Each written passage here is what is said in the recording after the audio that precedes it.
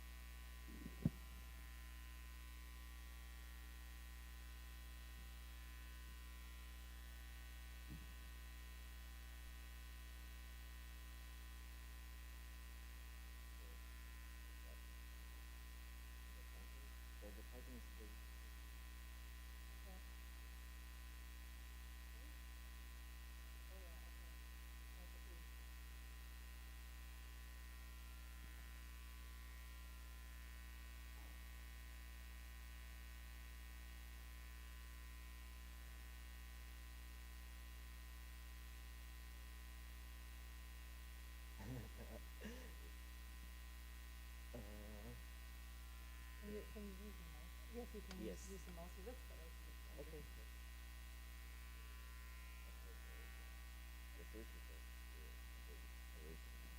Test. Good. Okay, now welcome to the morning session of the last day. Yeah, we have 4 talks in this session. The first talk is universal ring signature in the standard model by Pedro Blanco, Nico Dotling, Stella Warning, and Stella will talk. Please.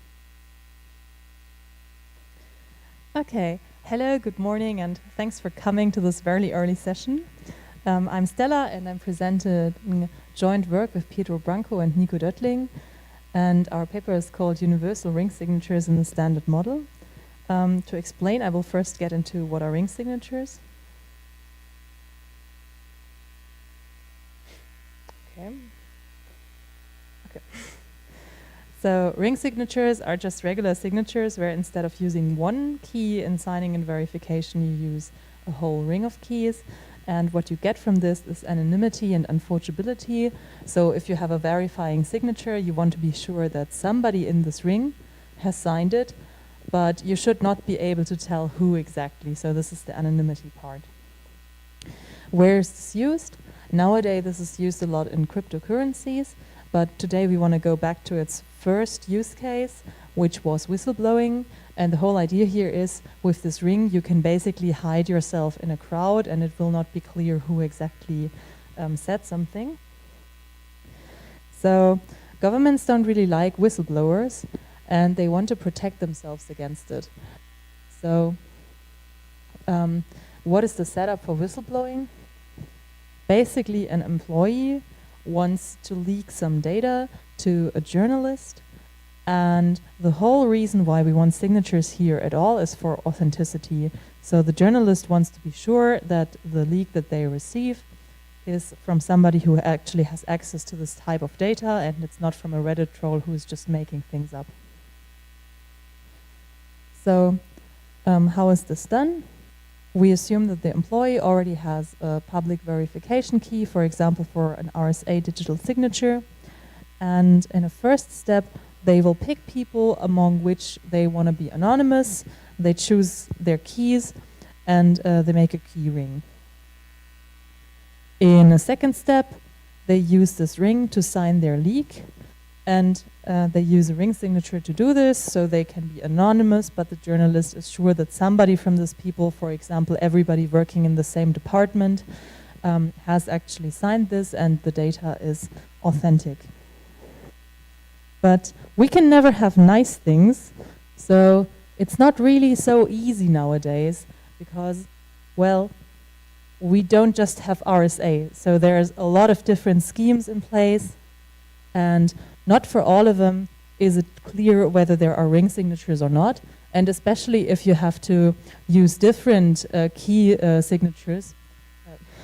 from different signature schemes, because maybe not everybody in your department is using RSA. It's not quite clear. There are some previous results which do this for some types of schemes, but there is no result yet that shows that for every type of scheme you can do this.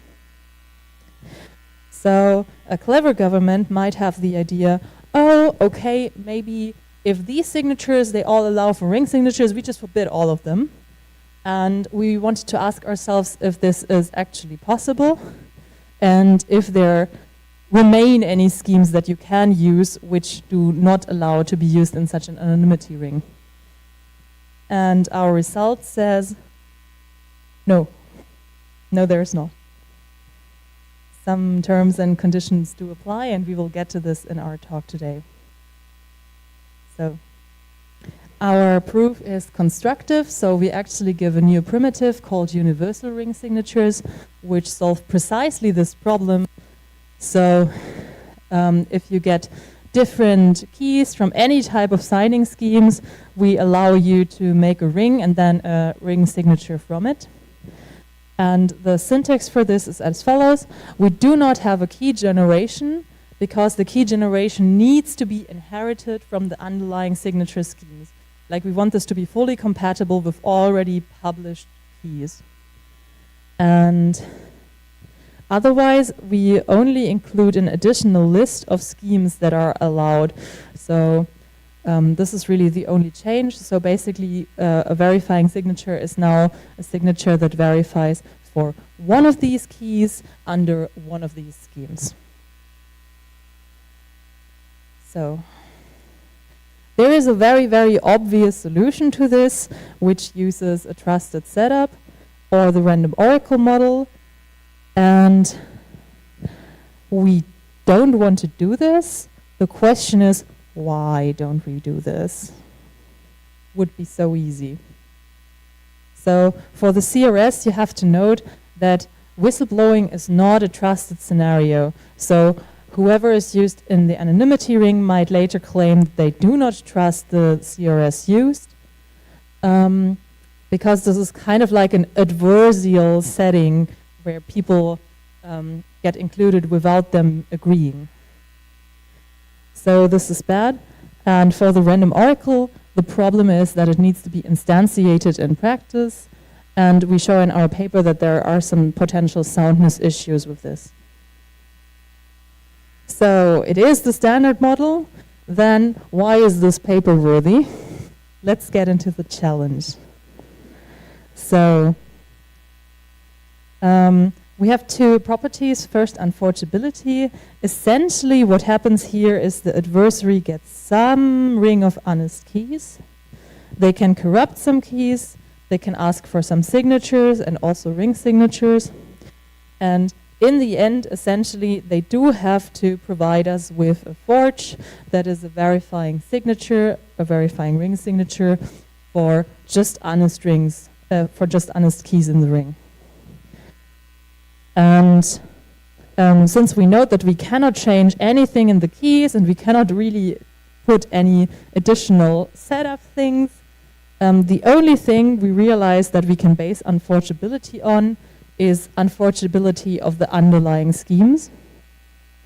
And therefore, from this forge, we must be able to extract a signature for one of the underlying schemes. Okay, let's keep that in mind. On the other hand, we have anonymity, where also the adversary gets some honest keys, and they can then pick two of these keys, and we will sign with one of them, and they have to guess which one signed. And what we note here is that what they get here is very much shaped like what we get in their forge. So if the adversary here would be able to also extract a signature from sigma star, that would be very, very bad, because then they could infer which of the people actually signed. So they must not be able to extract. And now the question is really, how can the reduction in unforgeability get an edge over the anonymity adversary without changing anything in the key structure or putting other additional elements, because that's how it is usually done in pre-existing ring signatures. So let's recap. We need to hide a signature somewhere where only the reduction can find it. And we found two different ways to do this. One way is we give the reduction more runtime and then we use complexity leveraging, but this is not the most elegant solution. And so the second thing we did is we did find a way to give the reduction some more information and then use witness encryption based on it. We will give a bit more information about both of these constructions in this talk. But first, a little bit of a comparison. So there are these two previous works. They do give ring signatures for a couple of signature schemes, but they assume a certain structure on them, and also they're not in the standard model. Our complexity leveraging scheme has the downside that we need the signatures to be super polynomially secure. So this is not truly universal in that sense. So that's why we decided to fix it with this witness encryption construction. However, there our first result is only linear in the size of the ring.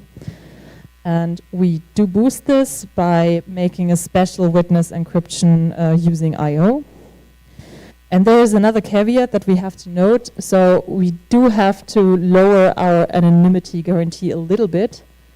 So normally you're anonymous, as I told you before, where you have to have 2 honest keys. And in this case, we need a fixed higher number of keys. Usually this will be 3 or 4 honest keys in a ring for achieving anonymity. Okay. So let's get into the first solution with complexity leveraging. This is more of a warm-up, it's pretty standard. So given a key and a message that you want to sign, what we said is we want to be able to extract a signature in the end. So let's first make a regular signature. And then we want to hide this signature, and we decided to hide the signature in a commitment. And we use a keyless commitment so that we can forego this changing of the keys.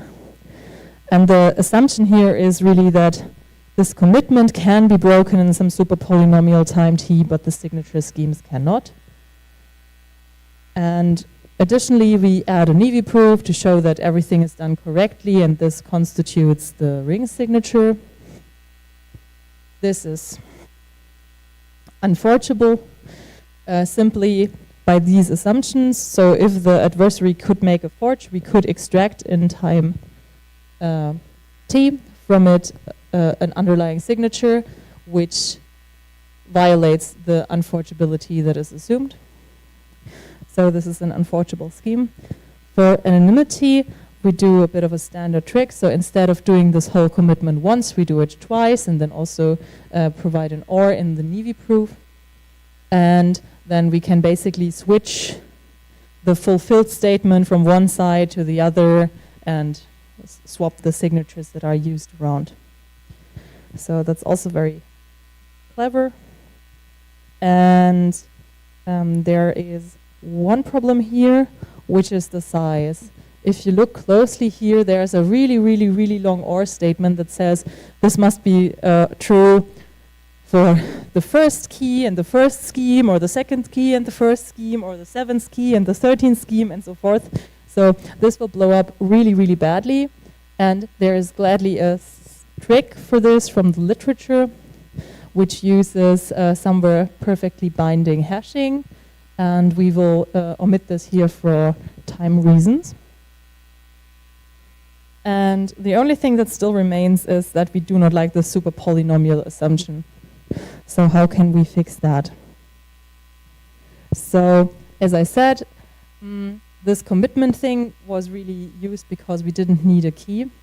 And what we thought was a good replacement would be witness encryption, because there you can use a statement as a key that can be inferred from the ring signature without changing keys.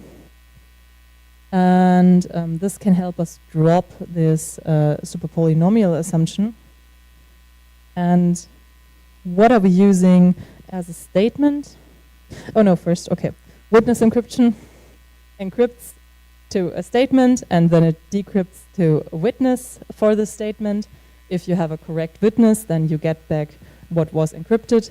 If there is no correct witness, namely if the statement is false, then you get CPA security, just as an overview. So,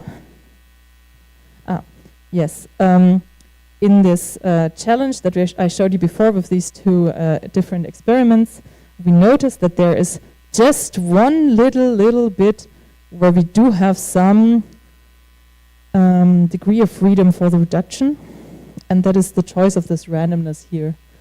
Really everything else is kind of fixed in handing out the keys, but this we can do. So what do we do with it? Basically, normally you would have some independently chosen keys, but we make a second mode where we have some malformed keys. You can think of this for now, that you have some general key that would help you to use instead of all of these keys. You can just use this one general key. What is this general key? In our case, it is a PRF key, which is used to make the seeds for the signing keys. So we're using this 1 degree where we have randomness freely to choose. So this is naturally a lot more sparse. Like for normal independently chosen keys, it is very unlikely that such a PRF key exists, that we can make all of their randomnesses from it. And so these are indistinguishable by pseudo-randomness, these two distributions, but they are also far apart. And there is a witness for us having chosen a malformed key distribution, namely this PRF key. So we basically have everything we need for witness encryption. To do it a little bit more specifically, so here you can see for standard keys, we have all these randomnesses freshly random, and for malformed keys, we have them as a PRF of one key and their index. And what we note now, we think about what precisely to pick as a statement. So basically, we only want to use these malformed keys where we want the reduction to extract, so in unforgeability. And there the reduction can control all but one key. So one key they have to get from the underlying unforgeability experiment. So naturally, we just choose the statement. The statement is a ring of keys, and it is in the language if all but one of the keys are malformed in this way. So what does now hold in the anonymity? Like we already made sure in unforgeability that we can extract, but in anonymity what happens?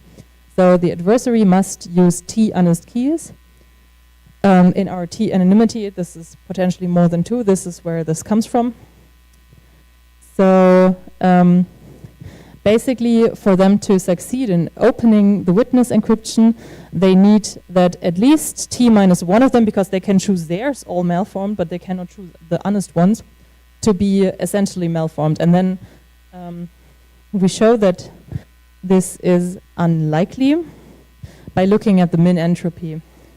So the min entropy of the malformed keys is always going to just be lambda, because we really only choose this one key. But then on the other hand, since for standard keys they are all independently chosen, we have the number of keys times the lowest entropy of each of these key generation schemes as a lower bound on the entropy. So if we pick T big enough, then this will be considerably bigger. So what do we need to pick? So we can assume for a secure scheme that people would accept that this amount of entropy in the key generation is roughly in the order of the security parameter. And so here, for example, if it's half the amount of bits as the security parameter, so like out of every 2 bits of randomness, you get 1 bit of entropy in the key, then TS4 is sufficient, and we think that this will be a reasonable assumption for a lot of schemes. So to put it together, basically we drop the commitment and put a witness encryption there, but everything else stays as it was before. And unforgeability now holds, as I just explained, because the reduction can get 1 key from the underlying challenge from the unforgeability of the underlying scheme, and the rest it picks malformed, and then they can extract. And in anonymity, it will pick honest keys, and as we just discussed, then it's very unlikely that the adversary can extract. So there's one more thing, the size. Namely here, the statements in the witness encryption, they are very, very long because they include all of the rings. So I will quickly give you an overview of how we will fix this. So instead of using outputting one long witness encryption for all of the keys, we split it into smaller witness encryptions for where we just say, oh, this key is malformed, this key is malformed. And we hide in them shares, which we pick such that a random number gets out of the secret sharing if we get enough of them decrypted. And we use this basically as a one-time pad encryption of the message that we want to transmit.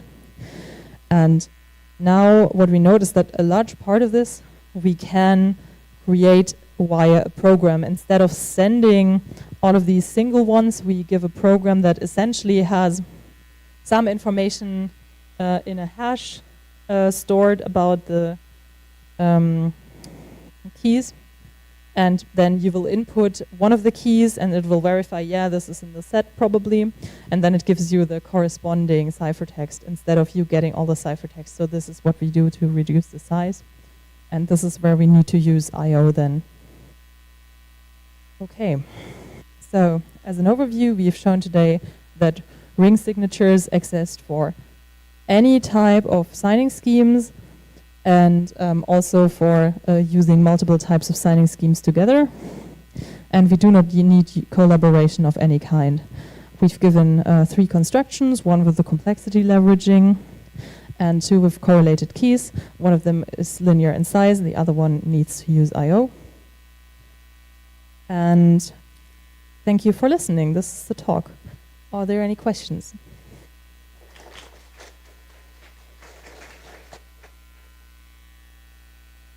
Any question?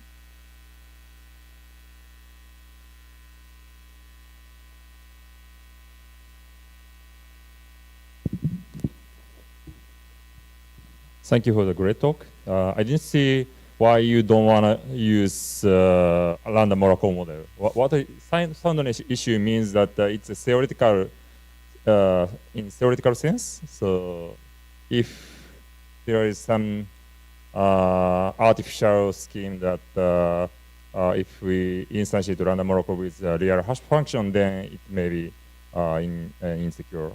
So what do you mean by? Yeah, it's pretty much in that sense. So we show that for a secure signature scheme, we can embed like an obfuscated circuit that will give you a ring signature, and then this would have to be still secure in the random oracle model if we had a proof there, but it is not. Okay, thanks. Yeah.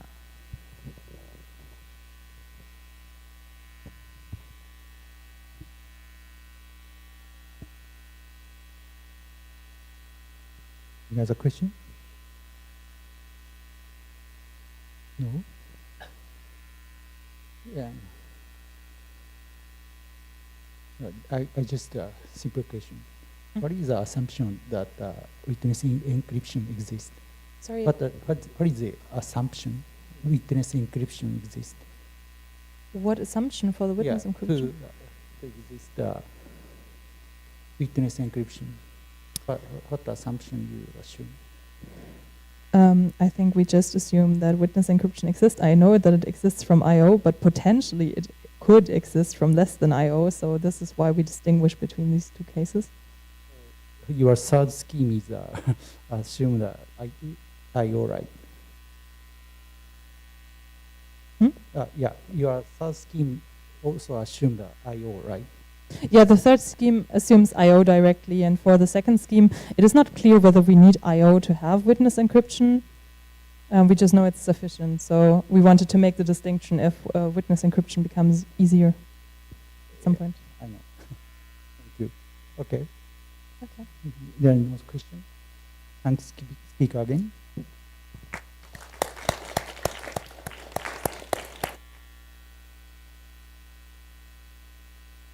Okay. Next talk is ready to. Next talk is the Abe Okamoto partially blind signature scheme revisit by Julia Kastner, Julian Ross, Jian Yu Shu, and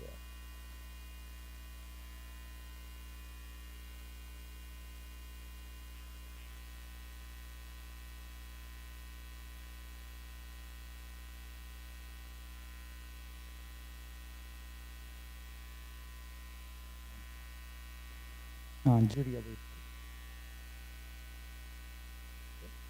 Are you ready? Hi, Julia will talk. Okay, thanks for the introduction. Yeah, this is the talk about the Abe Okamoto partially blind signature scheme revisited.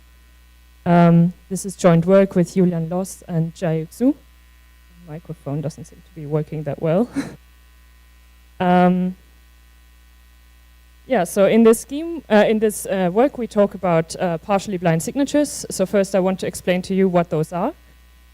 So in a partially blind signature scheme, we have a signer, here denoted by a squirrel, and a user here denoted by a unicorn. And the signer has a secret key, and the user knows the corresponding public key, and also a message that he wants signed by the signer. And they also agree on a shared information info. So this could be, for example, a monetary value that we assign to the message signature pair, or also it could be an expiration date for the message signature pair. And we consider 3-move partially blind signatures. So here there are 3 messages that are being sent back and forth between the signer and the user. And in the end, the user learns a signature on the message that he has. To motivate the security properties that we want from this, let's look at a potential application. So in the case of electronic cash, the signer will be the bank, and then the users are people who have bank accounts and who might want to withdraw money that they can then spend somewhere. So in this case, we have some users who have withdrawn $1 and 2 users have withdrawn $5. And now if one of the $5 users spends their money, we want that the bank cannot tell which is the person who bought something. And more formally, this means we have the partial blindness. So here we want to protect an honest user against a malicious signer. And the malicious signer will be allowed to choose the public key, 2 messages, and attack info to attack. And then the user chooses a bit, which will determine when he uses which message. So when they interact twice, the user will use one of the messages in one interaction and the other message in the other interaction. And in the end, the user will either output both message signature pairs if both interactions were successful, or it will output an error symbol if at least one of the interactions was unsuccessful. And these values are given to the signer, and the signer has then to determine which of the messages was used in which of the interactions. On the other hand, of course, for electronic cash, we would want that if a user withdrew some money, he cannot spend more or he cannot use different coins than what he got. So here the user again has 2 5s and 1 1. And we would, for example, not want that this user can somehow output 3 5s in the end. So for this, we want one more enforceability. So here we protect an honest signer against a malicious user. And here again, the signer will output a public key for the user to use. And then the user gets to interact with the signer multiple times. So also for multiple tags that he chooses. So here for a green tag, a red tag, a blue tag, and again for the green tag, for example. And now if he has interacted for some tag L times, the user will win the game if he manages to output more than L message signature pairs for this tag. So here the user would win, for example, if he manages for the green tag to output L+1 message signature pairs. In this work, we consider a partially blind signature scheme by Abe and Okamoto. This is an efficient discrete logarithm-based scheme. And it has been a very influential work because it's an inspiration for other schemes that use a similar technique, the OR-proof technique. So examples of other schemes that use this OR-proof technique are a scheme by Abe, so this is a fully blind signature scheme, the anonymous credentials light scheme, and also a very recent lattice-based scheme called blind OR. And especially the proof strategy from the original work is of interest for other similar scheme that also use this OR-proof technique. So in this work, we were looking at the proof for the one more unforgeability, and we found a gap in the proof, and we mended that gap while achieving similar bounds in terms of reduction loss as the original work. So let's look at how this scheme works. So it is a scheme that's based on groups, so discrete logarithm. So we have a secret key, which is an exponent, and the public key is a group generator raised to that exponent. And then there's a second part to the key in the manner of speaking, which is this set, which is a hash of the shared information info. So recall this could be something like the monetary value. So we would hash, for example, $1. And what's going to happen is on the signer's side, there's an OR proof that the signer knows either this secret key X or the discrete logarithm of this tag key Z. And this is done in a very similar way to Schnorr signatures, for example, or blind Schnorr signatures. So there's these two initial group elements that are sent as a kind of commitment. And then the user will blind these group elements into other group elements and hash them along with the message and the info to then blind into a challenge value E that he sends over to the signer. And the signer does then the OR-proof computation to respond with these two components, the orange component corresponding to a proof of delog knowledge of the X, and the green component corresponding to a proof of delog knowledge of the Z. And then the user can again blind these values to obtain the actual signature. So the signature is going to consist of these four exponents. The verification works like this. So in the verification, we just add together this omega and delta value and check that is equal to the hash of these group elements that can be computed from the signature along with the message and the info. And you don't need to remember the details about which exponents are here. You can just think of, if you're familiar with Schnorr signatures, that this is an OR proof of two Schnorr signatures. So now I'm going to talk a bit about the proof strategy.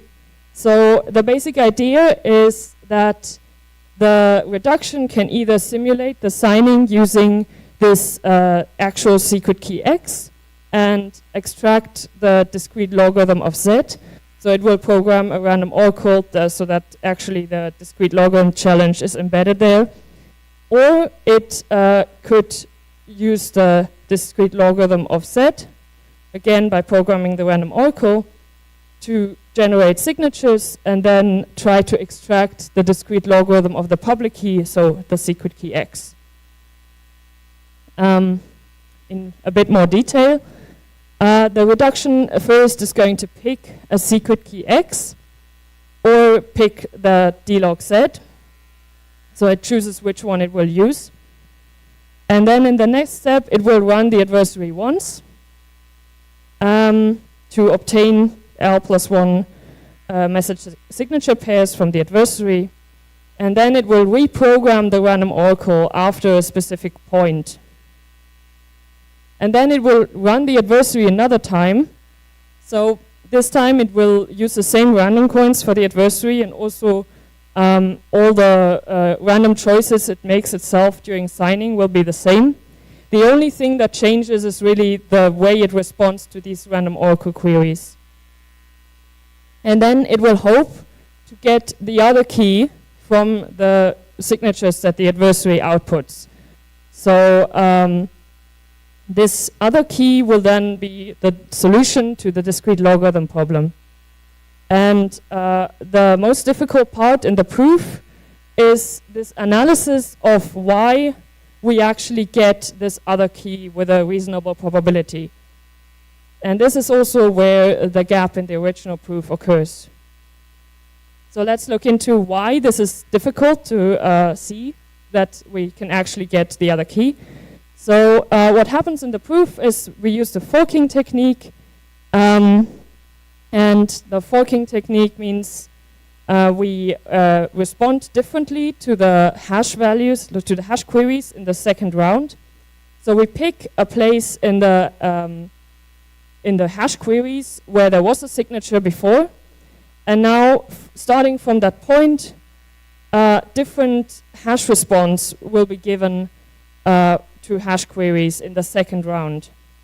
From that, there will hopefully be 2 signatures that can then be used to compute at least one of the witnesses that was used to generate the signature. But with an OR proof, so what happens is either because we change the hash value and we know there's these 2 components that need to add up together to get the hash value, so either the orange component changes, in which case from the 2 signatures at this forking point, we can get this discrete logarithm x of the public key, or the other thing that can happen is that this green component changes, and in this case we would get the discrete logarithm of z of this hash of the information info. So as a reduction, however, what's going on is the reduction has this secret key, which I've formally denoted in purple.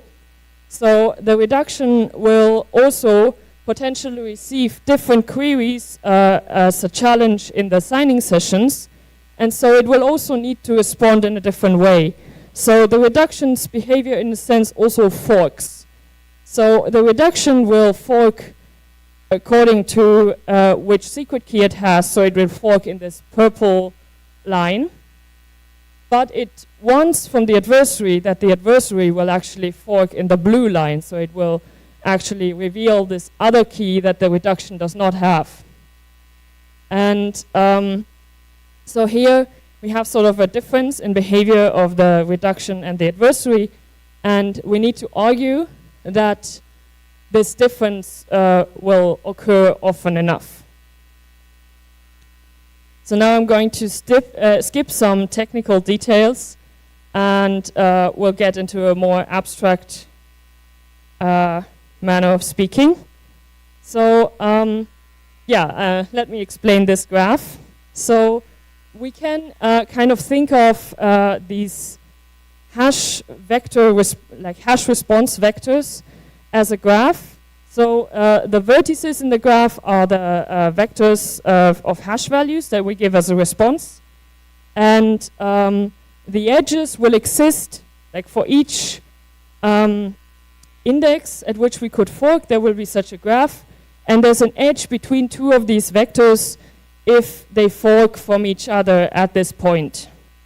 And you can also see that depending on which witness the reduction uses to simulate, actually we get 2 graphs. And these graphs are not necessarily the same, so they might be different. And what the reduction does essentially is it samples one of the edges from this graph. So it samples 2 vectors that fork from each other at a specific point. So in the original work, they came up with a clever primitive, or like a clever technical tool, which is these triangles. And triangles here consist of 2 sides and a base.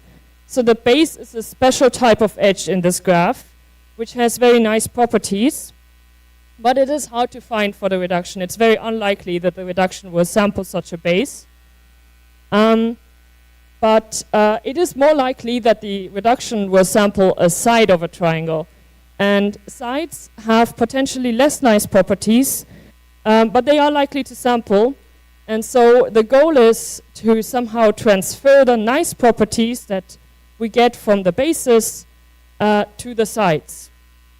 So you can imagine these bases to explain kind of what this special property is. They are hash vectors that don't cause the adversary to ask different questions during the signing. So, for both of these two hash vectors at the end of the base, the queries that the adversary makes during signing will actually be the same. And this can be used to achieve nice properties in the base. So the key property of a triangle is that if we do not get the nice witness, so the witness that the reduction needs, from both of the sides, then actually we can also not get it from the base. So if both of the sides are marked red, so they are bad for the reduction, then also the base must be bad. In turn, this, however, means that if the base is good of the triangle, so the base yields the nice witness, actually at least one of the sides must also yield this nice witness. So this is kind of this transferring property.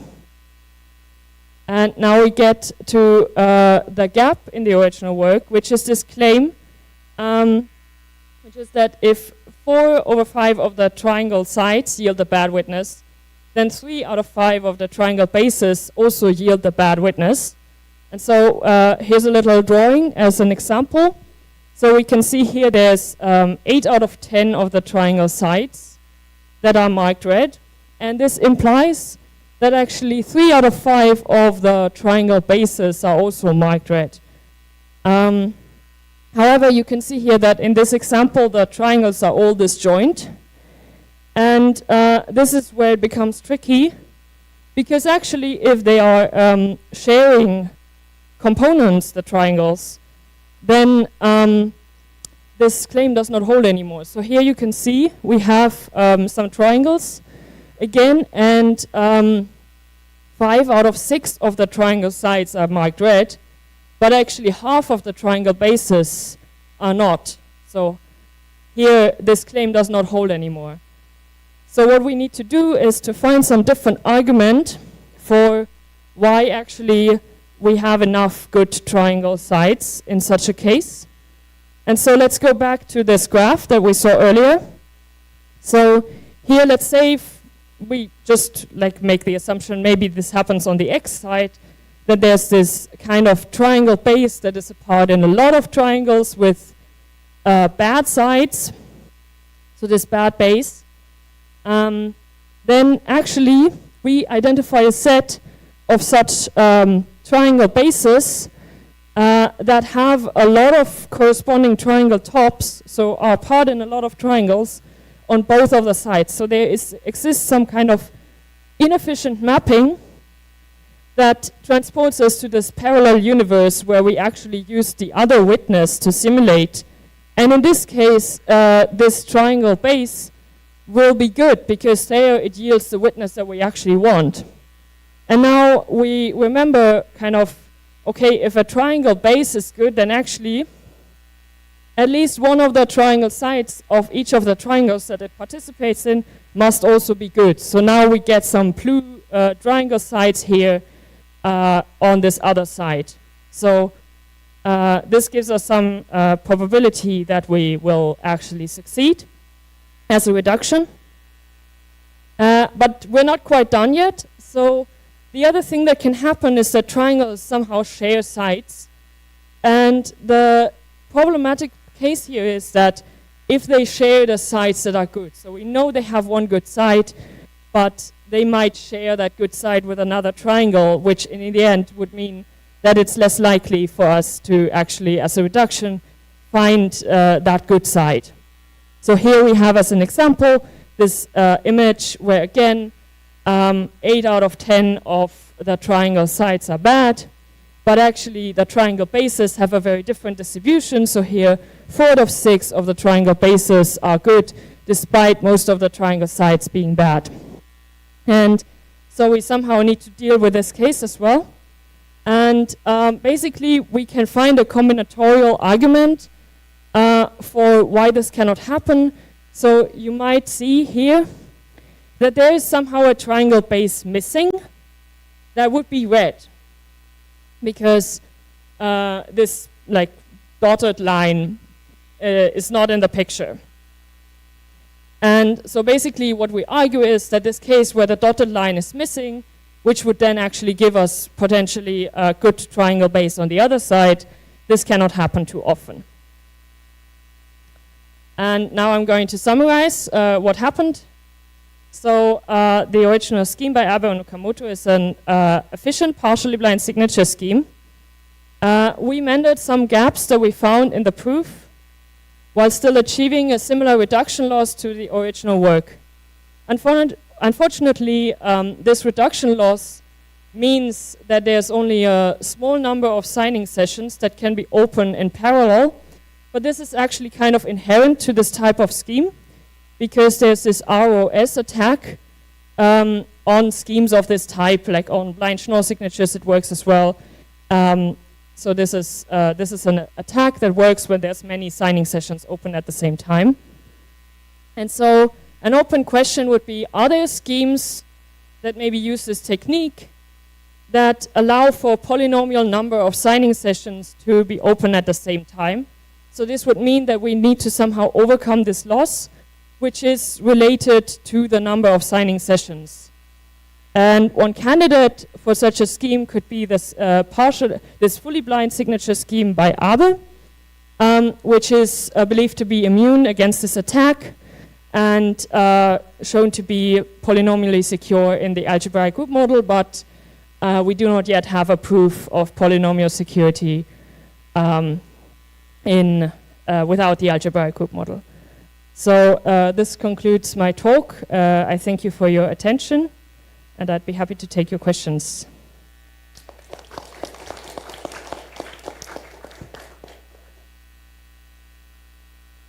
Question?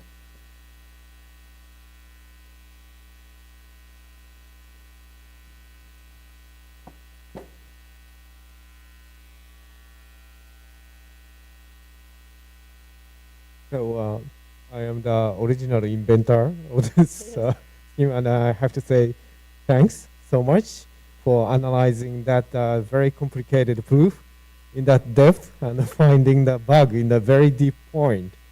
And one of my questions is that okay, in the open questions you point out that still that scheme is only for secure only for a very small number of signing. But for these days, there are some bootstrapping paradigm. Do you think that there is a possibility that this one fits to that bootstrapping paradigm to upgrade its security? Yeah, so we actually were thinking that this might work for this scheme because it has this. So I know these bootstrapping techniques for these schemes based on linear functions. And I think this scheme might fit into this linear function thing. But of course, I think the bootstrapping technique would need to be adapted. But I think it is possible that it might fit into this linear function paradigm somehow, and then be able to be bootstrapped. Great, thanks a lot. Thanks for the question.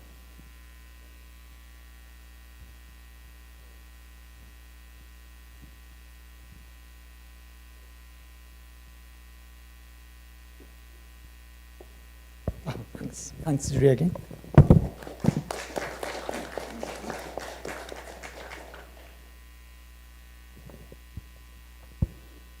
Next talk is online, so I hope speaker will show up.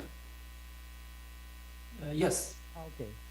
The next talk is analysis of algebraic group model. It's by Jonathan Katz, Kong Chang, and Hongsheng Zhu, and Hongsheng will talk.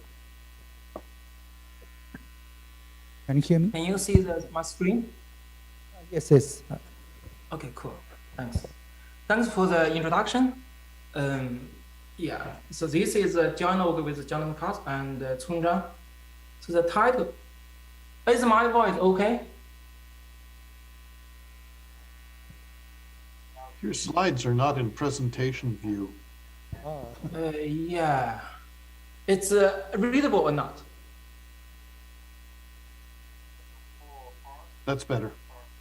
Okay. Okay. The title of the talk is an analysis of the algebraic group model. So Oh. Sorry, give me a second.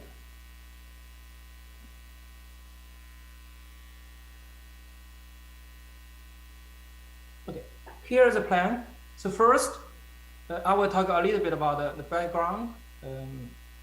What is the general group model and algebraic group model? And then I will present our main result, which is an analysis of the AGM model. So group-based cryptography received a lot of attention since the beginning of public key cryptography. So we have beautiful Diffie-Hellman protocol, gamma encryption, Shino signatures. Yeah. And the security of these cryptographic schemes and cryptographic protocols are based on the hardness assumptions, so which is relative to a group. Right? So we are following the proof of security approach. So if the underlying assumption holds, then the design scheme is secure. So even we do not make things explicit, we must know that the hardness assumption relative to a group. So we use a concrete encoding. We do not like make the encoding explicit. So group encoding, so here is an injective map from Z sub P to 01 L. So here L is the length. We can consider the trivial encoding, which is a binary integer, and we consider this addition. Right? We use this ID. And in the textbook, right, when we have learn cryptography, we often said D-log assumption is believed to be hard. But here this is under the concrete encoding. So here, the underlying, for example, this is taken from the textbook, for example, Kaiser-Linder textbook. Right. If this is a subgroup of ZQ star and the operator is a multiplication, so we can believe D-log assumption is hard. And we know that in some encoding, for example, the trivial encoding, D-log is not hard. It's actually trivial. So encoding matter. More background is that in this talk we will consider security games. Okay, so we follow the famous Blair-Rockaway style, and in a game, so here is a famous D-log game. So we have a game, and this is adversary, right? And we have encoding. Adversary is given like two group elements, and adversary is supposed to figure out the D-log. Okay, and I believe everyone knows this game, right? And based on the game, we can define the event that adversary win the game. So then we can define the winning probability. Based on the security game, we can define security reductions. Right? We say a game H implies the game G. So that means we can actually develop a reduction R. So here,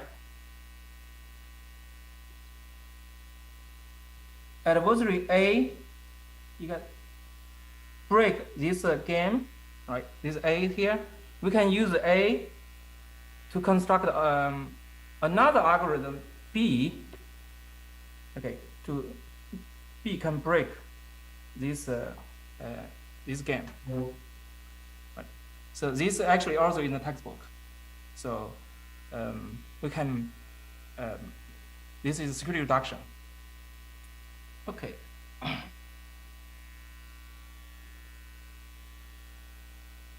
So now this talk is about algebraic group model and the general group model. So the reason is that when we talk about concrete encoding, many things are not known. If, for example, we do not know any unconditional hardness can be established in with respect to any concrete encoding. So Shope, back to like 1997, so Shope developed the following model. So here we have the game, right? And in the game we have the adversary. So now the game adversary can make like algo query to obtain the encoding. So here, either A or the game can make like query X. Here is from Z, P. We know that the encoding is sigma is ZP mapped to 01, right? 01L. So we can make this kind of query. This query called a labeling query. We submit the X, we obtain the encoding sigma over X. There's another second type of interface. It's called a group operation interface. So here we submit two like group elements or encoding to the oracle, and the oracle will check if these conditions satisfied. If this this group element is encoding of X and Sj is encoding of Y, then we can add these two like X and Y. We obtain Z, and then we send the sigma over Z as the response. If this is not satisfied, then the oracle will return a but. So this is the Shope model, Shope generic group model, and Mauer as a different version. In this talk, we mainly focus on Shope.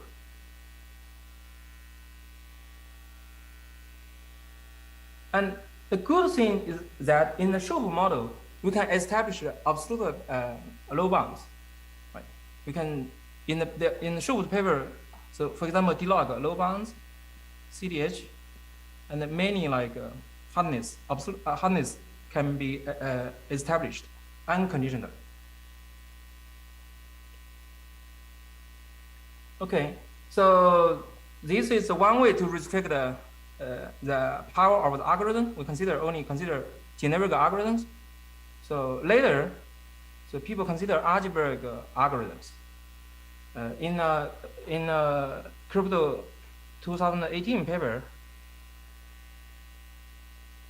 so we call the FKL paper, FKL 18 paper. So algebraic group model was introduced. So here, this is the game, and this adversary. Adversary will start with a base set of elements, group elements. Then this adversary can produce like a new group elements. For example, here is a sigma y. And this new group element is produced along with, must be along with representation. Here I'm using R1 to R sub k, right? And this new group element is based on existing group elements in this base set. Okay, remember, so new group element can be produced, but will be based on the group elements in the base set, and apparently this base set can increase, right? But the algebraic algorithm can produce more and more new group elements. Okay, and this model, this AGM model, receive a lot of attention, and like you can check like many like research papers appeared in crypto, Eurocrypto, TCC. It's about this. It's based on this. This 2018 paper. Okay. So in this AGM model, so the authors, the FKL 18 paper, the authors also show a claim they can show a technical lemma. So basically, generic reduction between games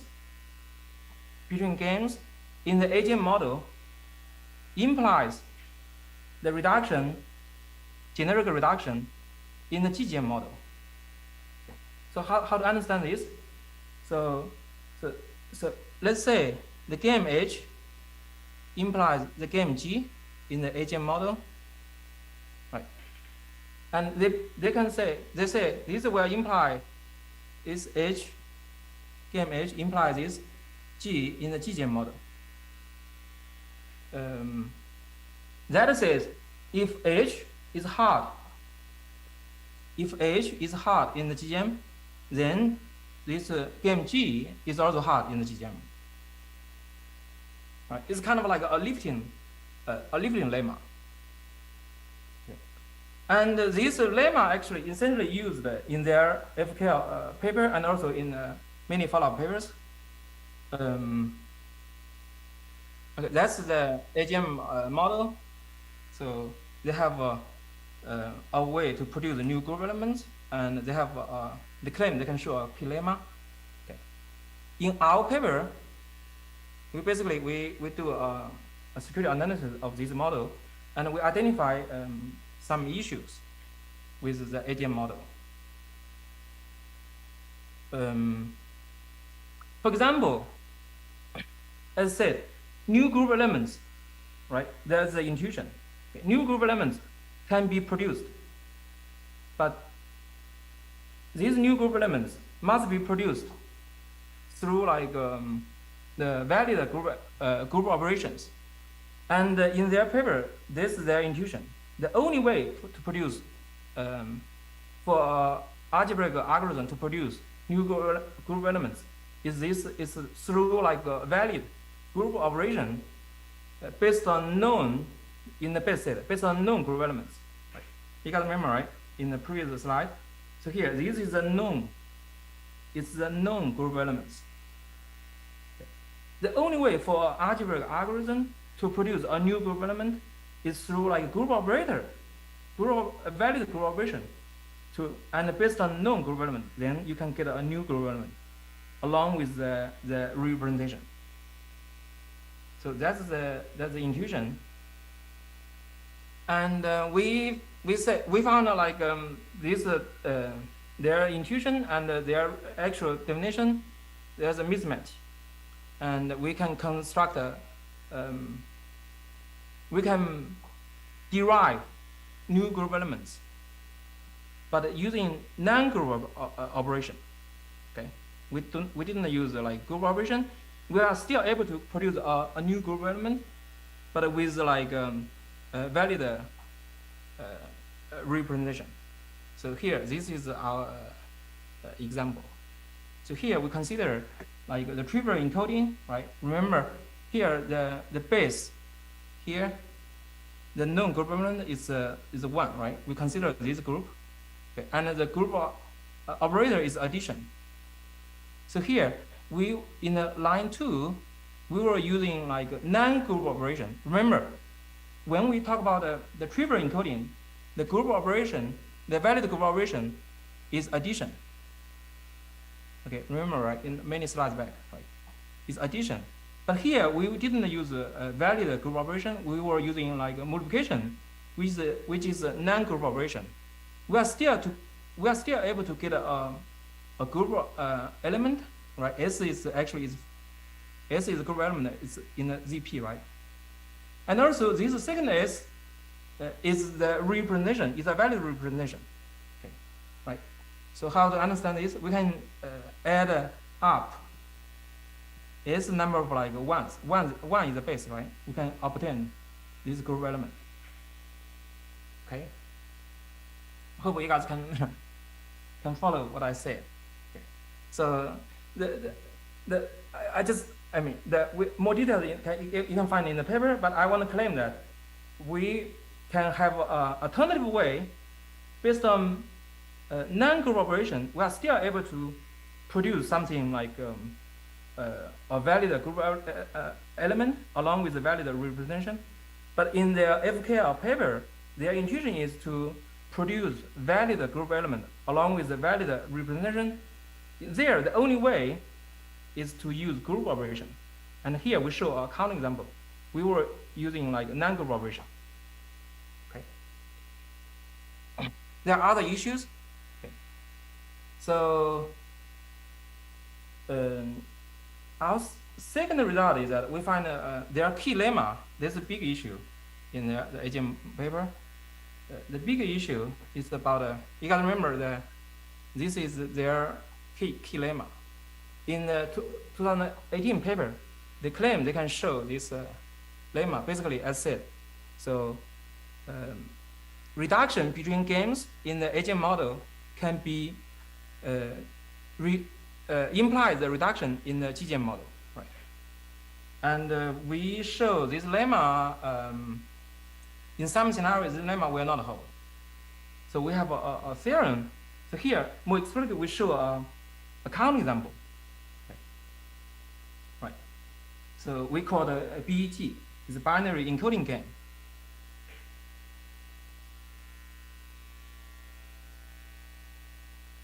And here, we show this theorem. Here, game G is the counter example game we designed.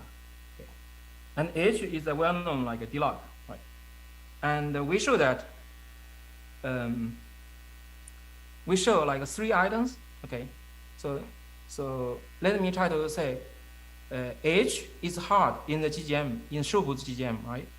So we already know that this is written in the Schup 1997 paper. Okay. So this part is easy. Okay. So the third item is that we can show that the game G is this, right? It's BEG game. Game G is easy. Okay.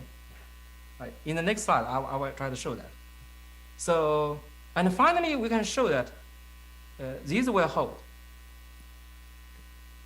We put like 3 items together. This contradicts to the lemma in the FKL 18 paper. Okay. Right. Remember, in the lemma, right?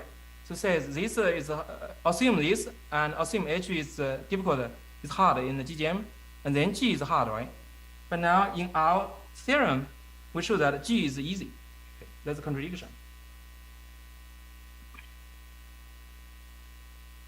Okay, so yeah, so this second item is done. Schup 19 paper has a result, and then yeah. Now I'm trying to say a little bit about the third item. Right. So this is the game G we designed. Okay. It's kind of spherical, right? So if you draw pictures, we have this game. This is BEG game. Okay. This is the adversary. Is the encoding. Okay. Right. So here. I want to like go through these details one by one. Just believe me, this it's a rewriting of this pseudocode. So A is given like group elements, capital X, capital UIs, right? And then adversary A is supposed to produce another group element, let's say Z prime. Adversary A win the game in the BEG game, right? If Z prime is equal to Z, right? Z is here. Z is capital Z is a group element, encoding of the little z. Okay. Right. So back to the previous slide, the third item basically says the game G is easy. So this game is easy in the Schup model. Right. Game G is easy in the Schup model. So that means adversary A can win the game with good probability. So how can A win win the game? So A must produce some like good looking Z prime, right? So how to do that? So A in the Schup model, right? So this is known, capital X is the encoding of 1, right? And the UIs, right? UI is supposed to encoding of Z sub I, little z sub I. So now adversary A, after seeing this input, adversary A will test if X equal to UI or not. Okay. Right. Adversary A can test, right? Because yeah, this oracle is given. Okay. Right. So if they are equal, then the corresponding z little z I is designed is a 1, bit 1. Okay. Otherwise, this zi is bit 0. Okay, so adversary A make a linear like path of these UIs, and adversary A can recover all the i's, right? All the i's. Okay. So once adversary A can recover all the i's, z1, little z1, little z2, to little z sub l, and then adversary A in the Schroep model is able to combine these, concatenate them, these 0, 1 bits together, and these bits together will form a group element and define this as the capital Z prime. So this capital Z prime group element is you magically adversary kind of like is able to glue these 0, 1 bits, little z1, little z2 until little zl together can get a group element. Okay. This is allowed in the Schroep model. In this way, adversary A is able to obtain a group element z prime, and this z prime must be equal to z. Okay, remember this z is we take the opposite thing, right? We decompose this group element into like a bit string, right? z1, z2, zl. So put like in summary, this A is able to win the game, the BG game, with probability 1.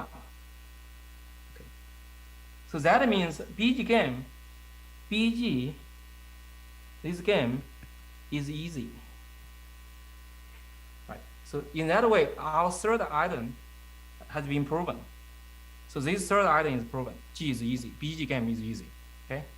The second item is proven, right? So now the remaining is that we need to prove this first item. Okay. The first item, remember, H is the D-log. G is a new game, BG game. Okay. In order to like prove H implies G, right? So as we said before, we need to develop a reduction, right? If there's an adversary A can break this G game, then we can construct another game, another adversary B, right? Based on reduction, this B is able to break the H game, right? So how to do? So here's a reduction, right? Remember H is a D-log. Okay.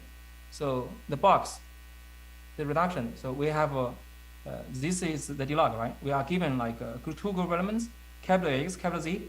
It's supposed to like recover like little z, right? So how to do? Remember, the first item here is an algebraic it's a reduction in the AGM model, right?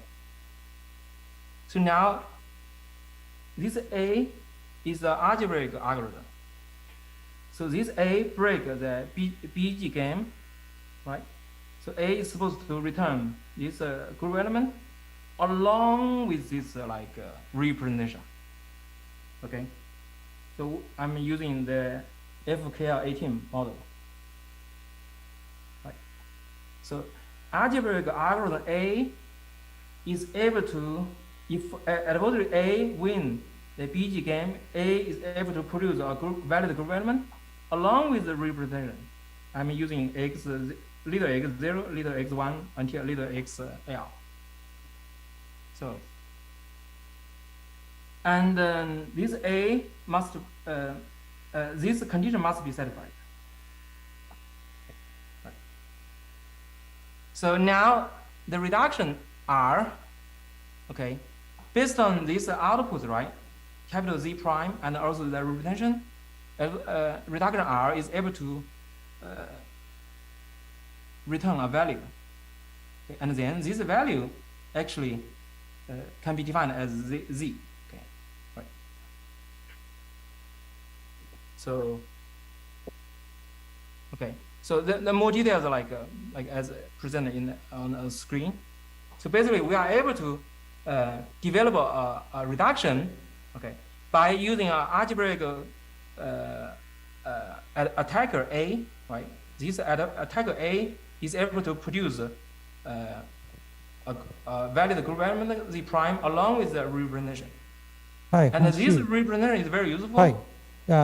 Maybe it's we are a bit behind schedule, so can you wrap up your talk? Oh, okay. I thought I have okay. Yeah, good. Okay, thank you. So yeah, that's actually it is the last slide. Okay. So in this, let me try to summarize. So in this theorem, we prove like we had 3 steps, right? And we prove the theorem.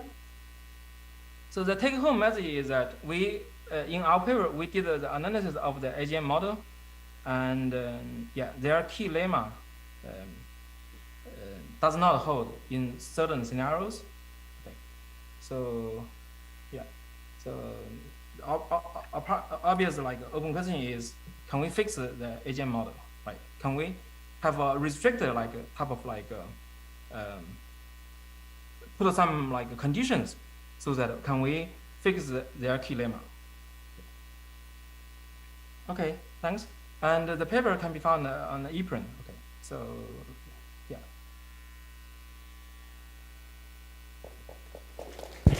Any questions?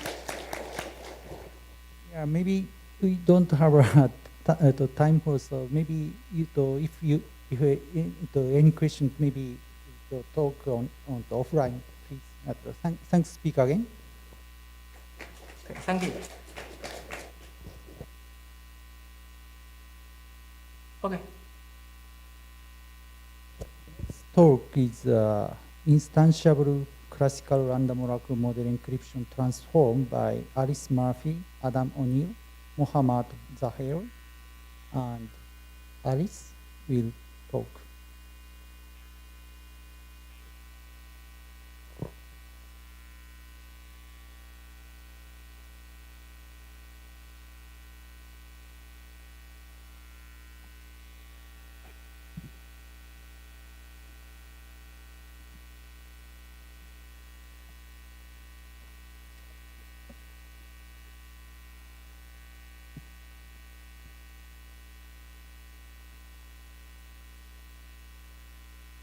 Okay. Hi. So today I'm going to be talking about the instantiability of classical random oracle model encryption transforms. And so first, just some background on what we're going to be talking about. So first, the random oracle model is an idealized model. And so random oracles output a random value when queried. So they have some dice. And they also have consistent outputs for the same inputs. So there's some scroll to write down the outputs. And it can only be evaluated in a black box way. So he won't tell you what he's doing. And so, of course, this does not exist in the real world. But proving a scheme is secure in the random oracle model shows security against black box attacks, which can be useful. So instantiating random oracles means replacing them with a real function in a way that allows the scheme to maintain security. So in practice, random oracles are instantiated with hash functions like SHA-256. But unfortunately, some uninstantiability results exist in general. So if a scheme is uninstantiable, then it means that it's secure in the random oracle model, but there is no standard model functions that can replace the random oracles and allow the scheme to maintain security. So in this paper, we provide 2 instantiations for celebrated random oracle model encryption transforms. So the first is low exponent RSA OAEP, which is due to Bellari and Rogaway in 1994. And so this transform takes a trapdoor function, so in this case, RSA, 2 random oracles, and upgrades that into an IND CCA2 public key encryption scheme. So that's indistinguishability under adaptive chosen ciphertext attacks. And so this was standardized in PKCS in 2002. And the second transform we consider is the Fujisaki-Okamoto encryption transform, which takes a one-way CPA public key encryption scheme, a private key encryption scheme, and again, 2 random oracles, and upgrades that, again, into an IND CCA2 public key encryption scheme. And so this is used with modifications in many of NIST's post-quantum key encapsulation mechanisms in the competition. So I'm sure everybody knows this, but just to make sure that we're all on the same page, I wanted to go over the security game for IND CCA2 security, because it will be our goal in both cases. So first of all, of course, the challenger selects a random bit B and samples the public key and the secret key, sending the public key to the adversary, who has access to a decryption oracle.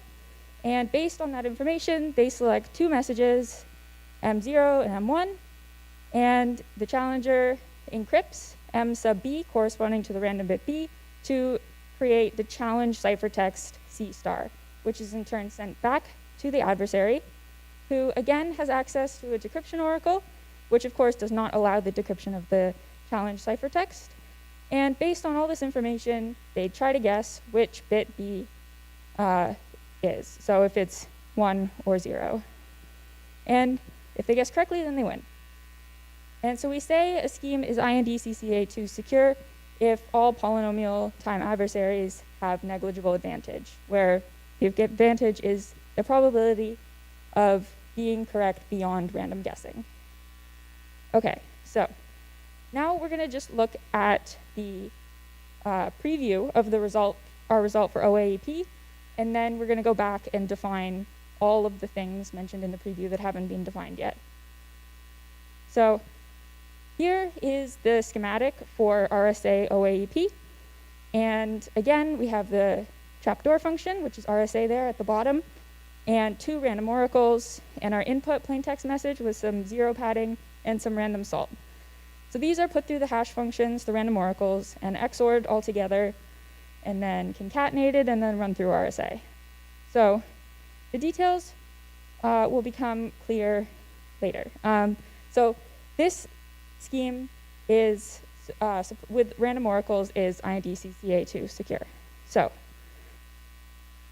we prove that low exponent RSA OAP is secure in the standard model with the following instantiations. So for the random oracle G, first we have, it's going to be a composition of many primitives, and around the whole thing is indistinguishability obfuscation. Then we start with a puncturable pseudorandom function, followed by an extremely lossy function, followed by a pseudorandom generator, followed by a pairwise independent hash. And that will be the instantiation for G. And H is a bit, it is a universal hardcore function. And the final thing we need is that we require RSA to be sub-exponentially one way, which is reasonable. So first, we're going to define all of the things I just mentioned. So one of the most important things in the construction is extremely lossy functions, which is a notion due to Xandri. And so if you're familiar with lossy functions, it is similar in that we have a key generation algorithm for injective keys. And then you can see on the left side, the injective mode is exactly what it sounds like. It induces an injective function. And like regular lossy functions, we have a lossy key generation function, which induces a non-injective function. But the difference between regular lossy functions and extremely lossy functions is that the key generation for the lossy keys is adversary dependent. So the lossy key generation algorithm will actually take input that depends on the adversary's runtime. So if the polynomial time adversary runs in, say, time t, then the lossy key is generated such that it takes time t plus 1 to find a collision in the ELF image. So this means that these two modes of operation will only be indistinguishable to adversaries with runtime t or less. But because t is a polynomial, taking time t plus 1 to find a collision is also a polynomial. So this means that the lossy mode image size can be polynomial, which is the big difference between regular lossy functions and extremely lossy functions, the polynomial image size. And Xandri also provides a standard model construction based on the exponential DDH assumption. And the next thing is indistinguishability obfuscation. So this is just if two circuits, C1 and C2, have the same input-output behavior and the same size for their circuit description, then I/O of C1 and I/O of C2 are computationally indistinguishable. And again, there exist standard model constructions. And the next thing that we use, which is not actually a part of our construction for the random oracles, but is an important part of the proof, is point function obfuscation with auxiliary input.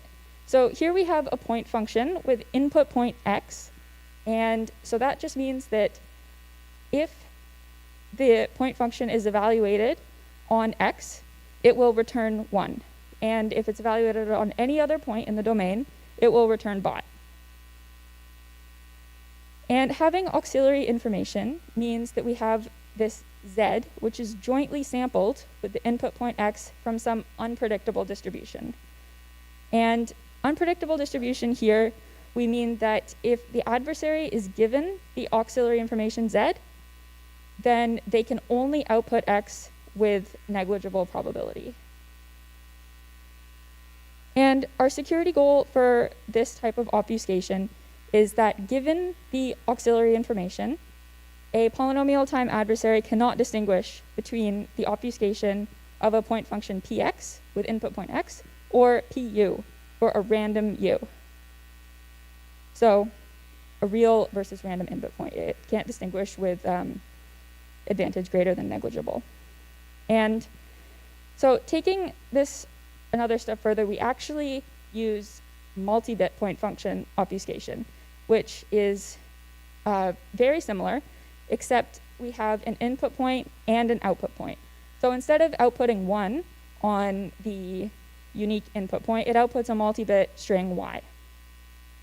And again, we have our auxiliary information, z, which is jointly sampled with x and y from an unpredictable distribution. And the unpredictable distribution definition is the same in that A is only given the auxiliary information z and is only required to find x. And it has to be able to do that with negligible probability. And again, the security goal is that given the auxiliary information, the adversary cannot distinguish between the obfuscation of a point function with input point x and output point y, and the obfuscation of a point function with input point x and output point u for a random u. So now it's real versus random output point instead of input point. So the next tool we use in the construction is a puncturable pseudorandom function. So this type of pseudorandom function is, it has a key generation algorithm like normal, and it has, when evaluated on a regular key, it just behaves like a pseudorandom function. But you also have the ability to puncture a key, which means that when you evaluate using the punctured key, it will evaluate like normal as long as you're evaluating it on a point x that is not punctured. So here you can see that if x is not equal to x prime, where x prime is the location of the puncture, then it will evaluate like a normal PRF. But if you do try to evaluate it on the punctured point, it will just return bot. And the security guarantee for PPRFs is that given x prime and the key punctured at x prime, the adversary can't distinguish between the output of the PRF on the non-punctured key at x and a random point. And again, we have standard model constructions for this primitive. Okay, so next I'm going to talk about the OAEP half of the result. And there's a few properties we require for our low exponent RSA OAEP proof. And the first two are properties of RSA, and they're not additional assumptions. So the first one is called second input extractability, or SIE. And this says that given the RSA function, black box access to the RSA function, and some output point RSA of x, and some portion of x, then there exists an efficient extractor that can recover the entirety of x. And the next thing is common inputs extractability, which says that, again, given black box access to the RSA function, two image points, RSA of x and RSA of y, then there exists an efficient extractor that can recover x and y only if some portion of both pre-images are equal. So if some portion of x and y are equal, then it can recover the entirety of x and y.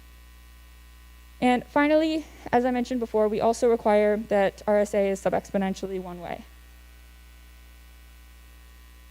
So again, here we have the schematic for RSA OAEP, the two random oracles and the trapdoor function, and the final result being IND CCA2 secure. And at the bottom is the written out version of the final ciphertext, where you can see the XORs and the inputs R and M. Okay, so this is what we saw before, the construction for the random oracle G. And so surrounding all of these primitives, we have indistinguishability obfuscation.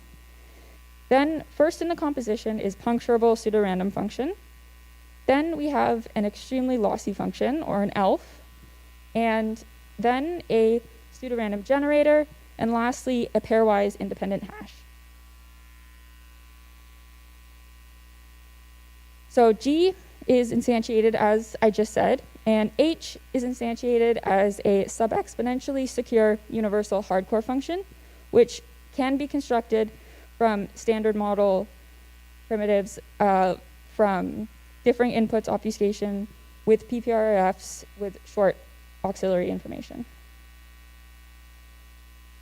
Okay, so we can prove our instantiation if, again, we have H as a universal hardcore function, G is the composition, RSA is sub-exponentially one way, and finally, that there exists multi-bit point function obfuscation with auxiliary information for specific sub-exponentially unpredictable distributions. So this final thing is needed, again, for the proof and not the construction. So for the proof idea, I'm just going to go through the sequence of hybrids at a very coarse grain level. So recall the IND CCA2 game. So the starting point is we have the adversary is given the public key, which contains this key for the hash G. And so here I've omitted the PRG and the pairwise hash just for clarity. And so A has the ability to compute this function. And the adversary is also given the challenge ciphertext. And we use stars to denote things that involve the challenge ciphertext. Okay, so the first step of the game chain is we have that the challenge ciphertext is unchanged, and we change the hash key for G. So we have done two things in this change. The first is that we have punctured the puncturable pseudorandom key at R star, which is the randomness used in OAEP. And we've also introduced the MBAIPO. And this MBAIPO has input point R star and output point Z star. So this change actually makes these two versions of KG have the same input-output behavior.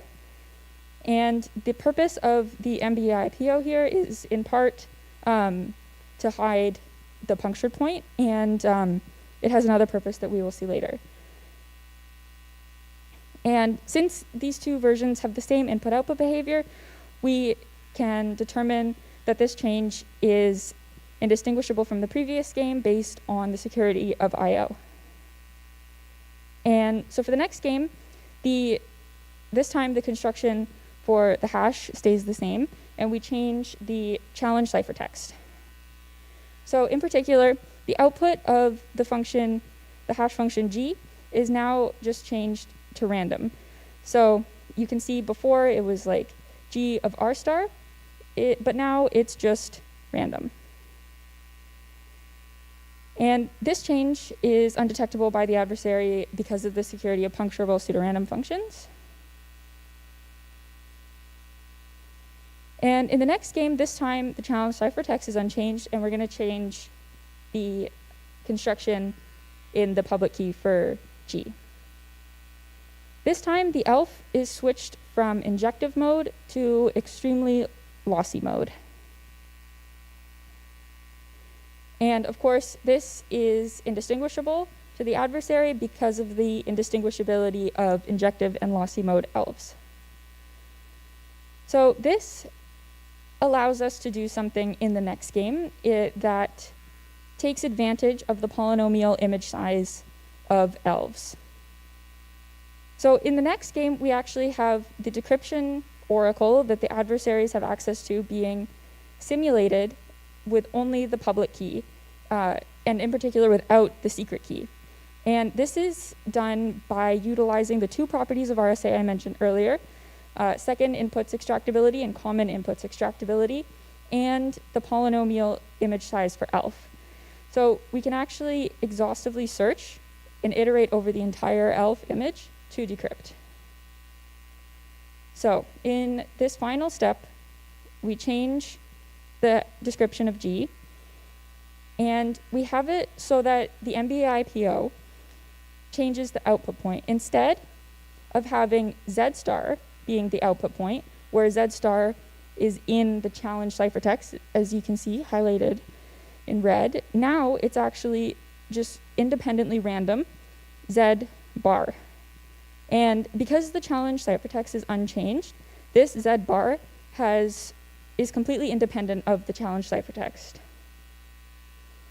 And this is undetectable because of the security of MBIPOs. The adversary should not be able to find the output point, so they won't be able to tell if you've changed the output point.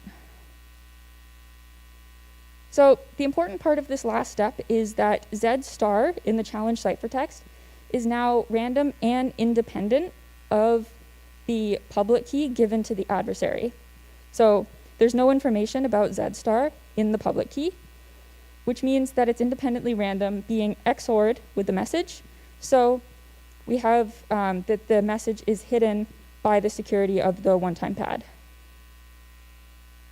So that was the overview for our OAEP result for low exponent RSA. And next for FO, we have, this is the schematic for the Fujisaki Okamoto encryption transform. And the ingredients are first a one-way CPA public key encryption scheme, then a symmetric key encryption scheme. Again, we have two random oracles, G and H. And here H is acting as encrypt with hash. So it is the random coins for the encryption. So we have R coming in being as input the randomness, and it is also the acting as sort of the plain text for the public key encryption. And it's also acting as the random coins for the encryption through its hash. And the result is that this whole scheme is IND CCA2 secure. And it's used by, as I mentioned before, the selection for NIST post-quantum standardization for key encapsulation mechanisms. But unfortunately, this instantiation that I will present is not post-quantum secure because ELFs, the construction provided for ELFs by Xandri uses the DDH assumption. So we prove instantiation actually for a slightly tweaked version of the FO transform. In particular, the R randomness is additionally used as input for the symmetric key encryption scheme, where it is not in the original. So using this version, we instantiate G as the exact same thing as we did for OAEP.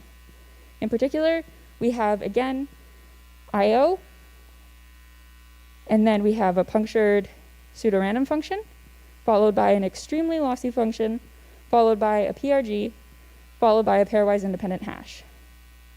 And we have H being instantiated just as a pairwise independent hash. And the base public key encryption scheme is lossy encryption, and the base secret key encryption is authenticated encryption. And again, like for our RSA OAP result, we also need there to exist MBAIPO for specific distributions, specific unpredictable distributions. And so I won't go through the proof just because time constraints, but I wanted to mention that we prove this result in 2 steps. So following the observation of Hofheinz et al. So the FO scheme upgrades a base one-way CPA scheme into an IND CCA2 secure scheme. So this can be broken into 2 steps. First, we start with a one-way CPA scheme and then upgrade that into a one-way PCA scheme, where one-way PCA is one-way under plain text checking attacks, which is it's a non-standard security assumption, and it's between these 2 things. So then the next step is upgrading from one-way PCA to IND CCA2. Okay. So, in summary, we provide full instantiations of IND CCA2 standard model instantiations for low exponent RSA, OAEP, and a tweaked version of the Fujisaki Okamoto encryption transforms. And these 2 have been these 2 instantiations have been long-standing open problems, and we provide instantiations. So both of these instantiations use this construction of IO, a hash function, PRG, ELF, and a puncturable pseudorandom function. And in the paper, we also provide standard model constructions for MBAIPO, the multi-bit point function obfuscation with auxiliary info, based on RSA and ELVs. So some open problems are to create a version that is post-quantum secure, and another one is to find a way to abstract the properties we need from this composition of 5 things into some just simple descriptor for the properties required. And you can see the paper for more details about everything, in particular about the FO proof and the MBAIPO constructions. So thank you. Thank you. Although we are just a bit behind schedule, but do you have any short question? Oh.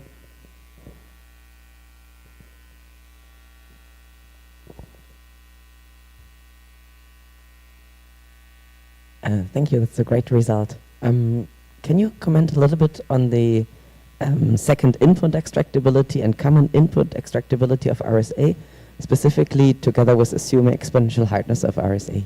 Like I think it's slide 18. Like, why is this a reasonable assumption, and what is known about these assumptions? I'm not so familiar with them. Yeah, the first 2 things are not assumptions. They can be shown with the Coppersmith algorithm. And the sub-exponentially one-way requirement is an assumption, but it is believed by some people to be true about RSA. But it is still an assumption. All right, thanks.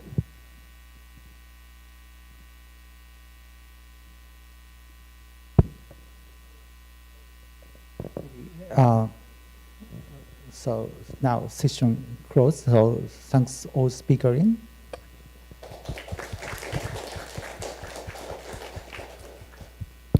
So some quick final announcement before the break. So one thing is that for the closing, so the fourth floor area will be closed at 4:30, and this venue will be closed at 4:50. So at the end of the program, we will need to ask you to leave the venue quickly.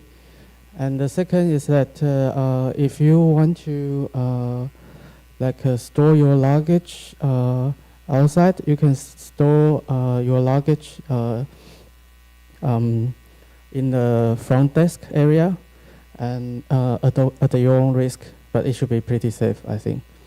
And finally, we will have a few souvenirs left from the no-show registrators. So if you are the late registrators, late birds that don't get the souvenir and want to get one, you may come to the registration desk after lunch, and if there's any leftover, we can give it to you. Thank you.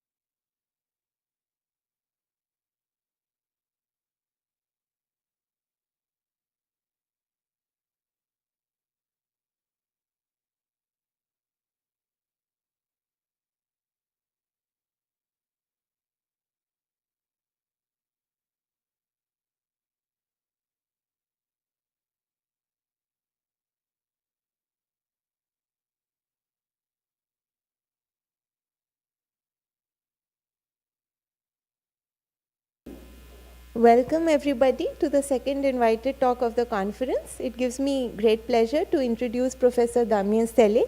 Damien is a professor in the Department of Computer Science at ENS Lyon. He received his PhD from University Nancy in 2005.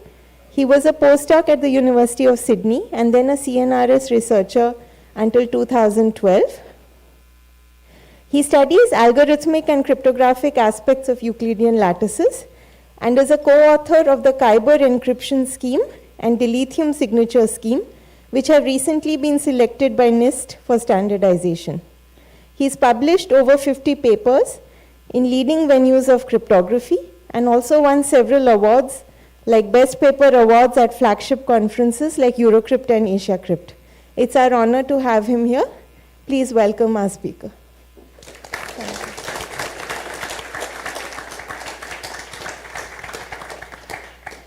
Thank you, Shweta, for the introduction. So first, I'd like to thank the organizers, so both the program chairs and the general chairs. I had a very good week, both with the papers and the organization. So thanks to the chairs. Yeah, I'm going to give a talk on efficient lattice-based encryption. So first, so I didn't know how to start the talk last week, but then I got some help from the French president, so who tweeted like 10 days ago. So he was visiting Biden, and during this visit, so the tweet is in French, but the explanation is in English. During the visit, he had a first diplomatic post-quantum communication between France and the US, and so I was puzzled by this tweet, not only by the reference to matrix, which I found a bit odd, but so I wanted to know what was inside, what was used for this communication, and it turned out that it was using dilithium for signature and Fodochem for the encryption, and so I was just like, Fodochem? Why Fodochem rather than Kyber? Why are you spending a factor 12? What is the underlying reason? And what came to my mind is, yeah, maybe they want to avoid algebraic lattices for some reason. But that also doesn't sound very consistent, because then why dilithium? Which is also relying on algebraic lattices. So, so in particular for encryption, there have been conflicting messages about the use of algebraic lattices, and so yeah, I'd like to during this talk to have an overview of what is known in terms of security and assumptions. Okay, so I'm going to start with untrue, and then talk about ring LWE and module LWE constructions, and then I will wrap up with some open directions that I find interesting. Okay, so let me recall the algebraic setup.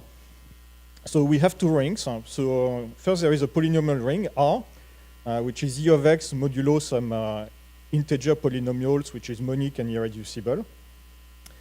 So it plays the same role as the integers. So you instead of integers, you take integer polynomials. And then there is a mod Q version of that ring, RQ, where Q is a small integer larger than 2, which is ZQ of X mod the same polynomial phi. And by default in this talk, I will use phi as a power of 2 cyclotomic polynomial, which is x to the n plus 1 with n a power of 2, which seems just fine as far as we know. Okay, so what do we need to know about these rings? So there are rings we can add and multiply. They are related to some deep algebraic number theory, but I won't comment on it too much during the talk. And what we also need is a notion of size of elements in the ring, and an element of the ring is small, of the ring R is small, if its coefficients have small magnitudes or small absolute values. Okay, so the coefficients of the polynomial are integers, and if these integers are small, then I consider that the ring element is small. Okay, so the first instantiation of a public key encryption scheme from algebraic lattices was from N-True in 1996. And I want to insist on that date. So that's 25 years old. So these kind of assumptions are not really new. In particular, it's 10 years older than LWE, if you think of it. So the scheme is pretty simple. So I wanted to recall it here, just to define precisely what we are talking about. So keygen, I sample two elements, f and g small in the ring, and I define f prime to be 3f plus 1, but that's mostly like a cosmetic version of f, just to make the decryption simpler. H is the ratio of the two polynomials, mod q, and then the public key is h, and the secret key is f prime or f. Okay, then I have two versions of encryption. So the historic version, which is providing some kind of one-wayness, one-way encryption. So I sample S small, and I output 3HS plus M, where M is a random input. And the INCPA version, which would be sample S and E small, and output 3 times HS plus E plus the message mod Q. So in both cases, the ciphertext is just an element mod Q. And to decrypt, I multiply by f prime mod Q, and then I notice that this is small mod Q, and then I reduce mod 3, which should give me the message M. And if I also want to recover S, once I have M, it is not too difficult. Okay, so in the next few slides, I will concentrate on keygen and the one-way version of the encryption scheme. So the N-True problem is related to key recovery. So in the N-True problem, we are given H, which is G over F, and there are two versions of the problem. So one is the distinguishing version, where we want to distinguish G over F from uniform. And the other one is a search version, where given H, we want to recover F and G or some multiple, some small multiple of the pair Fg. So this is related to a lattice, L, which is a set of pairs of elements in R square, such that Fh minus G is 0 mod Q. And this object is quite rich from an algebraic perspective. So it's actually an R module of rank 2. Because it's a subset of R2, and it's a subset of full rank of R2. And module means here that it's stable under addition. So if I have two pairs that satisfy this equation, the sum of the pairs also satisfies the equation. And it's stable by multiplication, by scalar multiplication by elements of R. Okay, so if I multiply a pair Fg that satisfies the equation by any element of the ring, it still satisfies the equation. So it's a module, and that's exactly the definition of a module here. It's also, I mean, if you interpret the polynomials as integers, so you view a polynomial with integer coefficients as an integer, as a vector of n integers, then you are living in a subset of z to the 2n, and it's a z lattice.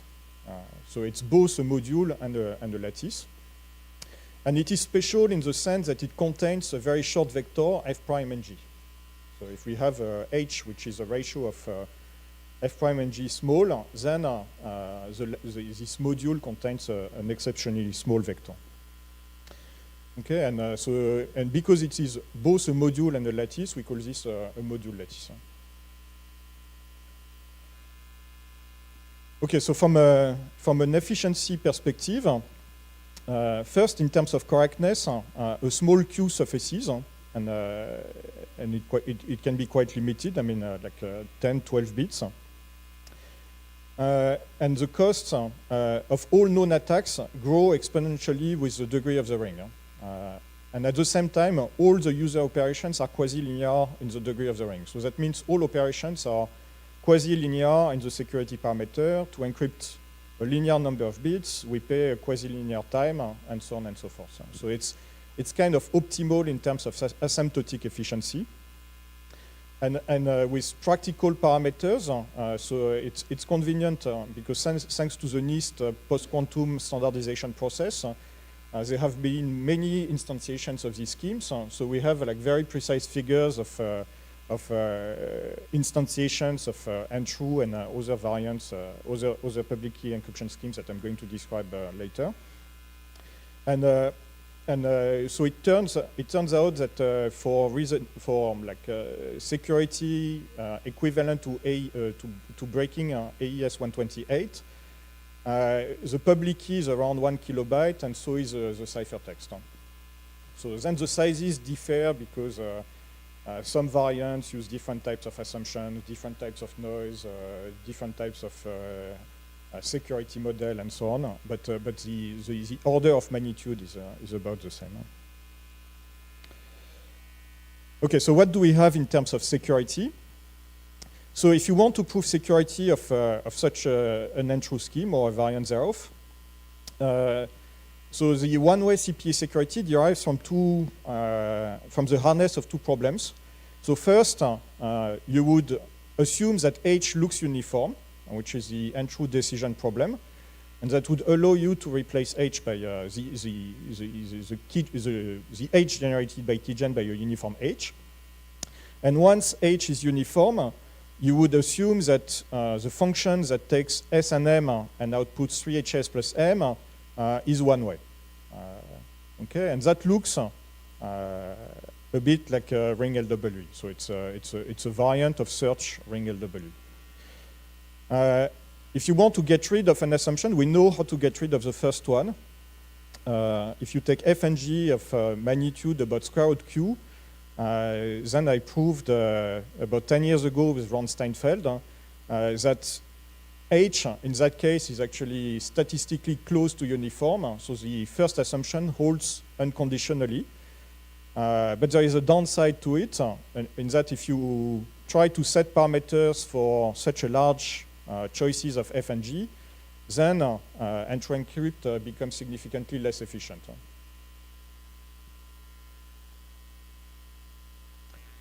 So what do we know in terms of attacks? So there are several parameter regimes because you can choose Q, you can choose N, you can choose the magnitudes of F and G.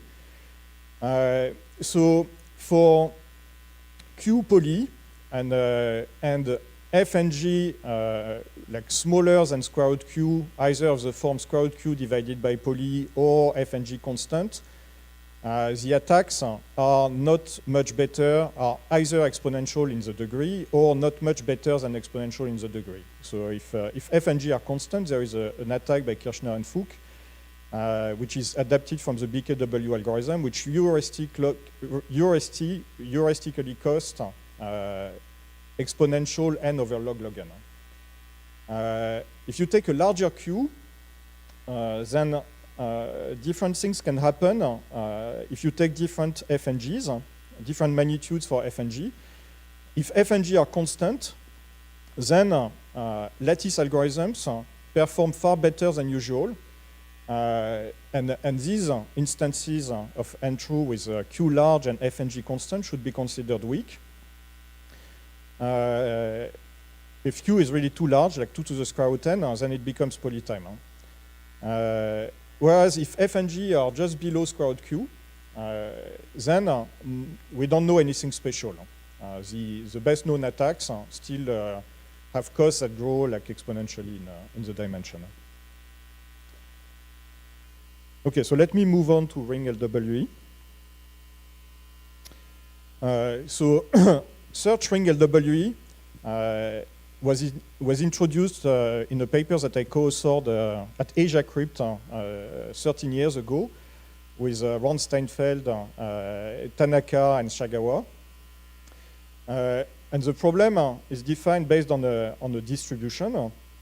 So we have a secret S in RQ, and the distribution is as follows. We sample AI uniform in RQ, EI small in the ring, BI, which is AI times S plus EI in the ring, and then we output AI BI. And the problem is to recover S from arbitrarily many samples from this distribution. So it's a search problem, and it's quite related to the 1-1S of N-true. And in 2010, Lubashevsky, Peikert, and Regev introduced the decision version of that problem, where the goal is to distinguish between Oracle access to the D of S distribution and the uniform distribution.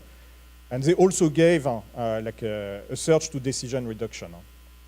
So if you think back about N-true encrypt, search ring LWE gives you the N-true encrypt 1-1S, whereas decision ring LWE gives you the N-true encrypting distinguishability.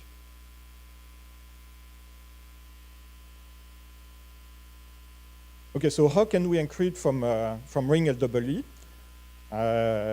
So this encryption scheme is based on a general framework introduced by Lubashevsky, Palacio, and Segev in 2009. Very often in the literature, it's referred to as a Diffie-Hellman-like encryption because it's really looking like Diffie-Hellman but additive and with noise.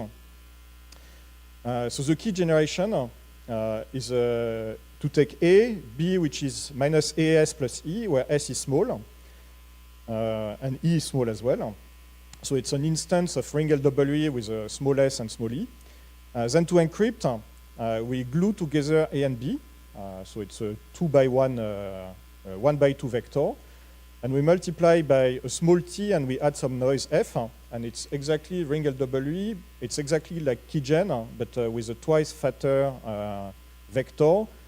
And looking from the left and rather than looking from the right. So it's essentially the transpose of keygen. And to this T, AB plus F, we add in the most significant bits the message that we want to encrypt. And then decryption is essentially just a vector product, an inner product. So if we inner product C, the ciphertext with a vector S and 1, then we recover something which is Q over 2 times the message, plus some noise, plus some decryption noise, and rounding gives the message.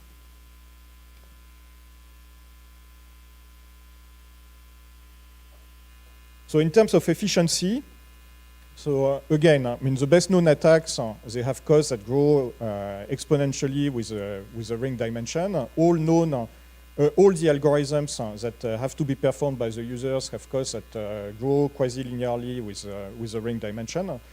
So in one step, when we encrypt a number of bits, which is linear in the ring dimension. So asymptotically, it's still very efficient. When you look at it, it looks less efficient than N-true, because in particular, the ciphertext, so now the public key has 2 elements instead of 1, and the ciphertext also has 2 elements instead of 1. So it would seem that in terms of space, it's twice worse. It's actually not the case, because when you implement this, the first element of the public key, the ring element A, is only stored as the seed used to generate it. So you would sample a seed and then use a hash function to expand the seed to the element A, and that's how you would represent A. So basically, in the key, you only need to represent B, to store B. The rest is negligible. So it's almost 1 element for the key, and when you encrypt, if you look at the decryption equation, most of the bits of B are useless.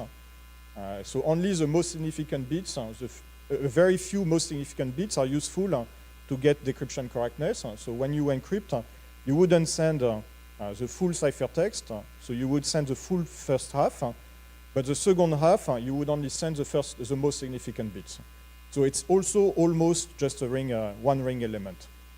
And if you look at instantiations provided by the NIST post-quantum standardization process, then one such instantiation of this scheme is New Hope, which gives you public key size and ciphertext size of the same order as the n-true instantiations that I mentioned earlier. So for the comparison, Frodo is about 10 times larger. So Frodo relies on LWE and not on algebraic lattices.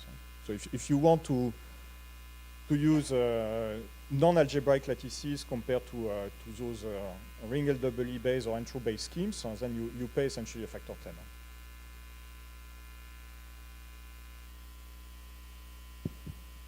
Okay, so now I want to focus on security. So ring LW is famous to have because it has a famous relationship with ideal SVP in the form of a quantum reduction from ideal SVP to both search and decision ring LW. So an ideal SVP is just the shortest vector problem for a subset of instances, where this subset corresponds to ideal lattices. So what is an ideal lattice? It's a module of rank 1. So it's a subset of R, which is stable under addition, which implies that it is a lattice. And it is also stable by scalar multiplication by elements of R. So it's you can imagine this as just like the n-true rank 2 module, but where you have only one coordinate instead of two coordinates. And here this reduction is also from worst case to average case. So meaning that if you can solve ring LWE, which is an average case problem, then you can solve any instance of ideal SVP.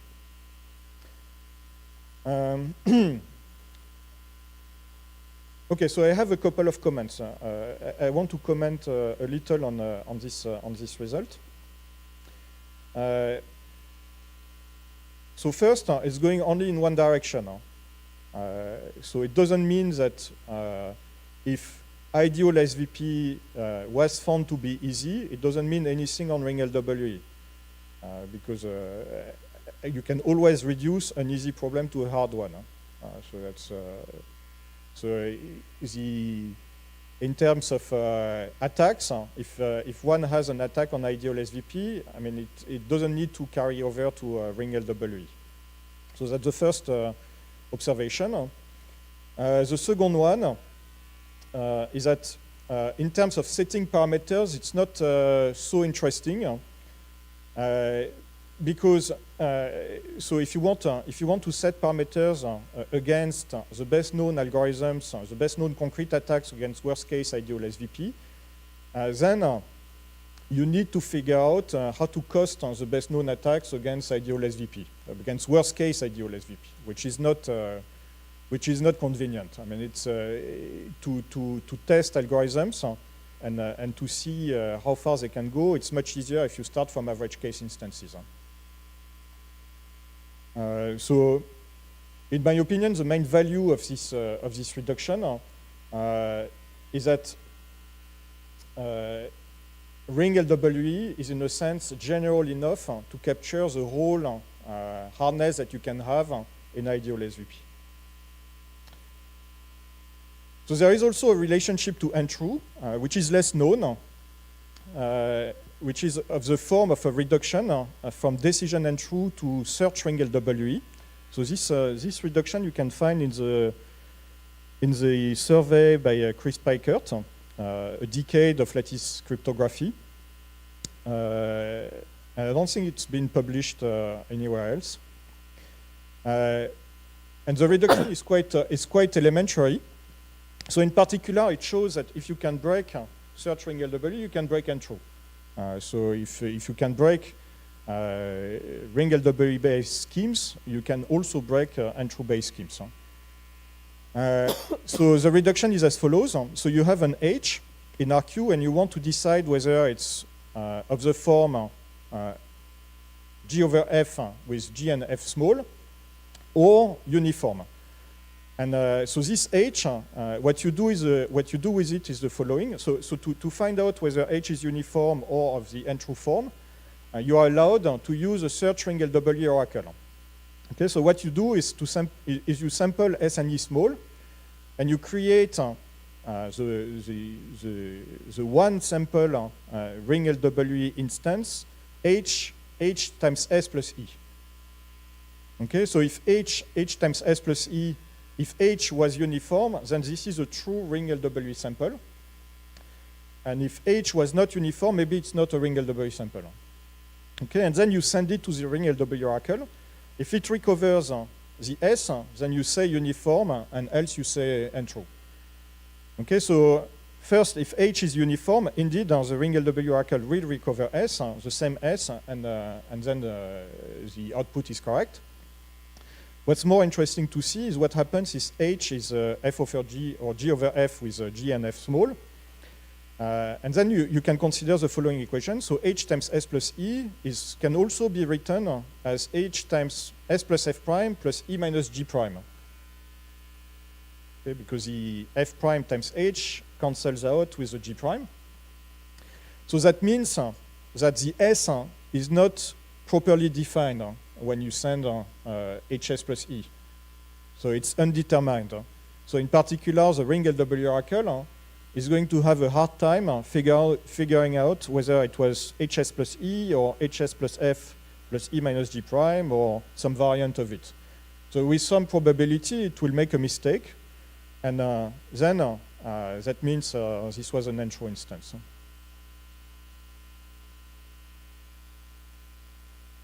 Okay, so what do we know in terms of attacks? So for ideal SVP, for polynomial approximation factors, all known attacks still have a cost that grows exponentially in the dimension. Things become interesting from a cryptanalysis perspective when the approximation factor increases, and then we have significantly better attacks than for SVP. For n-true, when the modulus is polynomial, all attacks have costs that grow exponentially with the dimension. And if Q is larger than this and F and G are constant, then lattice algorithms perform far better than usual. For ring LW, we don't have such difficulties. So we don't have large regimes of parameters for which such degeneracies occur. And in fact, ring LWE, if you try to express it as a lattice problem over R modules, the only known ways to do it result in modules of rank strictly larger than 1. So we don't know how to express ring LWE as an ideal lattice problem in a way that preserves the geometry and which would make sense in terms of attacks.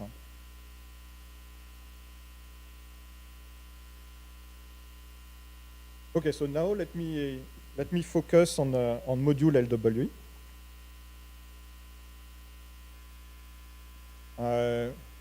Oh, the date is wrong. So, so it was introduced in 2012 in a paper that doesn't really focus on module LWE harness. It's an article by Brakersky, Gentry, and Vaikutanathan, which is very famous in the FHE literature. And they wanted to have a framework that captures both LWE and ring LWE.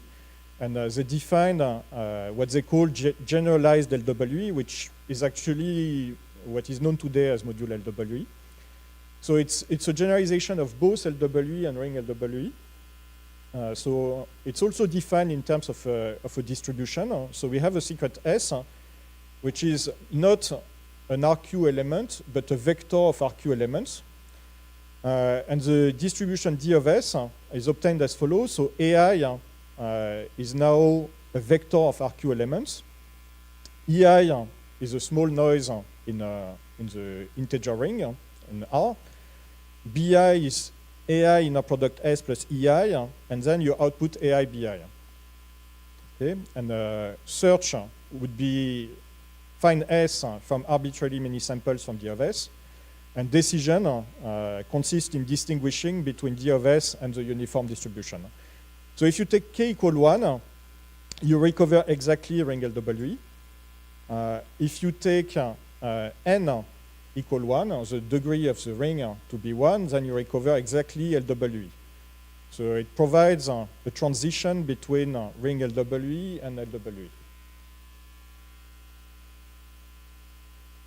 Okay, so again, we can use this design by Lyubashevsky, Palacio, and Segev to encrypt from module LWE.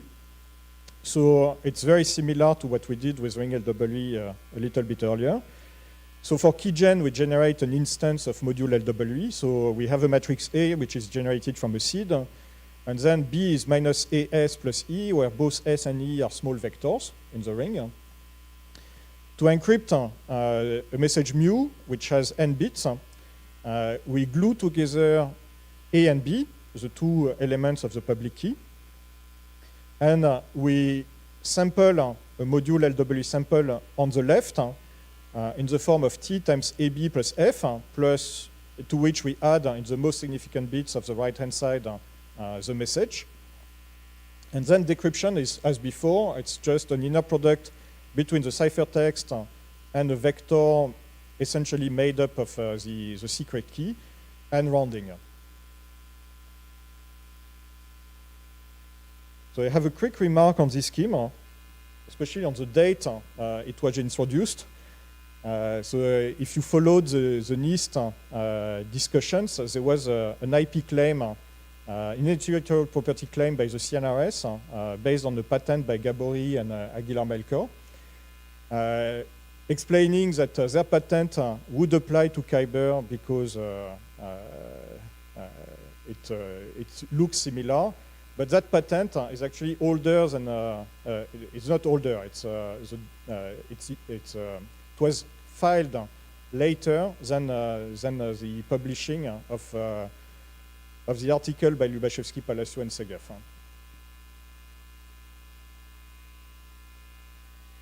Okay, so in terms of sizes, so what you get by using module LWE is quite similar as what you get with Ntrue and ring LWE. So one instantiation based on module LWE is Kyber, and then you have public key and ciphertext sizes for similar security levels that are of similar sizes. So you are still around 1 kilobyte.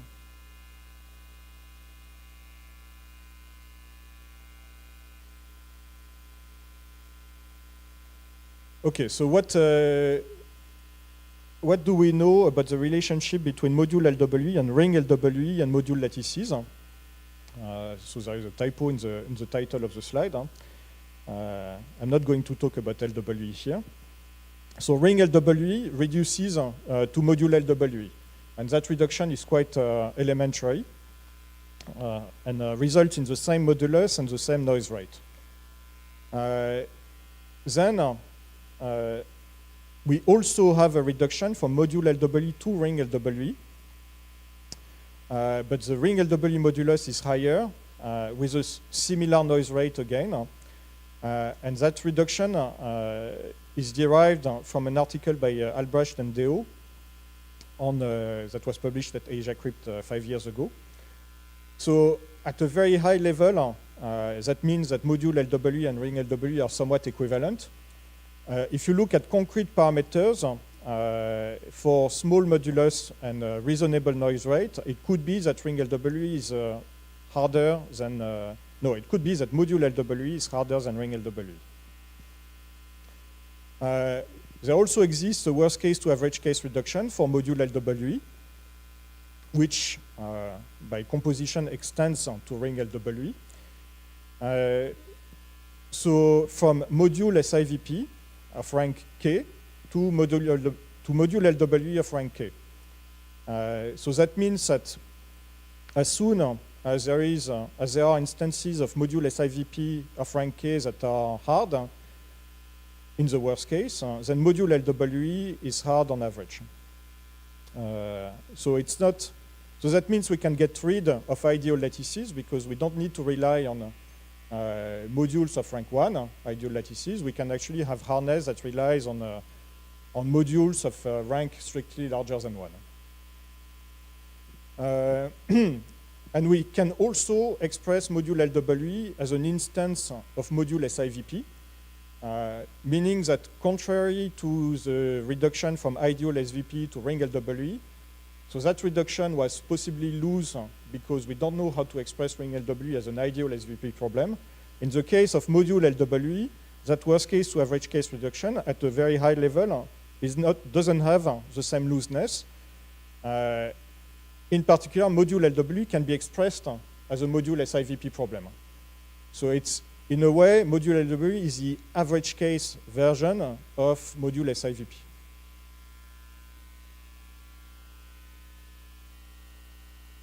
Okay, so now I'm going towards my conclusion. So I have like a summary picture. I think this was my first scientific talk in PowerPoint, and usually I use Beamer, and then I gave up. I gave up with this slide. I tried to do it, and then that was too much. So here you have the tablet version. So here on this picture I have like ring LWE, module LWE, ideal SVP, and module SIVP. So the arrows are reductions. So ideal SVP reduces both to module SIVP in the worst case domain, in the worst case range. So the top of the figure is worst case. The bottom is average case. So ideal SVP reduces to module SIVP of rank 2, which reduces to module SIVP of rank 3, and so on and so forth. So these are like almost trivial reductions. Less trivial is what goes down. So worst case to average case reduction. So ideal SVP reduces to ring LWE. Module SIVP of rank 2 reduces to module LWE of rank 2. Module SIVP of rank 3 reduces to module LWE of rank 3, and so on. And you have inclusions also at the bottom. So from left to right, these are easy reductions. So ring LWE, you can plug in module LWE of rank 2. You can plug in module LWE of rank 3, and so on. The backwards arrows on the bottom are more difficult. So the backward arrows at the bottom, they necessitate conditions on the modulus and the noise rate. And in particular, this implies that not all of these arrows compose. So when you look at such a picture, you have to be very careful on, about the small prints. And you cannot just take the arrows and compose the reductions. So you have to look at the precise conditions that you need for the different parameters for the different reductions. Another comment that I want to make is that in this picture, so ideal SVP seems isolated in a way because nothing points back to ideal SVP. Whereas the rest, even if there are restrictions on parameter, all the rest is somewhat connected. So there seems to be some kind of, at least from what we know, there seems to be some kind of separation between ideal SVP and the module stuff, like module LWE, module SIVP, and ring LWE. So in this picture, there is someone important who is missing, so untrue. And that's one of the problems that I find very interesting these days. So to find the precise location of untrue in the picture, so in particular, it's somewhere around the dotted line, probably, at least as far as we know. So in a work that we had with Alice Pellemari last year at Asiacrypt, we gave 2 reductions on untrue. So we showed that ideal SVP reduces to search untrue. We also showed that search untrue reduces to decision untrue, but it's another variant of search untrue. So these 2 first boxes, they don't compose. So we have relationships between ideal SVP and search and true and decision and true, but the search and trues are not exactly the same.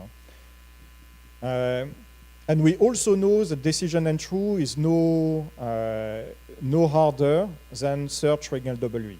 So, which is why the conjecture that n true is around the dotted line makes sense. It's ideal SVP is no harder than search and true, and decision and true is no harder than search ring LWE.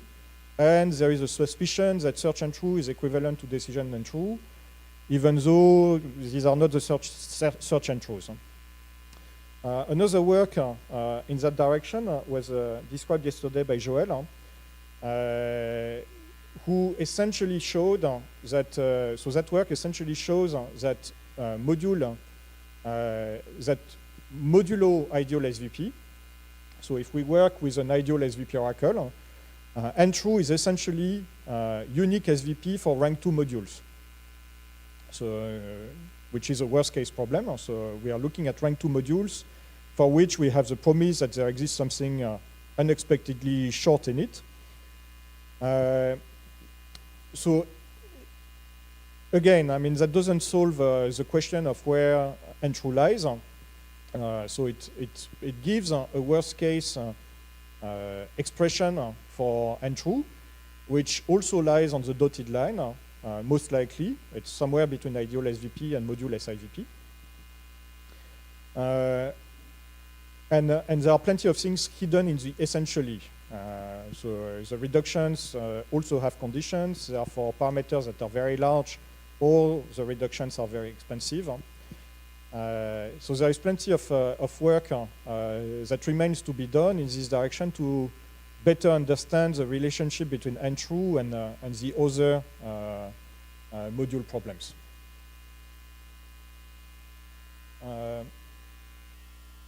Another kind of question that I find interesting is the choice of the ring. So very often we choose this ring of x, which is x to the n plus 1.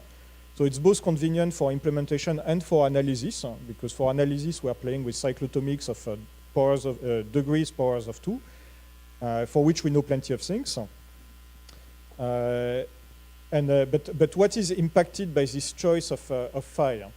So an interesting direction is to find phis for which ring LWE, ideal SVP, or n true are easier. And as far as I know, we only have very partial results in that direction. Or find phis, so on the other side, find phis that have interesting properties for efficiency or functionality. So is x to the n plus 1 the best phi for getting smaller ciphertext? Or can we use other defining polynomials to get some special functionalities? So related to the first problem, there is this module product, middle product LWE, which is some kind of variant, another structured variant of LWE, which we do not know how to nicely express in terms of modules. So it's kind of a weird variant, which I don't describe here, but it has the following properties: that it still allows for asymptotically efficient public encryption, even though in practice it's less good. And it is known to be no easier than ring LWE for exponentially many phis of degree n. So it's kind of hardcore for ring LWE across the choice of the defining polynomial. And this maybe can be viewed as a first step for finding a specific polynomial phi, which would be hardcore for all the polynomials, for all the rings.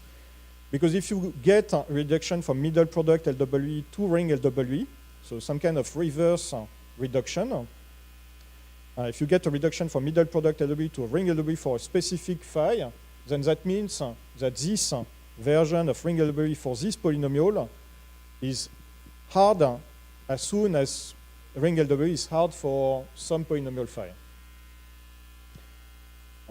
If I had to bet, I would go for power of 2 cyclotomics, but that's a very wild guess.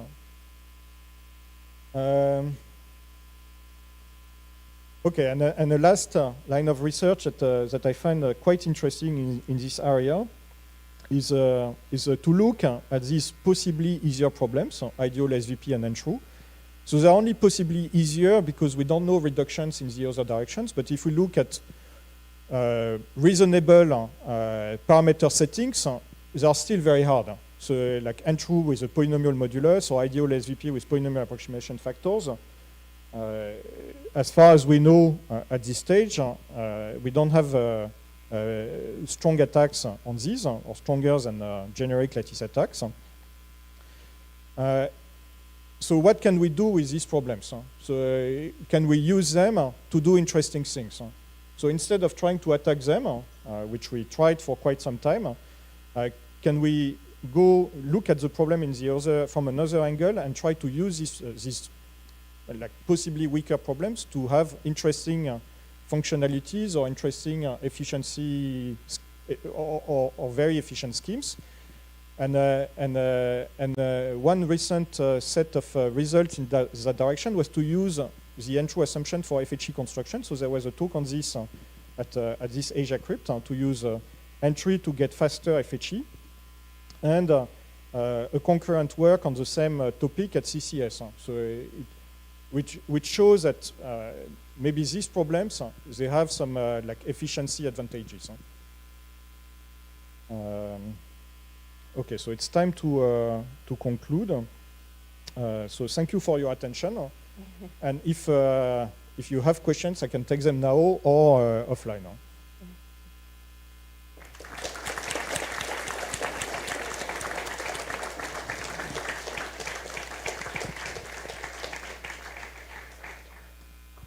We have plenty of time for questions.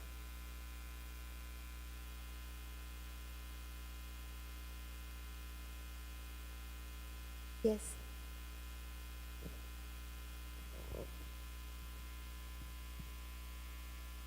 Okay.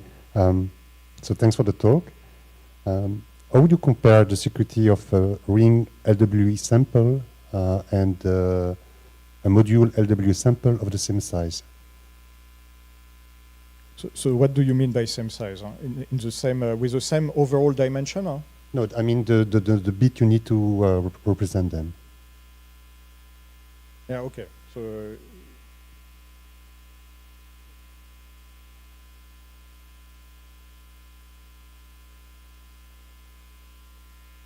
I'm trying to figure out the question because I mean it's not an easy question because representing the instance is already tricky because in a module LW instance you start with a vector of AIs.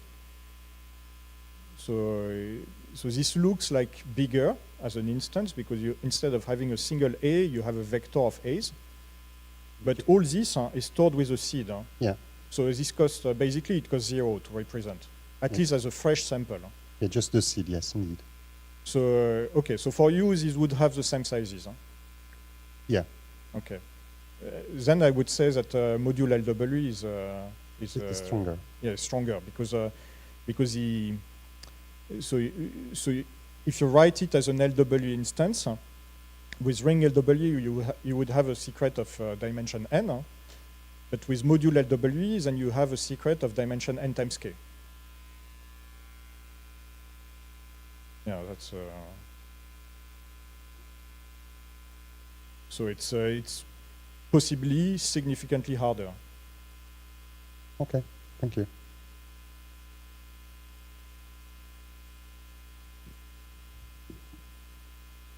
The questions?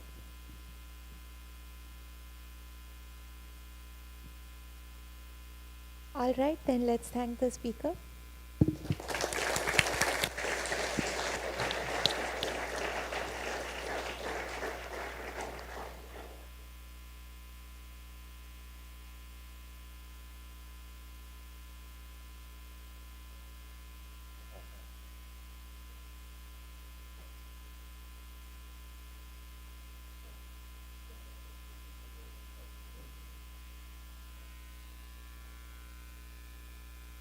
Hi, couple of announcements. And for those who needs to leave your luggage somewhere, you can keep it behind our reception counter, like at your own risk. I mean, it's a convenient location. Anyway, for those who register so late that they do not get souvenirs, we have a few left over, and you may come to us after lunch if you desire one. And no guarantees. And then for those who are using the upstairs discussion area, and there are only hours to use until 4:30 in the afternoon, and after that we get booted out. And I mean, for reference, we also need to clear this location by 4:50. Anyway, thank you.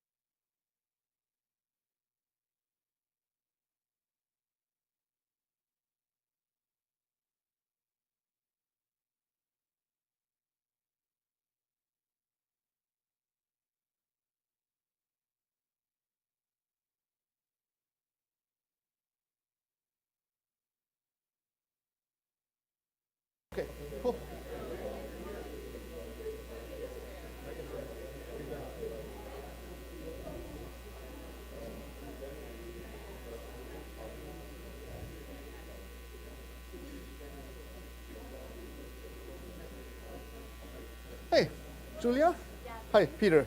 Nice to meet you. So I will be chairing the session. Perfect. Okay. And I've been told that already pretty much everything is set up. So you should have, yeah. Oh, sorry. My microphone is there. Yeah. Oh.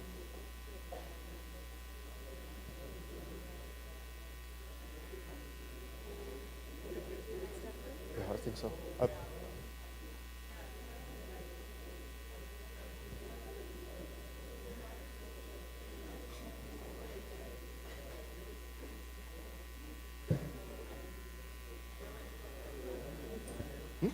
Yeah, the third one also show. Oh, perfect. Okay, great. All set. We have a microphone, so we turn on and this one? Yeah. Looks good. And then the question is very difficult to find. Oh, okay, that's fine. Thank you. So we have a total of 23 minutes with questions. Would you like me to give you a sign after a certain amount of time, or you just have it under control? I think I have it under, usually I think 19 or 20 minutes Perfect. or so. Okay, great. Cool.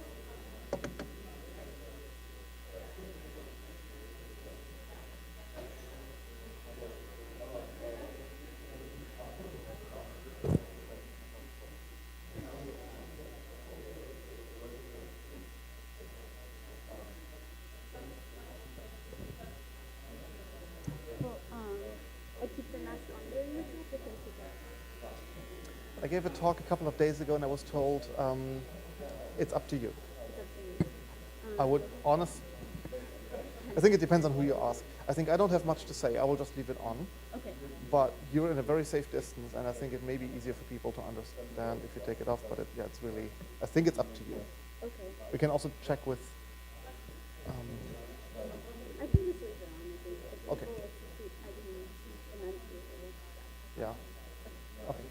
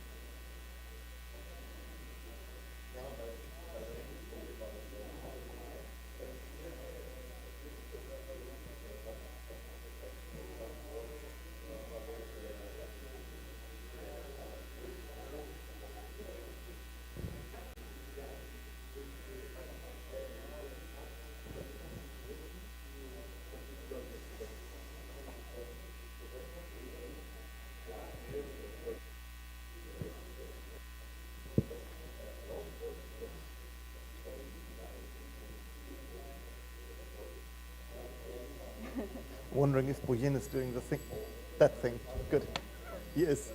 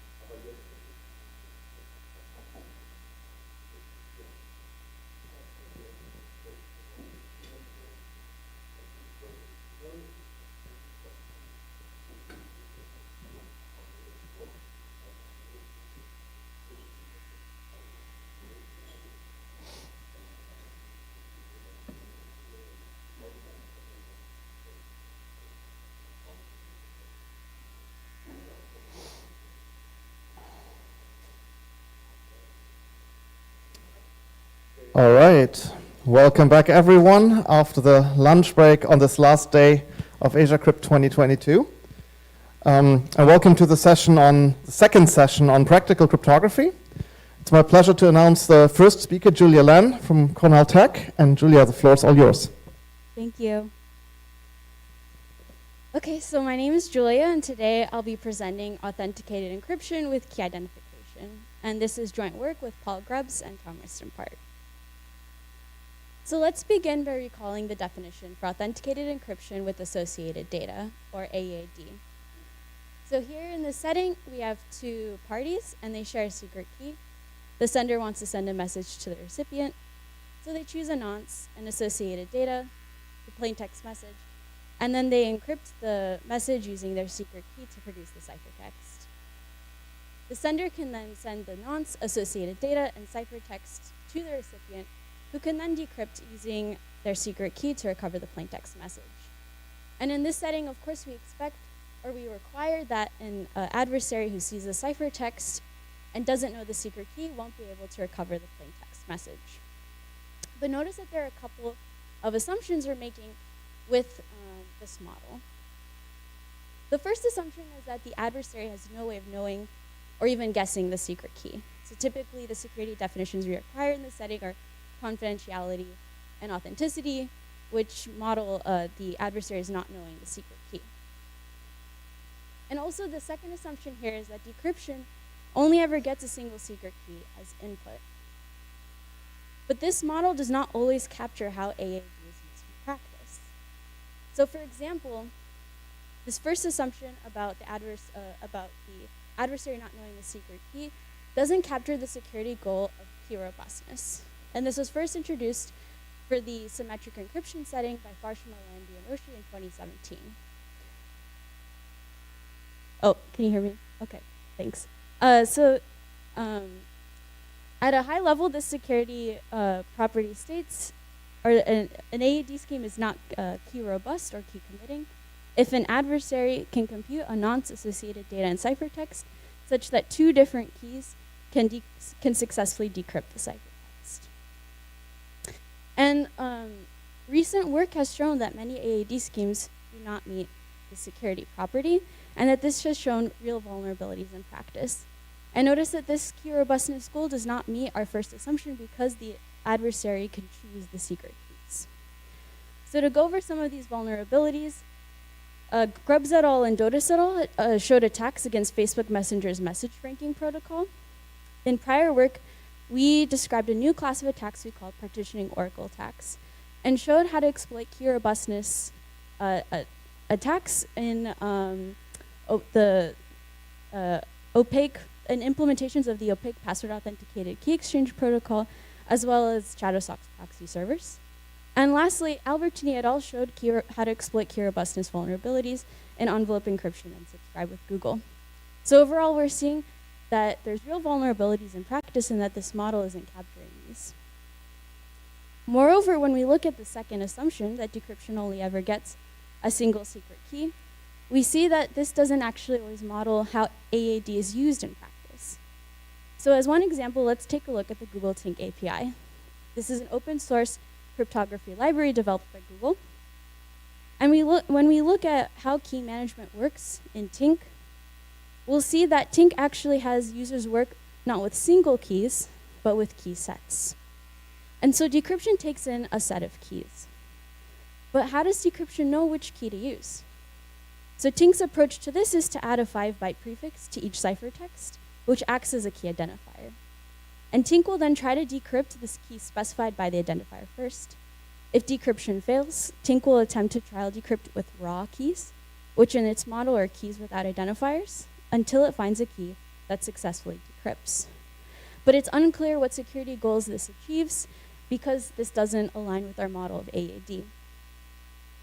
Furthermore, we've seen attacks on these ad hoc implementations on sets of keys. So for instance, we showed that there were vulnerabilities with multi-user Shadowsocks, and Albertini et al. Showed that there were vulnerabilities with key management services when they use sets of keys. So altogether, it's really unclear what security properties these approaches achieve. And to date, there's been no formal investigation of key identification in this setting.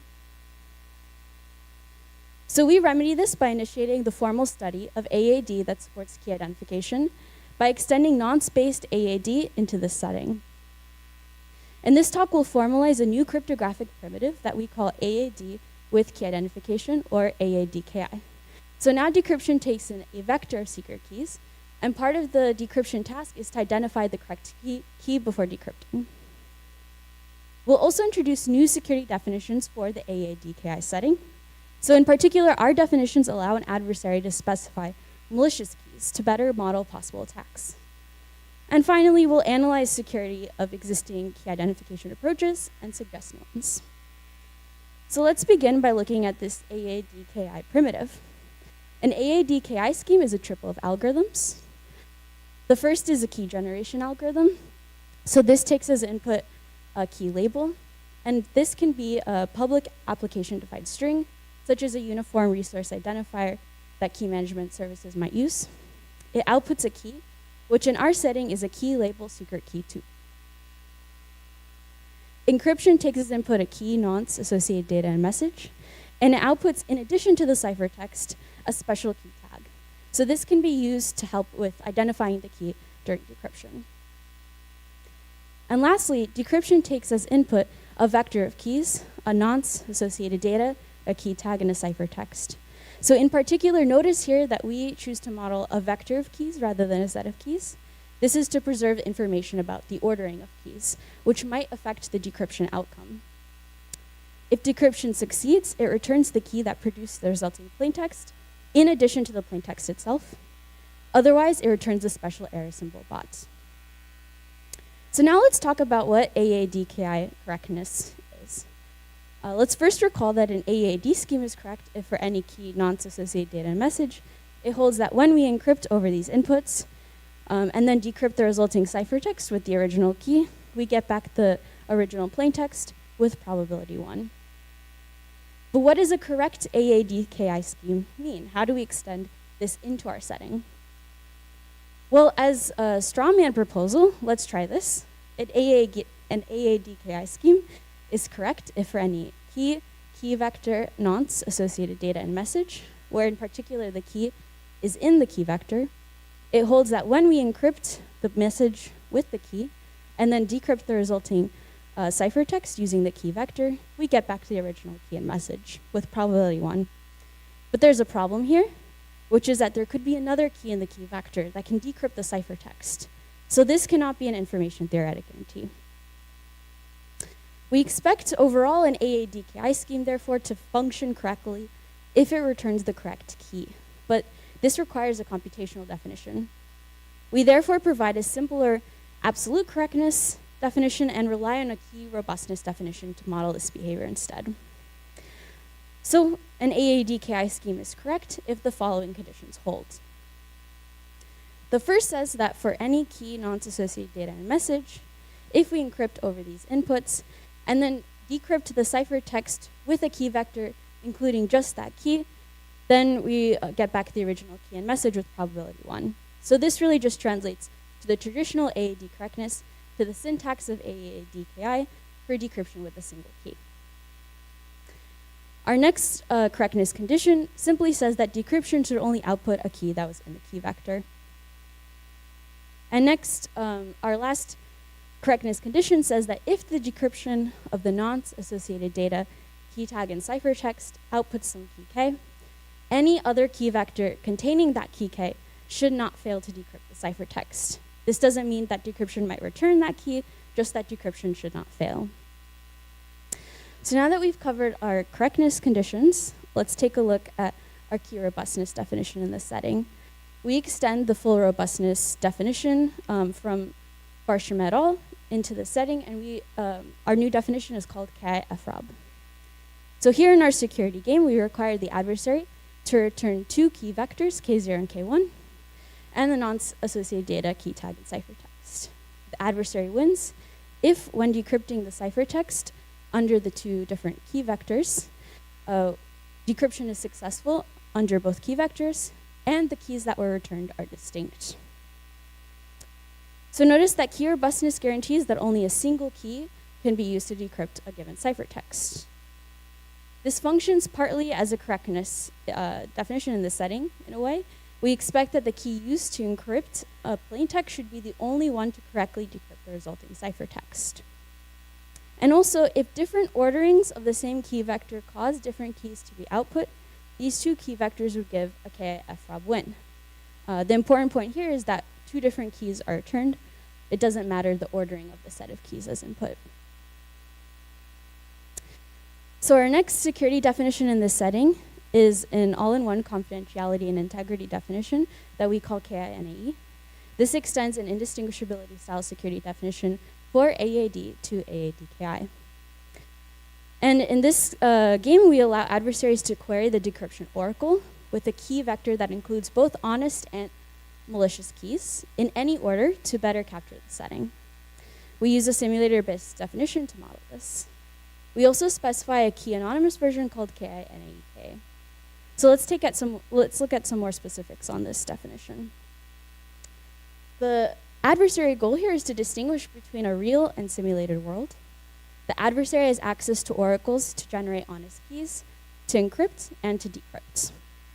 So we have two games here, KINAE1 and KINAE0. The first is the real world game, KINAE1, and this models interactions with the real scheme.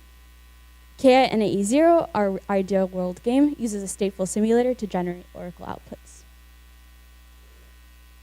So let's take a look also some more at the ideal game KINAE0.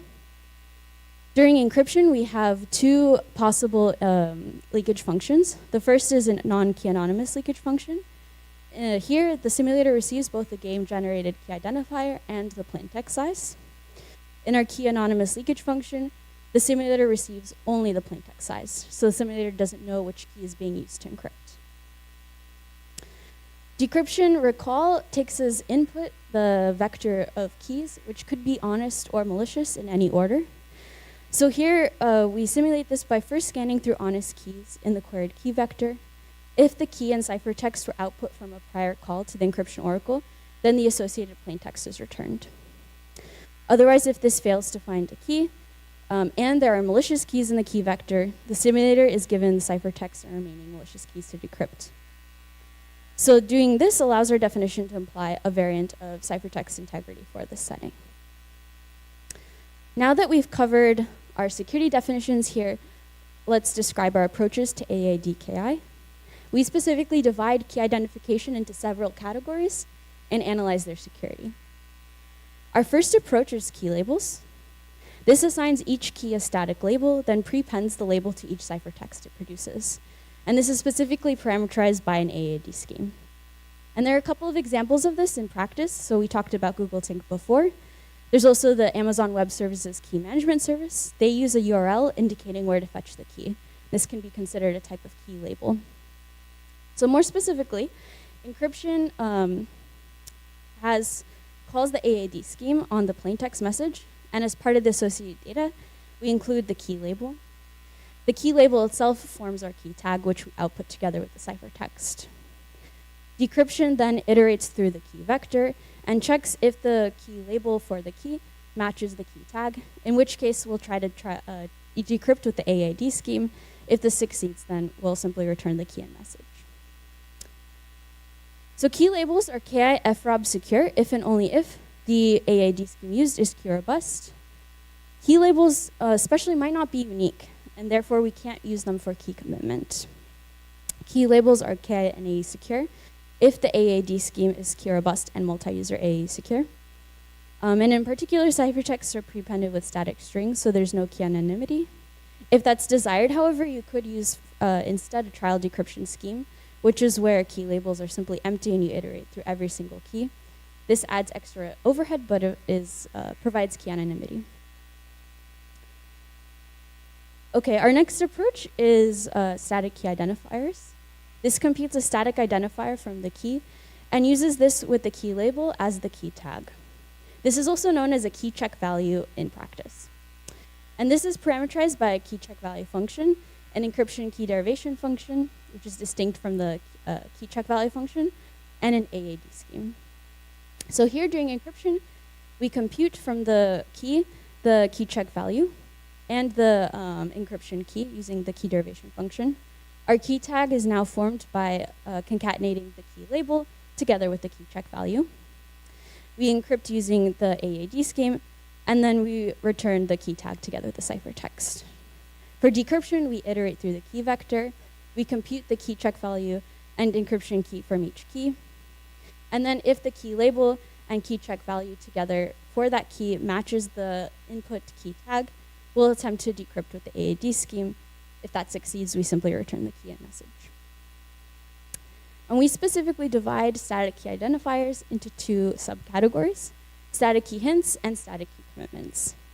For static key hints, the key check value is computed using a PRF.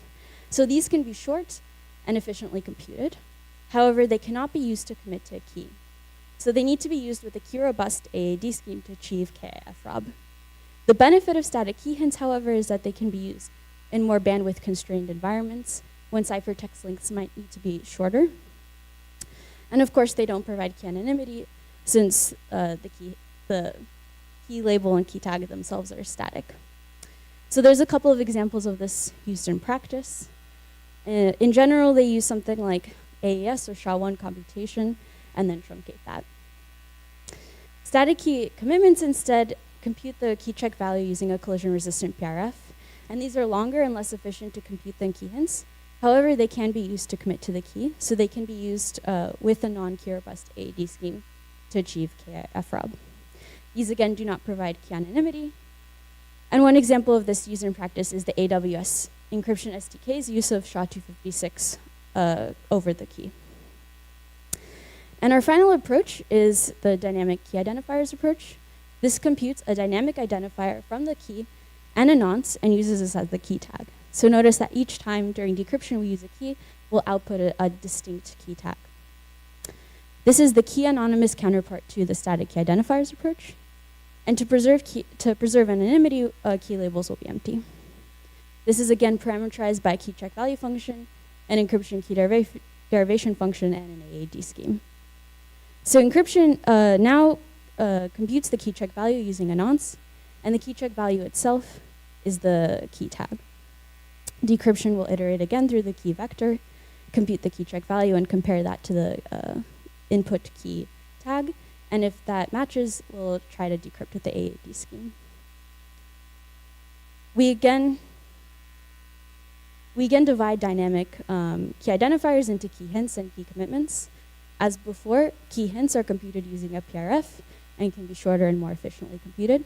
However, they cannot be used to commit to a key. So you need to use a key-robust AAD scheme with this. Dynamic key commitments, alternatively, are computed using a collision-resistant PRF and are longer and less efficient to compute than key hints. However, they can be used to commit to the key, so you can safely use a non-key robust AAD scheme with them. Both approaches do provide key anonymity. So here's a summary of our various approaches, and in particular, static key commitments and dynamic key commitments are two approaches that do not need to be used with a key robust AAD scheme. And trial decryption and dynamic key identifiers are, of course, our key anonymous approaches. So to conclude, the current model for AAD does not always capture how AAD is used in practice. We therefore introduce authenticated encryption with key identification, which allows key identification during the decryption step. We introduce new security definitions for the AAD KI setting, and we analyze the security of existing key identification approaches, as well as suggesting new ones. Thank you, and I have my email on here in case you want to chat more about this. You can also read the full version of this work on ePrint, and I'm happy to take any questions.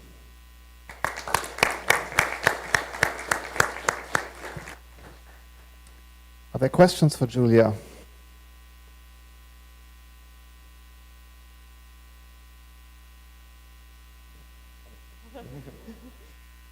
Hi, thank you for your talk. You had mentioned that key labels can be used for key identification and that for that to be AED KI, it would demand that the underlying AED scheme be key robust. Do we know of any schemes that achieve this? You spoke of Tink. By Google, is that key robust, the AED scheme? It depends if they're using an key robust AED scheme. So in Tink, for instance, you might use it with AES-GCM, which is known to not be key robust. And in that case, you can't rely on the key label to commit to the key. Okay, I'm sorry. I have a follow-up question. Is there a way that we can convert an AED scheme to be key robust AED?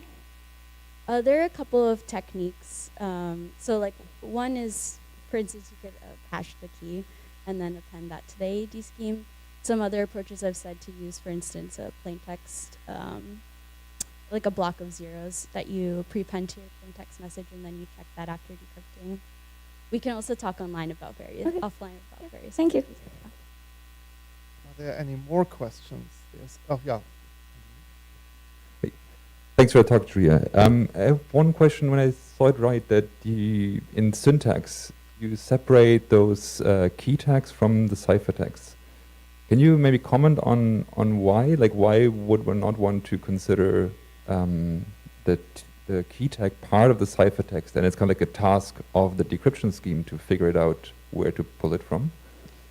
So this is following some of the AEAD syntax in authenticated encryption, which might have the authentication tag as separate from the ciphertext. You could change this so that you just output a ciphertext, but we wanted to be more explicit about that you're outputting a special key tag as part of the ciphertext that should be used as part of the decryption step. Okay. Does any of your construction kind of need that it's syntactically spelled out, or could they all, in principle, retrieve it from the ciphertext? You could also retrieve it from the ciphertext. I think we just wanted to be more explicit in order to highlight that this is an extra part of the ciphertext. Okay, thanks. You're welcome. Any more questions? Let me take a quick look if I can see any questions in the chat here. I don't see any. I have one question. I mean, this work is clearly very much motivated from real-world examples. So you mentioned Google Tink, AWS, KMS. Did you contact the teams at, say, Google and AWS? And if so, what was their reaction on this work? Oh, we hadn't contacted them. I think it's not like we didn't find an actual vulnerability, so it didn't seem necessary to contact them. But we can. I mean, maybe they're interested to hear that you're actually looking into this. I mean, it's also positive results. They might actually be happy to hear, right? Yes, so definitely. Yeah, we should definitely consider that in the future. Okay, thanks. Thanks.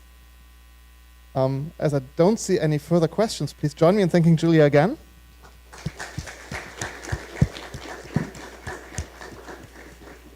And then,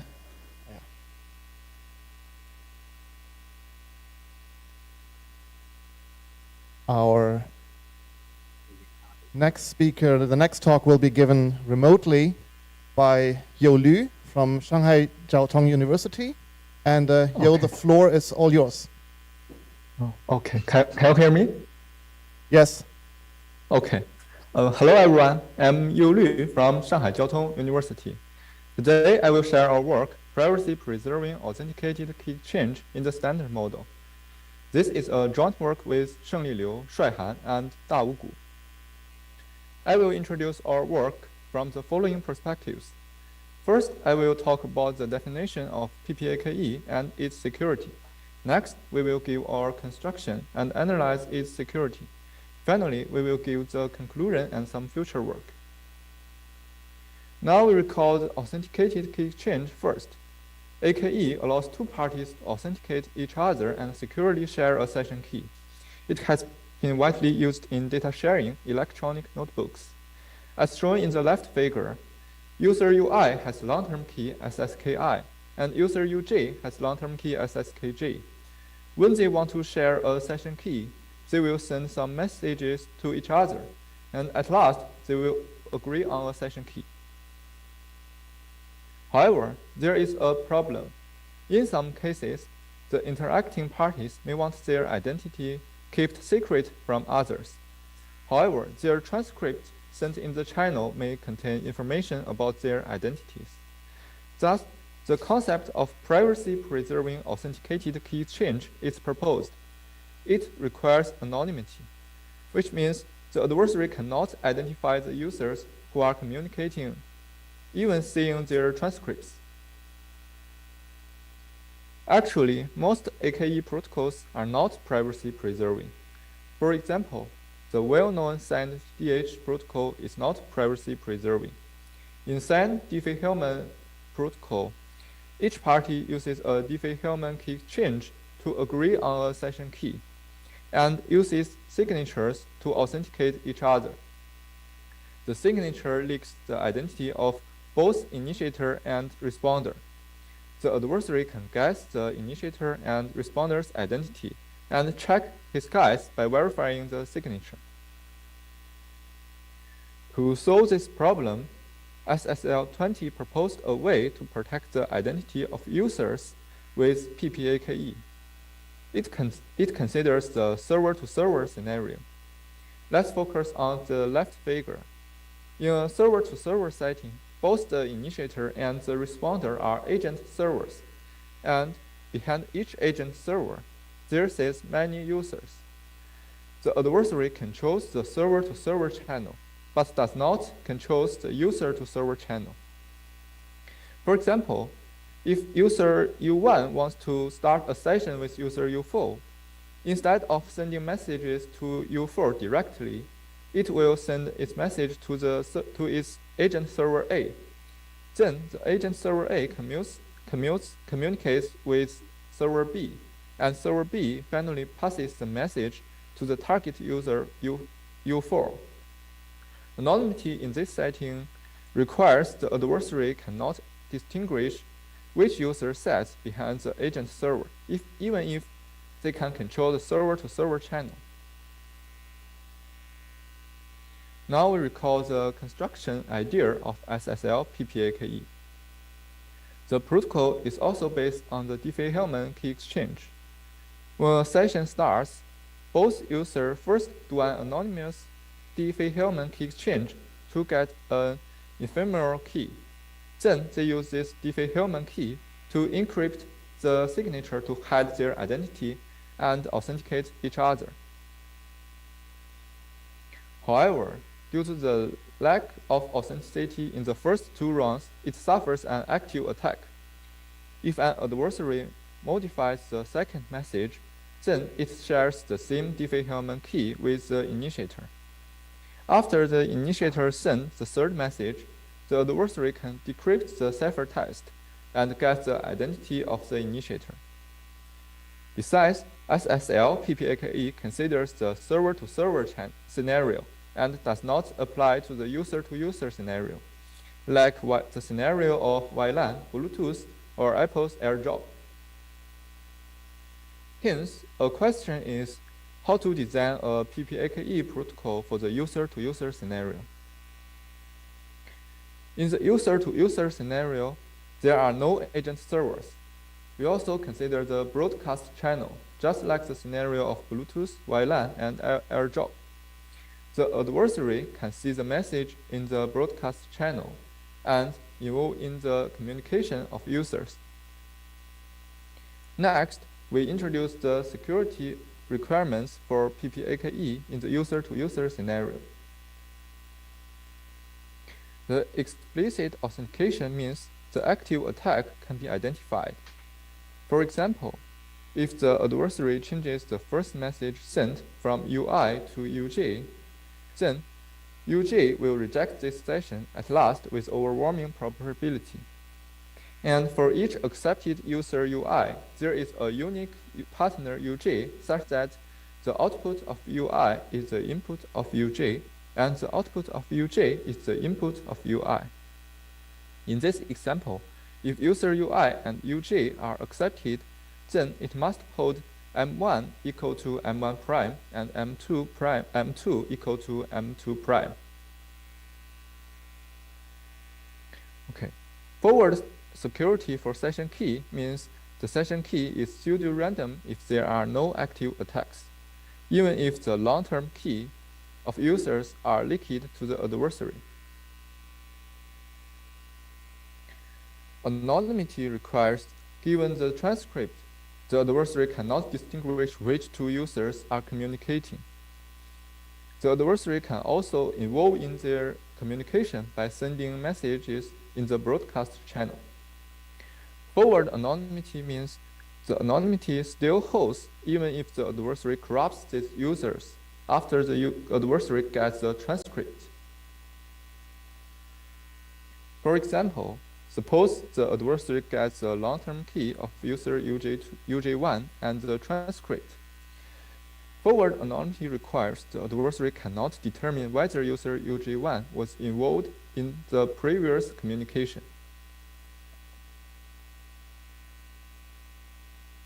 Now, let's see what happens if we use SSL PPAKE in the user-to-user setting directly. Suppose user UI wants to communicate with user UJ2. She will first broadcast a G to the power of A to all of users. And to keep anonymity, the first message does not contain any information about its target recipient. Each user is not sure whether he is the target recipient after receiving the first message. So each user must reply with a G to the power of B. Now, user UI receives all the messages, but she is still not able to identify the right message sent from the intended party UJ2. To continue, UI has to compute all Diffie-Hellman keys and encrypt the signature with each Diffie-Hellman key. This will cause large communication and computation complexity. Moreover, the adversary can also send a G to the power of B. And then it can always decrypt one ciphertext, and then determine the initiator's identity. So we need to design a new PPAKE protocol for the user-to-user setting. Our approach is to make PPAKE robust. We say a PPAKE protocol is robust if each user is able to ascertain that the message in the first round is for him or her. Any user except the target recipient will output failure when they receive the first round message of PPAKE.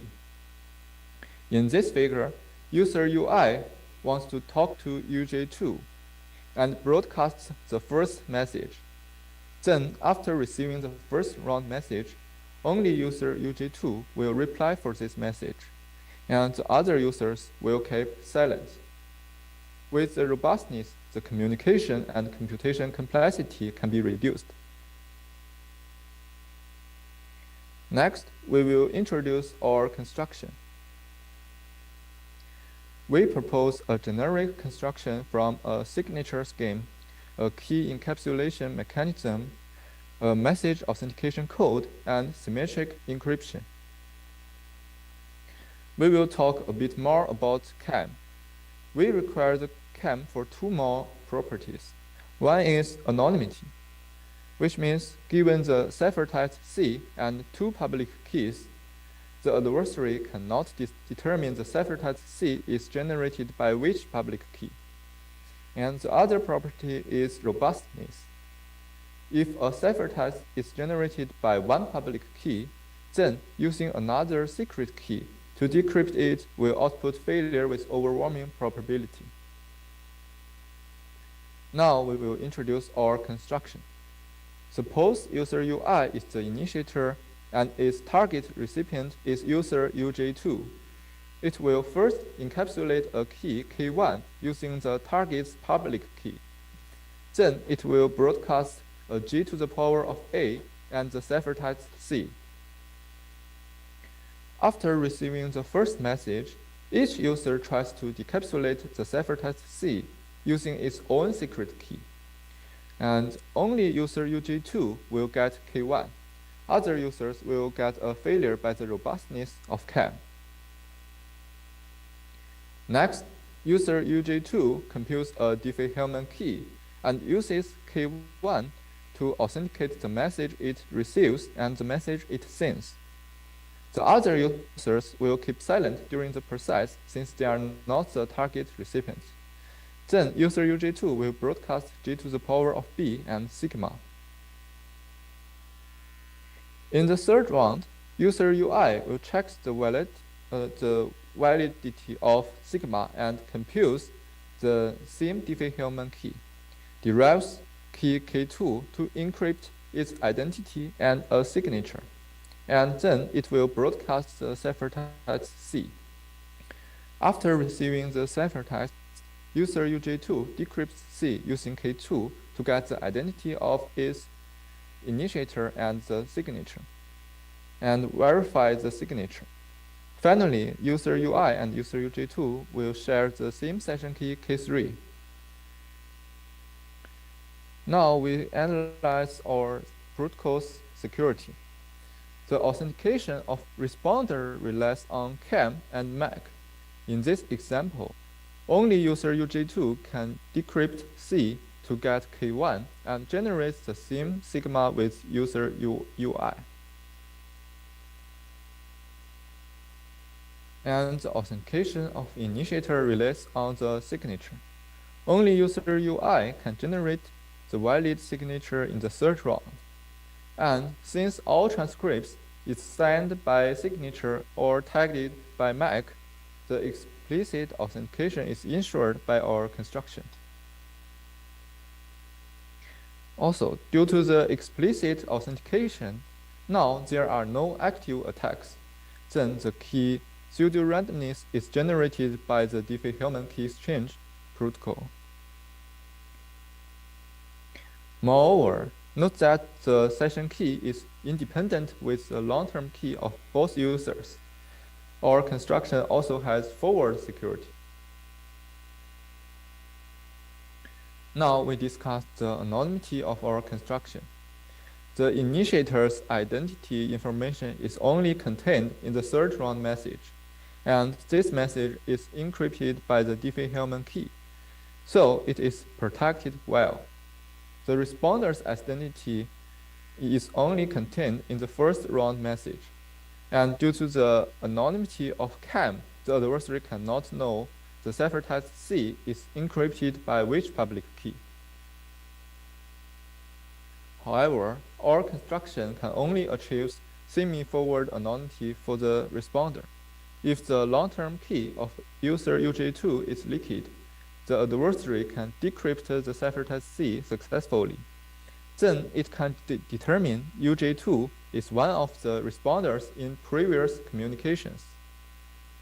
This is a common problem for robust PPAKE. To achieve robustness, the first message must bind to the long-term key of the responder. Then, if the long-term key of user J is leaked, the adversary can check whether J is a target responder. At last, we will compare our work with some related work and give some future directions. Let's look at the table. This column means the communication complexity of the protocols, and this means the computation complexity of protocols. This means the number of rounds of the protocols, and this means whether the protocol has a forward security. This means whether the protocol has anonymity for initiator and for responder. This column means if the initiator was corrupted, then whether the anonymity still holds for the initiator and for the responder. And this means whether the protocol has mutual authentication, and this means the protocol is proved in the standard model or the random oracle model.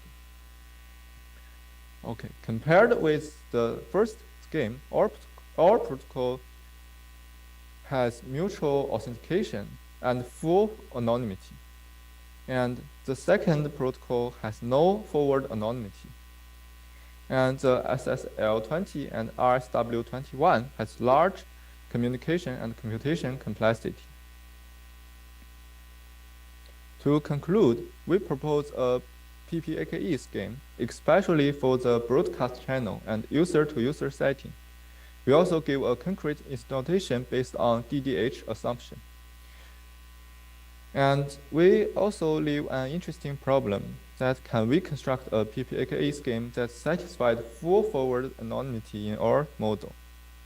Okay, thanks. That's all. Thank you for your attention. If there are any questions, welcome to questions. Thank you very much for the nice talk. I hope that you could hear the applause. Are there questions from the audience? while people are still raising their hands, I have actually two questions. So one is just for my understanding, the robustness notion that you need for the CAM. You said that the probability that another public key is able to, another secret key is able to decrypt is, so is that sort of is that a statistic notion or is that an adversarial notion? As in, can I construct a different public key or is that statistic? Does that question make sense? Maybe not. Actually, I think in our construction, we only need the weak robustness, and we only I think okay. It just means we need to, if you encrypt the ciphertext using one public key, and then you use other secret key to decrypt it, will output failure, and with overwhelming probability. Okay. Yeah. No. It's okay. I got it. Sorry. Let me see if there's more questions. I don't see any. There's one question that's maybe a bit of a mean question, but usually when you're doing anonymity protocols in like on the internet, right? Then you assume that sort of the network anonymity is given, for example, by people using Tor, and then you use the assumption that the network layer is anonymous. Now the setting that you sketched is a local area network where just everyone is on the same Wi-Fi. Where on the network layer you would just send your messages and they have a MAC address, and well, usually that identifies you, except if you randomize that one and probably do some more things.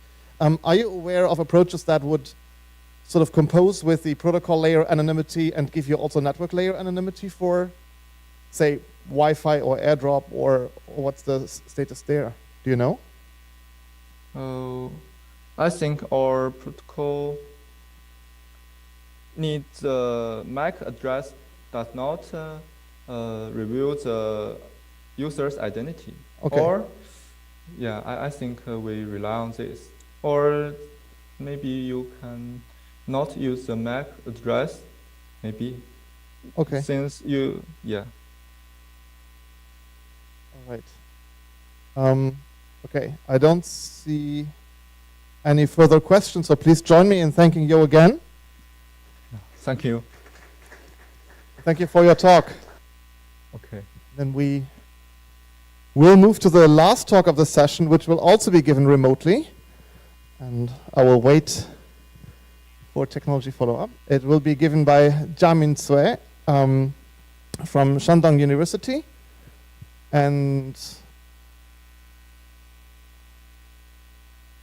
don't see them yet. Okay, there you are. Me. All right, so the floor is all yours. Thank you. Thanks for the introduction. I will give the talk on the field-based division property, applications to mimicy, festo mimicy, and gmimicy. I'm Jia Micui, and it is a joint work with Kai Hu, Meiqing Wang, and Pu Wenwei. So this presentation consists of 4 parts, and I will first give some background knowledge about the algebraically simple symmetric key primitives. So the main topic is the symmetric key primitives that are efficient in several applications like multi-party computation, fully homomorphic encryption, and zero-knowledge proof. Instead of the optimization for speed or memory consumption, we need to reconsider which operations are costly and which costs almost free in this case. So new cost metrics like low number of multiplications and low multiplicative depths are desired. And to be efficient, these primitives usually works over large binary extension field f2 to the n, or large prime field. Since the size of the field is large, the S-box cannot be pre-computed or pre-stored as in the traditional cipher. So we have a simple algebraic representation like power maps, x maps to x to the d, or the inverse of x. So as a result, these new primitives are often algebraically simple. There are a lot of examples like the mimicy family, Hadis mimicy, Bishan and rescue, Siminian, and more. Well, the impact of the property of arithmetic operations over large finite fields needs further study. Basically, these primitives are represented by simple algebraic representations, so they are vulnerable to algebraic attacks naturally. And attacks like Grosvenor basis attack and high-order differential attack have shown powerful against these primitives.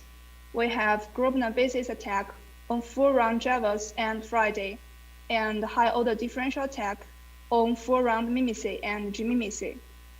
So we came up with a natural question that, since the algebraic representation is significant to the cryptanalysis of these novel primitives, how can we better understand it? In this paper, we carefully studied the transition of the monomials, and we propose a new technique of studying the polynomial representation. It is called general monomial prediction, and it is an extension of division property over binary field to binary extension field. And using general monomial prediction, we propose a new algorithm dedicated for degree evaluation. And basically, this is benefit from the link between the binary field and the binary extension field. This leads to the improved integral distinguisher and zero-sum distinguisher on different instances of mimicy, Feston mimicy, and G-mimicy. So first, we need to take a closer look at the polynomial representation. Consider a function f over f to the n. The input is about t variables, and the output is a single variable. The function can be described by a polynomial like this. Pi u x, or we call it x to the u, denotes a monomial, and phi u denotes a coefficient. With a non-zero coefficient, we see that the monomial pi u x is contained by f, and otherwise pi u x is not contained by f. We were using the following example to explain this. Given a polynomial f of x0 and x1, you can get the following two observations. x0 to the 7 times x1 to the 10 is contained by f, and x0 to the 11 times x1 is not contained by f. If the polynomial representation is simple, the problem to decide if x to the u is contained by y to the v is a trivial problem, just by simple calculation. But when the polynomial representation is complex or it is not available, as usual in the symmetric key primitives, this problem is a difficult problem. So this is why we propose general monomial prediction. The goal is to check whether x to the u is contained by y to the v when the polynomial representation is not available. This is achieved by decompose a complex function to a sequence of simple functions.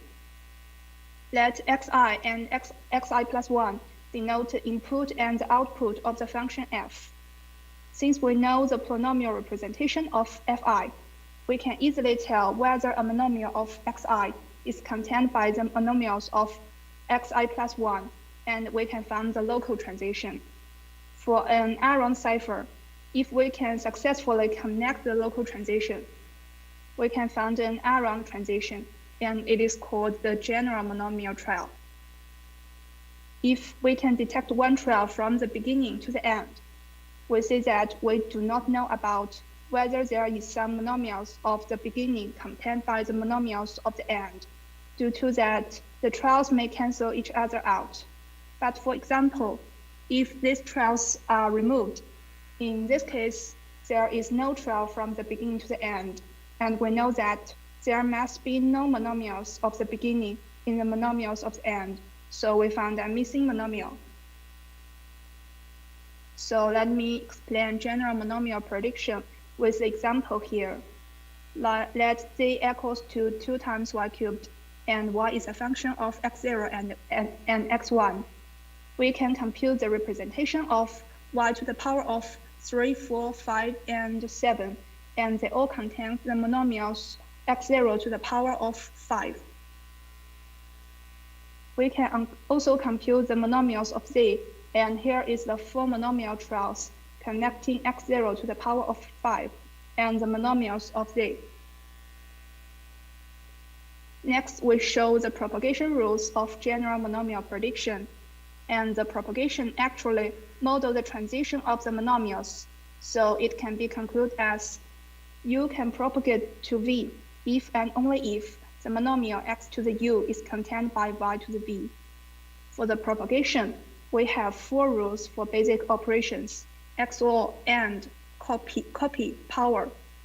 For the XOR rules, we have the input is x0 and x1, and the output is y. Their corresponding propagation is u0, u1, and v. If we consider a valid propagation, it essentially means that the monomial x0 to the u0 times x1 to the u1 is contained by the monomial y to the v. So by simple calculation, we can know that the propagation rules is like here. And for AND rules, we have v is equal to u0 and u1. For copy rules, u is equal to a different modular addition of v0 and v1. Power rules is a specific rules over finite field, and y is defined as the least power of x. As in the Boolean function, the highest degree is 1, so we do not have the power rule. And we have u is equal to the same modulo of d times v. So there is a comparison of our general monomial prediction and the word-based and bit-based division property. For the word-based and bit-based division property, the variables are often defined in bit level, and for our general monomial prediction, the variables are defined over fields. Since the word-based division property actually works at word level, it only exploits the algebraic degree information of the local components. So the local propagation is not so accurate. And for the bit-based division property, it uses the information of the inf of the Boolean function. And for our general monomial prediction, we also use the polynomial representation, and the local propagation is accurate.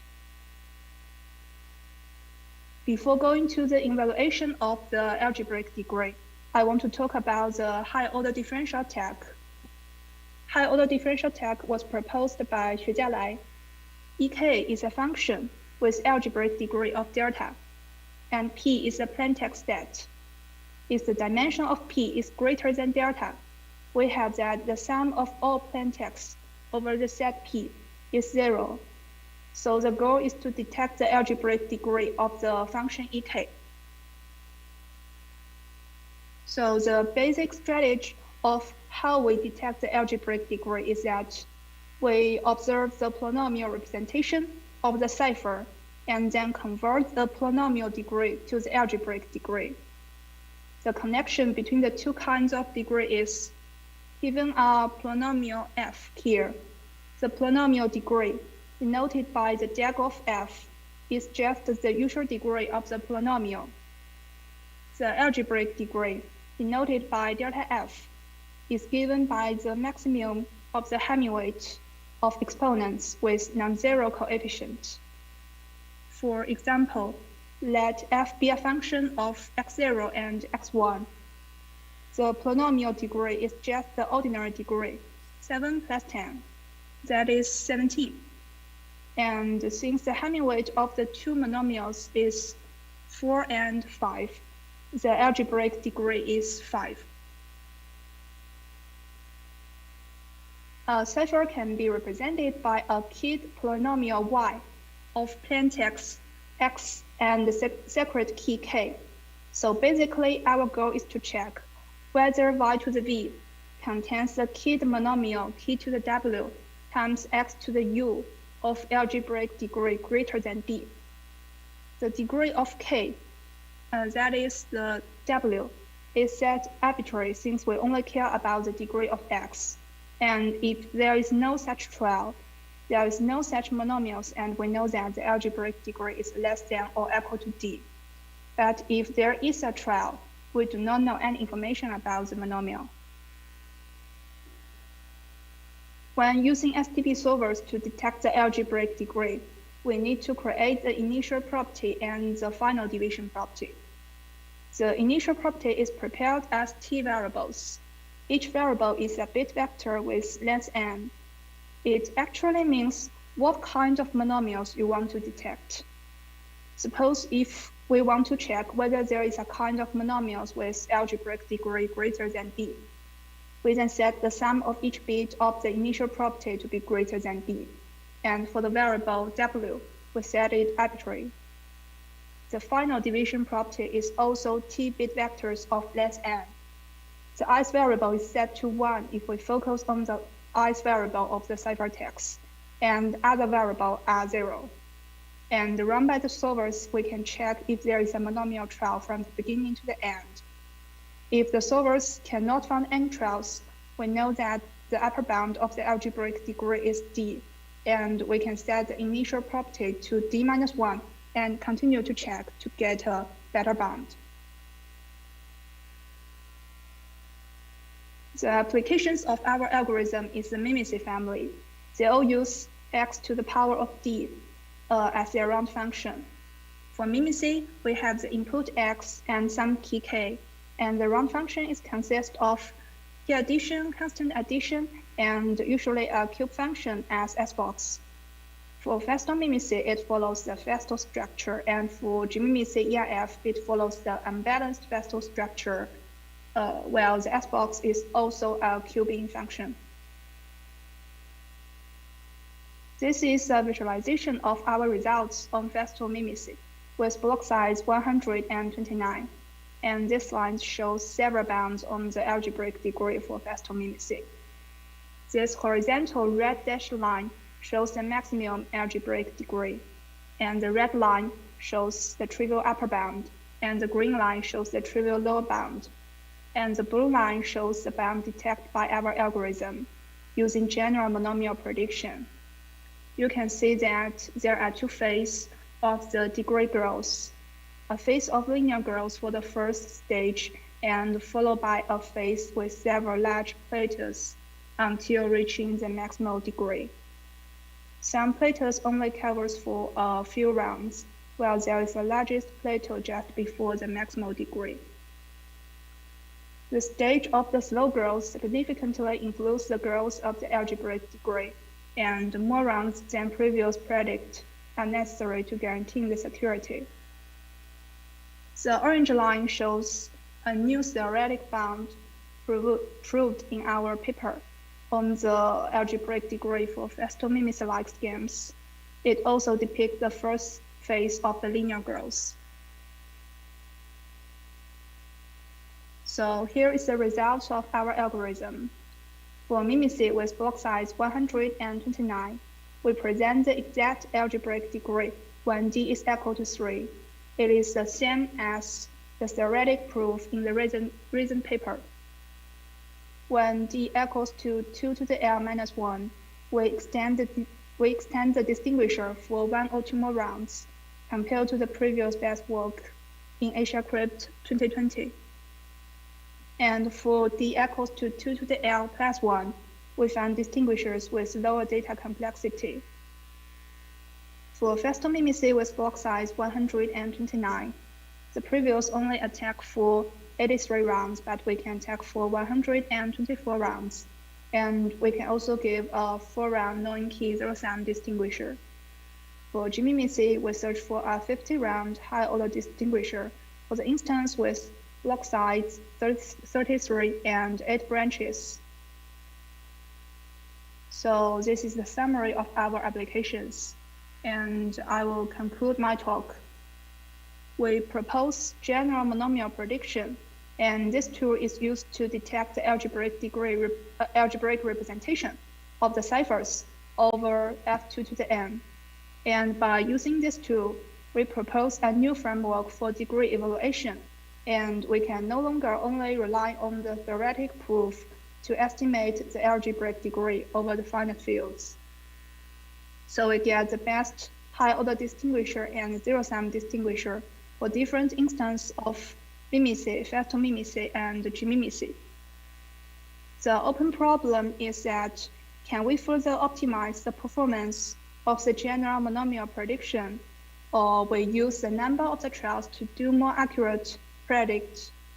Also, except for the algebraic degree, how can we use the information of the algebraic structure to design more powerful attack? So this is the end of the presentation, and thanks for the listening.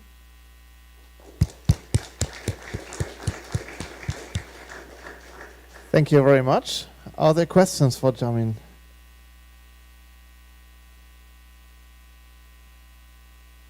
Okay, this talk is slightly outside my area of expertise, but I do have a question. So you said that you've been using SMT solvers, and I was wondering, two outcomes that you can get is SAT or unsat, and then you're happy. And the other outcome is that you're running out of memory, or that you're running out of getting into a timeout, which is actually quite often the case. So I was wondering, what was your experience on running those, and how long did it take, and how often did you run into this trouble of actually running out of memory or running for weeks and not getting any result? So for mimicy and fast mimicy, it takes around 5 minutes to run the code with 8 threads. And for gmimicy, it takes around 1 day to run the code. Okay, and that is with that's with reasonable memory requirements, like I don't know, a couple of gigabytes, or is that with a big machine with terabytes of memory? Yes, the memory is reasonable. Okay. Thank you very much. Any more questions for Jamin? If not, then please join me in thanking Jamin and all speakers of this session again.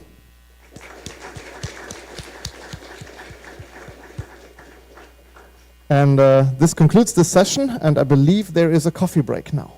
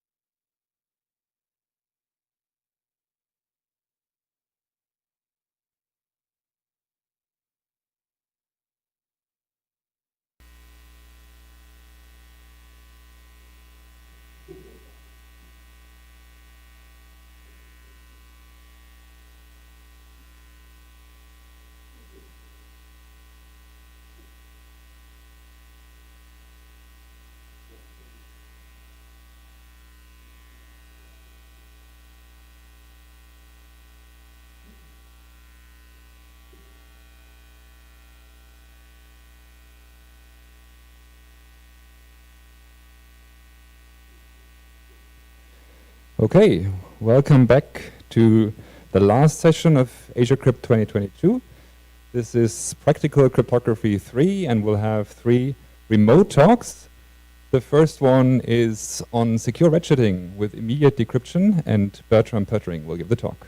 Bertram, hope you're there, and the floor is yours. Good afternoon. Is the audio okay? Can you hear me? Yeah, yes, we hear you. Good, good. So this is on secure ratcheting, and this is joint work with Jeroen Pijnenburg. There. So what's the setting today? So we talk about secure communication protocols as you would have them in say your Telegram or in your Signal instant messaging client. The focus of today's presentation is on strict two-party communication. There's also generalizations, not by us, on the group communication settings.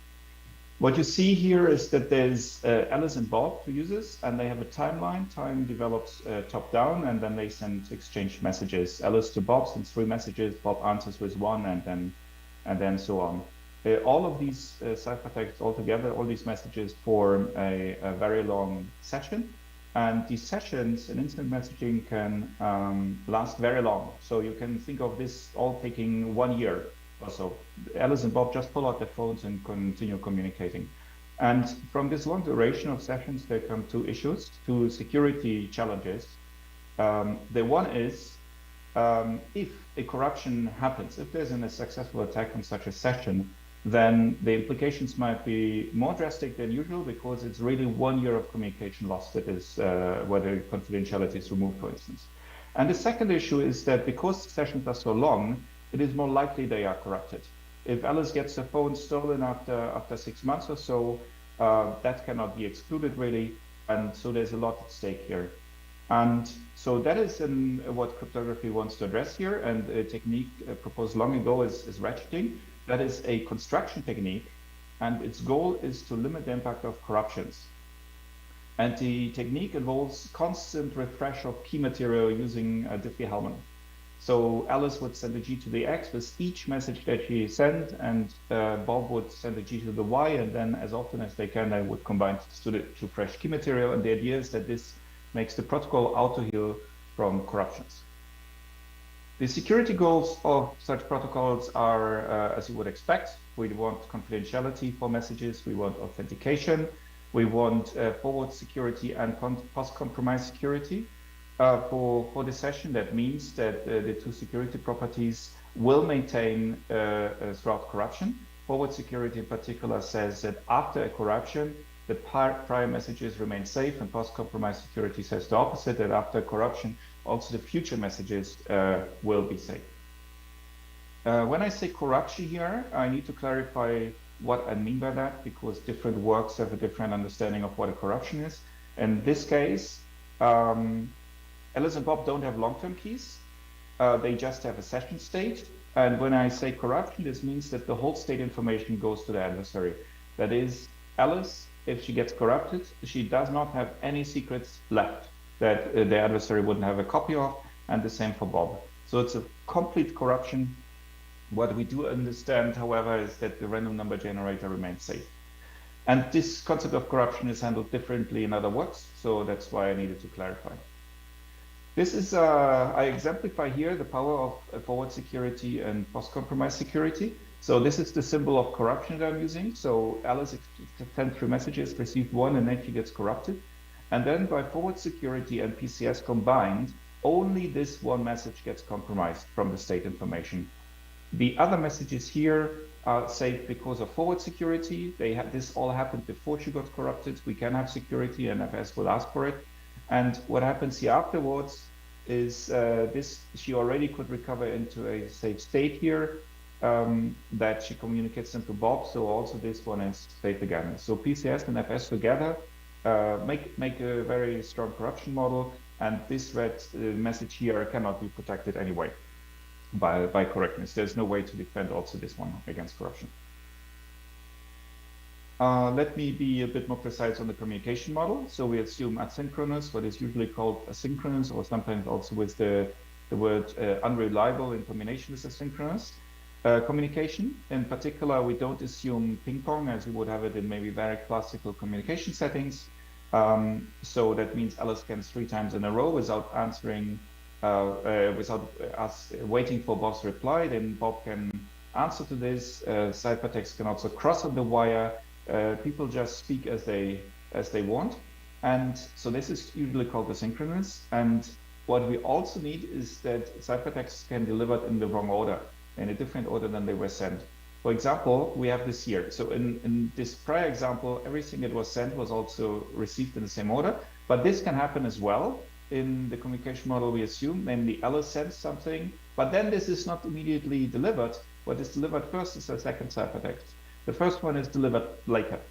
And what can also happen is that the message is stopped and it's never delivered. So I use this specific arrow tip to say that a message delivery does not happen of a specific message. And then into this picture gets the immediate decryption principle. And that says that whenever a ciphertext arrives on Bob's side or on Alice's side, so at the receiver side, whenever a ciphertext arrives, it will be immediately decrypted and the message will be displayed. That is a feature that one requests for instant messaging for a good user experience. And this could be an example for this, where this is very meaningful, is if the first message that Alice sends is a big picture of 10 megabytes, say, and then she sends an explanation of what this is, a short text, then this text will arrive at Bob earlier just because it's shorter, while the uploading of the picture will take a long time. So in this case, we have a situation where the second message, for good reason, arrives first before the first message arrives. So we are asking with ID, and everything in today's talk will be about this immediate decryption, is that all undelivered ciphertexts remain decryptable. So this is the formula behind ID. Now, immediate decryption needs to be handled cryptographically also, because it has an impact on functionality and security. In particular, if I have immediate decryption, in contrast to not having it, I have a stronger functionality.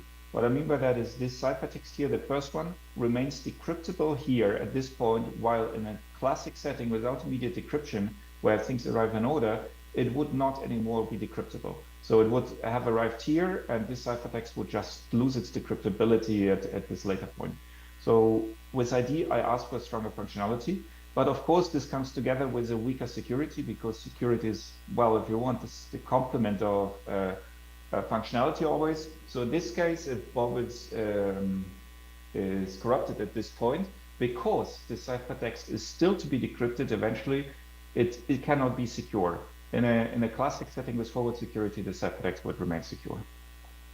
Now, we are not the first ones, of course, to look at the immediate decryption property. In particular, everything here is based on ACD 19. That's a paper by Alban Corretti-Dodes from Asiacrypt. What they do in this paper is they study the signal protocol, which is called the double ratchet, and then they formalize. They observe that all the messaging protocols have ID, and then they formalize for the first time FS and PCS, forward security and post-compromise security, with ID, and then they prove that that signal and the double ratchet in particular have these properties. What I have to say is that the model is built such that one can prove signal secure.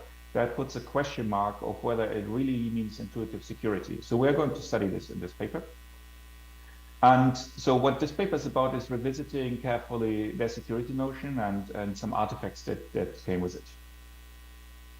And we start doing that here on the slides by presenting an attack. So this is what I'm showing here is a generic attack on protocols with immediate decryption.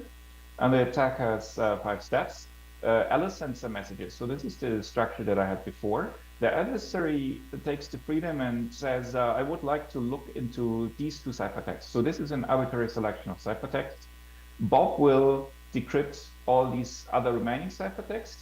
These 2 ones that the adversary picked will never be delivered. So the adversary makes sure they are not delivered. All the others are decrypted by Bob. Then eventually the adversary corrupts Bob. And now by the immediate decryption, by the ability of ID protocols to decrypt later, these ciphertexts, both of them can still be decrypted using this state. So the adversary learns them. So by this one corruption, it learns the contents of these 2 messages. And this makes this attack very, very powerful and very bad in practice. The key properties, I repeat, is the adversary has arbitrary selection of ciphertext that it can decrypt later. It is a single corruption. It can happen at any later stage, a month later after the corruption happened. We are not attacking anything specific about signal or the double redshift. We are just using this principle of ID that all undelivered ciphertexts remain decryptable. And just to stress that, while this contradicts forward security and ACD proof forward security in ACD 19, there is no technical problem in the paper. It's just that the forward security notion that is formalized is weak enough to cover this case. I personally am not satisfied by this, because when I hear FS, I expect FS, and this is not really FS. So this seems to contradict FS, and it seems to potentially to contradict the whole property of immediate decryption. So the conclusion of this attack is, it's very simple. It's an arbitrary selection of ciphertexts. It's unavoidable given ID, it seems, and it puts into conflict the ID and the FS properties. Of course, people want both, but possibly they don't get both. So now our contribution is to fix the situation a little bit. What we do is first we introduce the notion of progress in physical time to the concept of instant messaging. This is a concept that existed before in cryptography. Now it exists also in instant messaging. We introduce the concept that comes from physical time progression is of ciphertext expiration. We then propose a weakening of ID so that the ciphertext expiration is taken into account. We propose a weakening of forward security that takes into account the ciphertext expiration as well. And then we show that these two weakened properties, or improved properties, if you wish, don't contradict each other anymore, but they just complement each other. So they are friends again. And then we conclude with giving a proof of concept construction that is secure in both these notions. So let me give more details about what I mean by we introduce the modeling of physical time. So our model says that Alice and Bob have clocks on each side. So Alice has a clock and Bob has an independent clock. They are local, and they tick with a fixed frequency. So there's an advancement from here to here, which we call a tick, and then there's another tick and another tick. Think of this like every 1 minute or every 10 seconds or every 1 hour. That is to be discussed, but they have a constant frequency here and the same frequency on this side. Whenever a clock ticks, a scheme algorithm of the instant messaging protocol is invoked, so that the scheme learns about the progression of time, and then in the state of the scheme, the progression of time can be tracked. As I said, Alice and Bob have separate clocks. They have the same frequency roughly. Of course, clock skews may always happen, and they are perfectly tolerated by both our model and our construction. So this is not a problem. And we got comments on or questions on practicality of assuming these synchronized clocks somehow. I think in principle, this is more in the 70s, one could question that computing devices would have synchronized clocks. I think today, where everybody uses instant messaging on a smartphone, I think every 2 smartphones in the world have roughly the same concept of what a minute is. And if they don't agree, it's by a difference of nanoseconds. The clocks are regularly resynchronized, and really what the concept of 1 minute or 1 hour is pretty clear on modern computing devices. So that's what we assume. What I'm not sure one can see on the slides on the projector is that I colored these faces here with colors. So here's a yellow, here's a green, here's a peach color, to make more clear how top-down the time evolves. Now, given the progression of physical time, I can define the expiration of ciphertext, and I do this very simply. That Alice sends a ciphertext or a message at a time t1, and Bob receives it at time t2. So this is in each case a local measurement, t1 on Alice's side and t2 measured on Bob's side. Then I declare a ciphertext fresh if it was not traveling for too long time. So if between sending and receiving it was this took less than a specific threshold that is configurable, and if the ciphertext is not fresh, I call it expired. This threshold delta I can configure now, and this depends on user profile. I can choose 10 minutes, I can choose 1 month. This would be more a high security, high availability case. So this is what people really are afraid of, that their phone being snatched from them. This is more for relaxed cases. And if you configure infinity, then this means that our model doesn't add anything to prior work. So the cases are if you just plug in anything that is less than infinity. And this threshold here covers many different aspects, namely the network delay, processing delay inside in the phones, and of course the clock skew. Now, this the freshness and the expiration, I have no impact on security. I can refine my definitions. First, schemes can react to the progression of physical time, so they can track which ciphertexts are expired and which ones not. Recall that the scheme algorithms will wake up on every tick, so they can take actions that before were not expressible, that they wake up on each tick, the schemes, and check which of the keys that they store in the state are still valid or which ones are expired, and then they securely erase the expired ones so that a state corruption afterwards will not reveal those. And now we can change the meaning of immediate decryption and of forward security, meaning the ID, which was before all undelivered ciphertext remain decryptable, is now all non-expired ciphertext remain decryptable. So what is long past is not a subject of ID anymore, and the same for forward, or the complement for forward security. If you corrupt at some point, it's the expired ciphertext that remains safe, not the current one, because this would contradict ID again. So this attack that we had before, where the adversary made a selection of this and this ciphertext, for instance, this wouldn't work anymore at the corruption of this place, because this ciphertext is, if we configure delta correspondingly, this one would now be expired, so nobody can decrypt it. Bob cannot, and the adversary at this point cannot either, while this one is not expired, so this is the one that leaks. Now this comes from the ID property. Now, this is the concept of expiration that we have, but this needs to go, of course, formally into a model. How can we formalize it? I give you just a very quick idea. So this is how our games look like, but so that you don't get distracted, I blur most of it. And what you see is that our games have oracles, as you would expect. There's a send oracle that invokes the send algorithm of the protocol, a receive oracle that invokes receive. And this is the new part up here. There's a tick oracle. This is the one that is regularly called, indicating the user. And then the user's algorithm, which we also call tick, is invoked, and it can just do a state update. So the tick algorithm doesn't get input, it doesn't get output, it just updates its state to potentially count a counter forward. And the games usually count as well. This is the physical time that we increase by 1. So the impact this has on the game notation is absolutely minimal. It's very easy to handle notation-wise. Now, let me take the last minutes to shed some light on how we construct a proof of concept protocol for this. We basically do what one always does in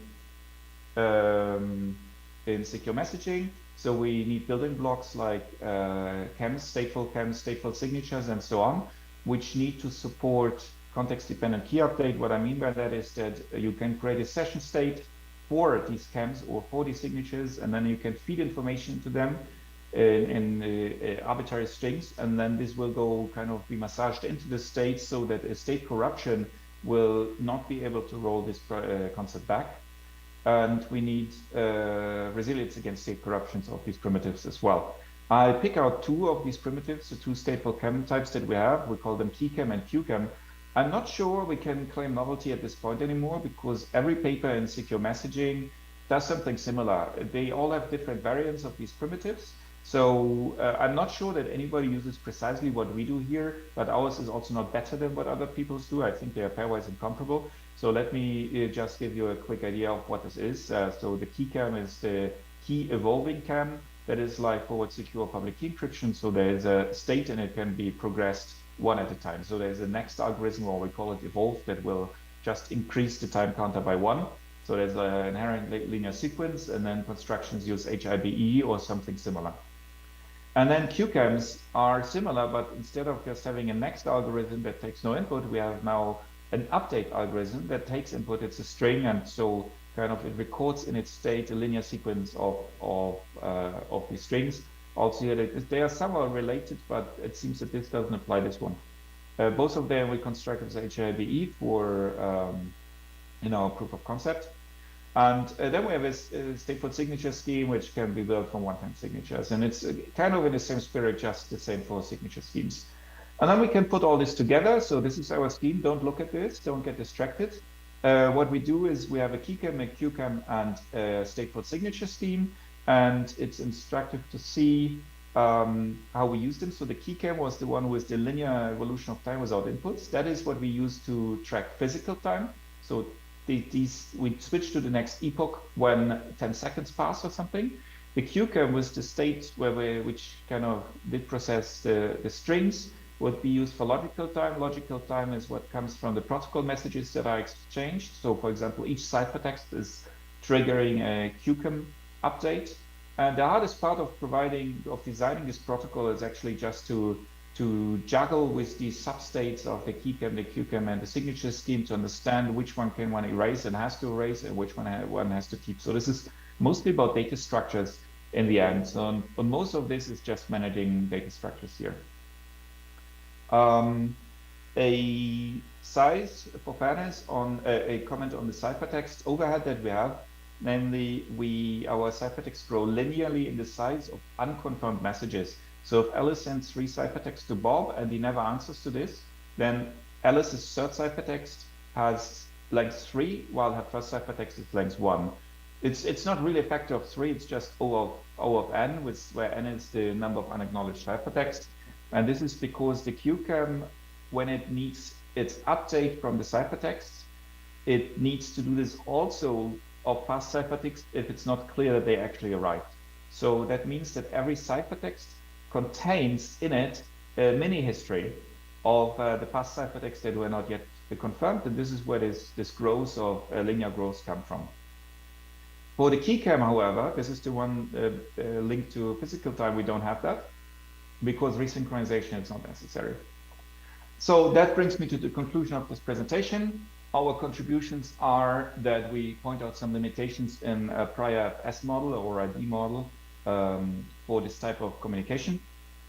We introduce to the scene the notion of physical time and how we can use it as a security resource, how we can strengthen our primitives based on time. Then we refine the FS and ID model and give a proof of concept construction. Why I always say it's proof of concept, because maybe the protocol is not really practical, coming from 2 different observations. The one is the linear growth of ciphertext in the number of unconfirmed messages, and the second is because of the use of IPIVE. Both cases look possibly worse than they are, because if you have ping-pong communication, this linear growth goes back to O of 1, and under the assumption that it rarely happens that Alice sends really 1,000 messages in a shot, maybe this is not really a problem, but I'm not the right person to decide that. For future work, we leave to make more compact, more efficient protocols that are better in these two regards. I personally would expect they are also not that secure. They have a weaker security. An example would be the Signal protocol, which is weaker, has weaker security.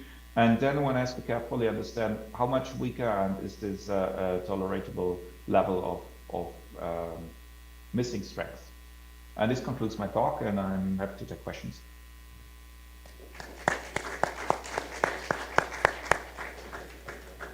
Thanks, Bertram. We're almost out of time, but we'll have time for one quick question, if there is one.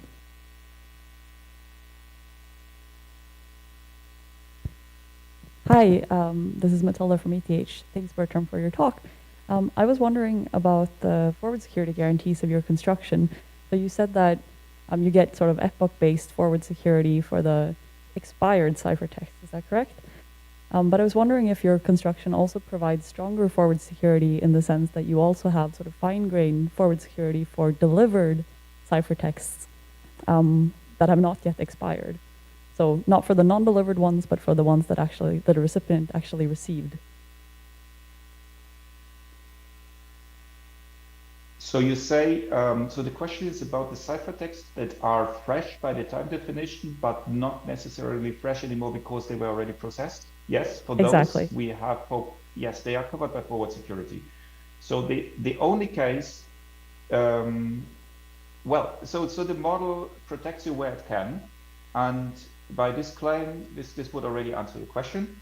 But yes, if you decrypt a ciphertext and you get the message back, then that ciphertext will not be decryptable anymore, not by the real bot and not by an adversary corrupting bot and then doing what an adversary does. Okay, thank you. So you decrypt the ciphertext and then the message is there and the ciphertext has no validity anymore to nobody. Great, thanks. All right, let's thank Bertram again then. And we can switch to the second talk.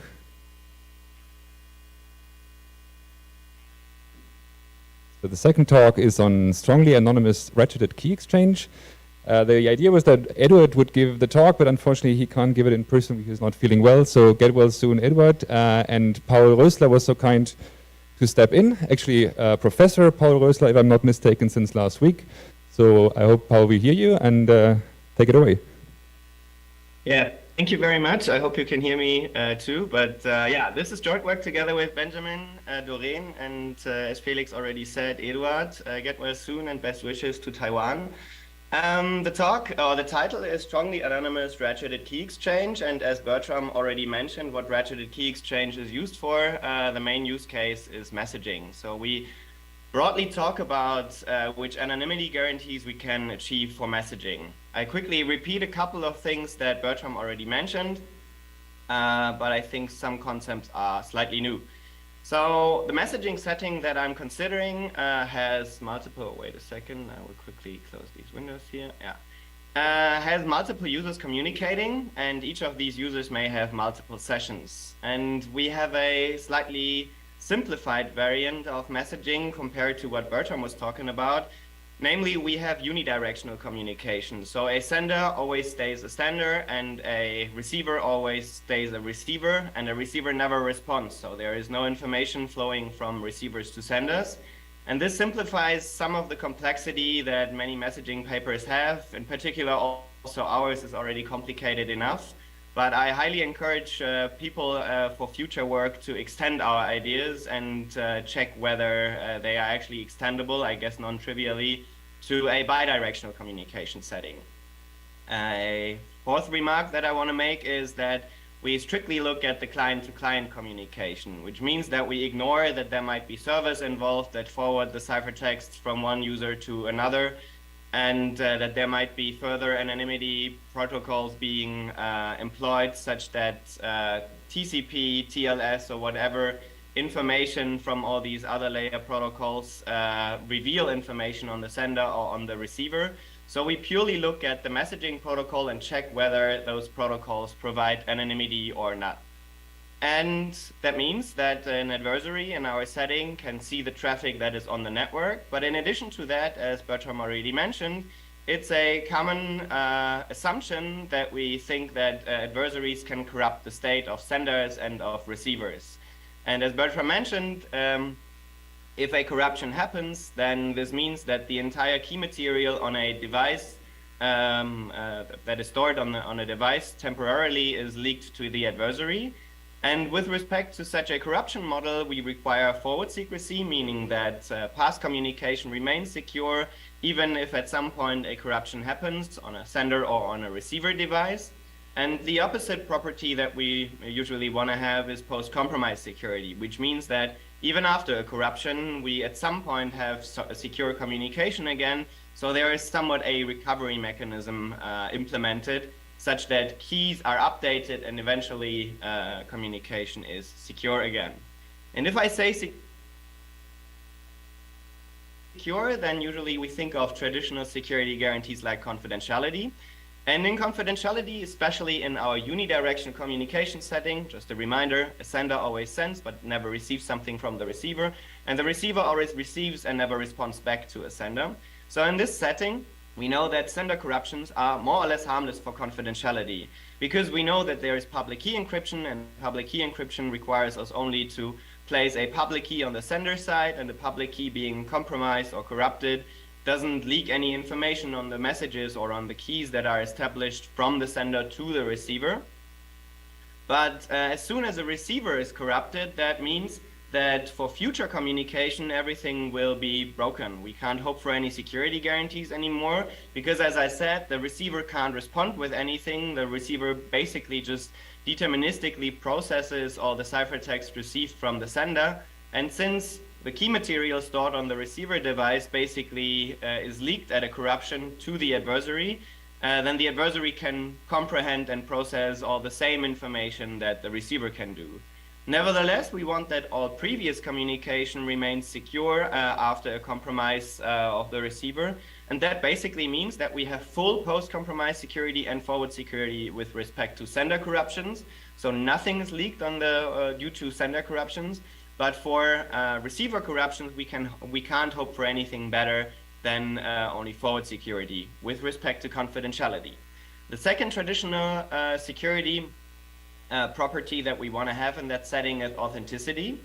And for authenticity, the situation is somewhat flipped. Receiver corruptions don't have any impact on authenticity because we know we have digital signatures, and a verification key put into the state on the receiver side doesn't allow an adversary to trivially forge ciphertext towards the receiver.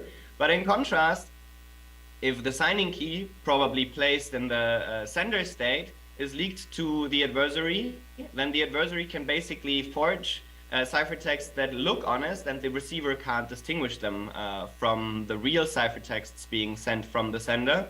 And as a result, directly or immediately after a sender corruption, there is the possibility that an adversary can forge ciphertexts and so diverge the sender and the receiver communication somewhat. But if the adversary doesn't take the opportunity of immediately using the state that is corrupted on the sender side to implement an impersonation of the sender towards the receiver, then there might be an implementation of a key update, of a signing key update on the sender side, and so authenticity is somewhat recovered. So in this case, for authenticity, we have strong forward secrecy and post-compromise security, basically for receiver corruptions. But for sender corruptions, we have this one exception that immediately after a corruption, we can't hope for the possibility that forgeries are impossible, basically. This is not new. These traditional security guarantees have been considered in previous work, and we also know from previous work that there are efficient constructions for this unidirectional ratcheting setting, basically relying on public key encryption and one-time signatures. These constructions, at least for the unidirectional case, are extremely efficient. They have an overhead, constant overhead for communication from Alice to Bob. Also, the computation is pretty simple, and as you see here, as I mentioned also, the assumptions are pretty mild. But now, as I said, what our focus is in this talk here is that we consider anonymity as a new goal. And before I look at constructions, let's briefly think about which type of properties or which type of adversary model we have here. So as I mentioned before, the adversary sees all the traffic, but we restrict the adversary to just see the packets that flow on the network. The adversary cannot see where these packets come from or where they go to. That somewhat implicitly assumes that there is somewhat a mechanism that routes these ciphertexts hidden from the adversary, from the sender to the adversary, and from the adversary to the receivers, such that basically, as I mentioned, the adversary doesn't know where these packets come from or where they go to. The focus here is that these packets do not reveal themselves where they are coming from or where they are going to. So basically, this is the first property. We want that the packets that the messaging protocols are sending and receiving, they look random. That means that they don't tell the adversary where they come from, where they go to which session they belong, or in which place within a session they are placed. So, as I said, these packets that these messaging protocols send and receive, they don't tell the adversary anything about their context. And so basically they are required to look random. As we already know, in this messaging setting, corruption is realistic or considered realistic. And so an adversary may be able to corrupt senders and receivers. And as a result, the adversary sees all the key material that is stored on a device. But now the problem is that this key material may leak information on which packets were sent from whom, to which session these packets belong to. And so what we require, and that's basically the second requirement, is that these keys that are stored on a sender device, they look random. They don't tell the adversary to which session they are or for which session they are useful. They don't tell the adversary how often the state material was used, so how many ciphertexts have been sent in a session between Alice and Bob, or how many ciphertexts have been sent in a session between Alice and Charlie, and so on and so forth. And in addition to that, we want that the sender can create dummy states, because the pure information how many states or how much key material is stored on a sender device may leak how many sessions that the user has. So basically, the sender should be able to create new states that look just the same as the real states, and so we can fill and pad all the key material stored on one device such that the adversary can basically deny or hide how many sessions are running on that device. A final property that we want to have is that the key material on the sender device is updatable. And the motivation for this is that, of course, whenever a session is used, so whenever Alice sends a message to Bob, then the key material for that particular session is updated. But we want that also all the remaining session states, also the dummy states, can be updated such that whenever the adversary looks once on the state and there is one session state used for sending real information, but the other session states are just randomly updated, then the adversary shouldn't know which of these states were used for real sending and which of them were used for updating, such that the adversary doesn't know how many ciphertexts have been sent in the session and in which sessions of a sender these ciphertexts have been sent. And for all of these properties, we want to have forward secrecy and post-compromise security, which means that we want to have that the traffic looks random, that the secrets look random, that we have randomizable dummy states on a sender device, and that the secrets and the traffic are independent of each other, as strong as we can go with corruption and with letting the adversary see all that information. So as a result, we want to have strongest security, so everything that can heal on the sender side should heal, everything that can heal on the receiver side should heal. I won't be able to give you the details how trivial attacks look in that setting, and how precisely we can recover from corruptions on the sender or receiver side. But what we basically do in our paper, and you have to look into the details for that, is we look for the strongest corruption model, we look for the strongest adversary model, in that sense that whenever it is possible, traffic secrets look random and are independent of each other. Okay, so this is everything that I want to say about the security setting. Let me briefly give you some ideas of our construction. I won't go into the details how the construction looks like, but we have two building blocks that I think are somewhat interesting. The first building block is public key encryption. And for the public key encryption, we have the encryption key stored on the sender device and the decryption key stored on the receiver device. And so since we want to have that the sender state is re-randomizable, our public key encryption scheme should allow us to update the encryption key such that two encryption keys cannot be put into relation. So basically, whenever we update them, it's unclear whether this is a fresh key, whether this is an independent key, or whether this is just an updated key from a prior key. For this, the keys look as follows. An encryption key consists of two components. The first component is a generator raised to a random exponent, and the second component is the same generator raised to the same random exponent and times the decryption key, which is the exponent x. Whenever we want to update the encryption key, we take the two components and raise each of them to the power of the same random exponent, which means that basically after a couple of key updates, the encryption key is the generator raised to a large product of exponents R, and the second component is the same generator raised to the same large product of random exponents times the decryption key X.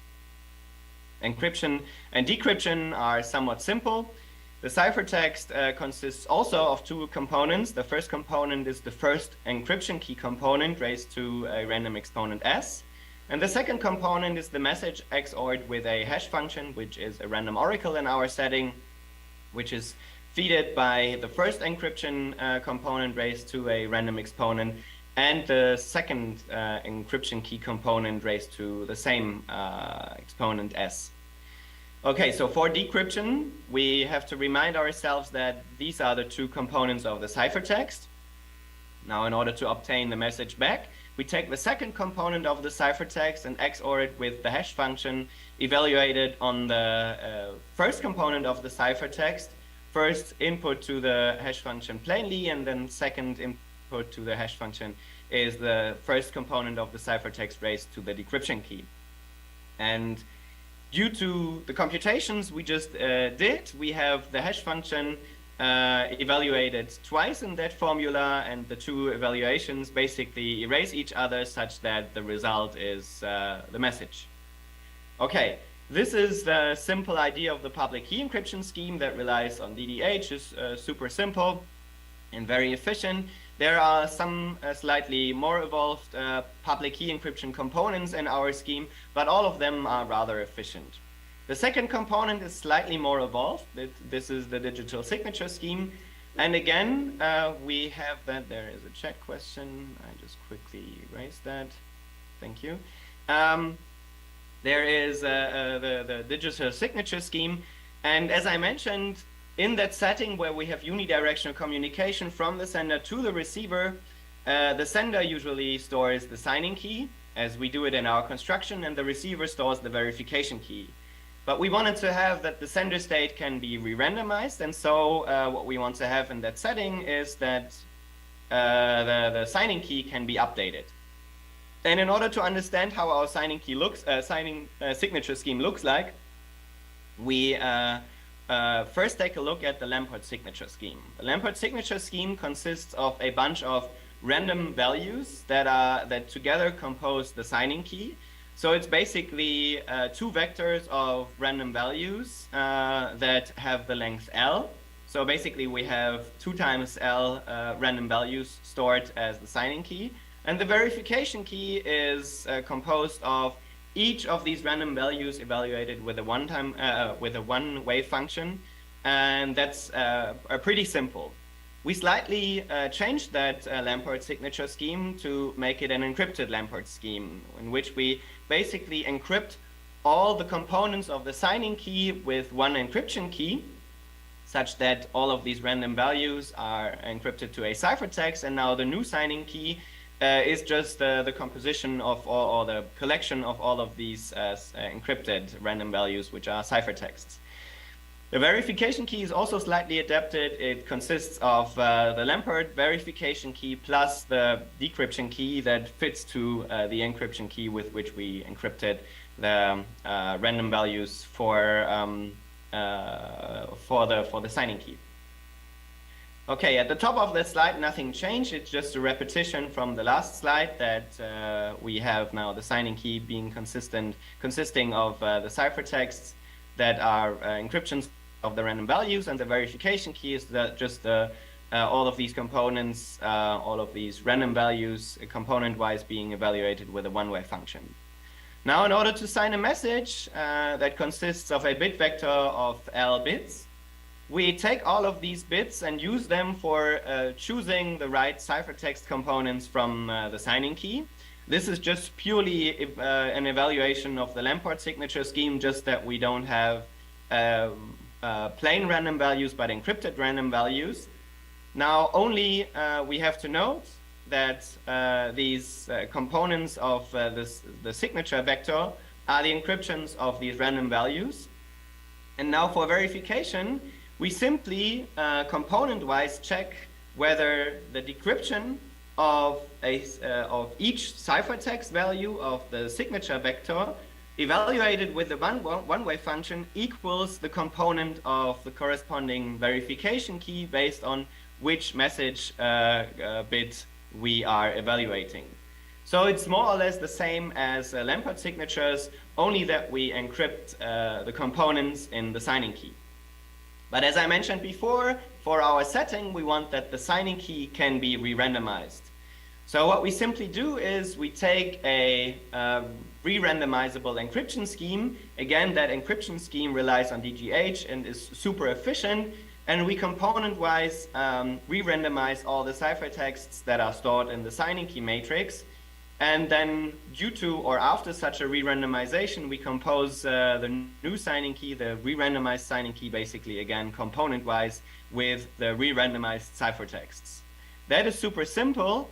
But as you see here, the signing key is pretty large, the verification key is pretty large, and also the signature is rather large. So ideally, we want to have compact signatures, and indeed we can obtain this by somewhat aggregating the ciphertexts from the vector of this the signature. And the basic idea that is underlying to this aggregation is that we use concepts from BLS signatures and use the aggregation trick that is used for BLS signatures.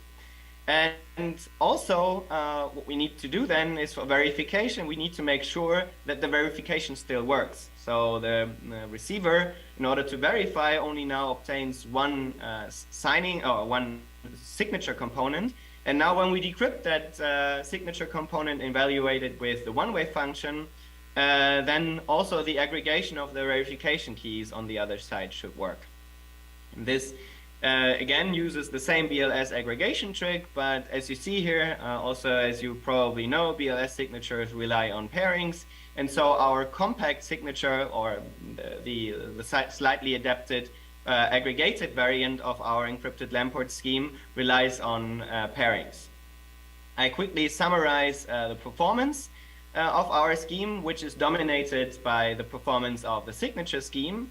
So for sending between Alice and Bob in our big messaging scheme, unidirectional from Alice to Bob, the performance for computation is dominated by the signing algorithm, which consists of 4L group operations, and the ciphertext that is sent from Alice to Bob is basically dominated asymptotically by the size of the verification key that is updated with every sending from sender to receiver. And these verification keys consist of 2L group elements.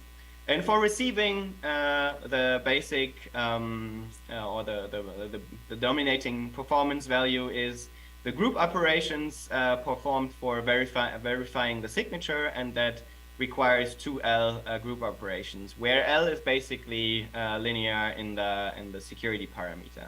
All the details are on ePrint, of course, and yeah, extending work may look at how to extend that to a bidirectional communication setting, and also how to consider all the remaining protocols that are involved in such a messaging case. But I think for strict or strong security, we provide a first perspective on how strong anonymity that uses the strength of key updates in messaging may look like. Thank you very much for your attention, and I'm happy to take questions. Also, Eduard is maybe in the chat and can support me in answering your questions.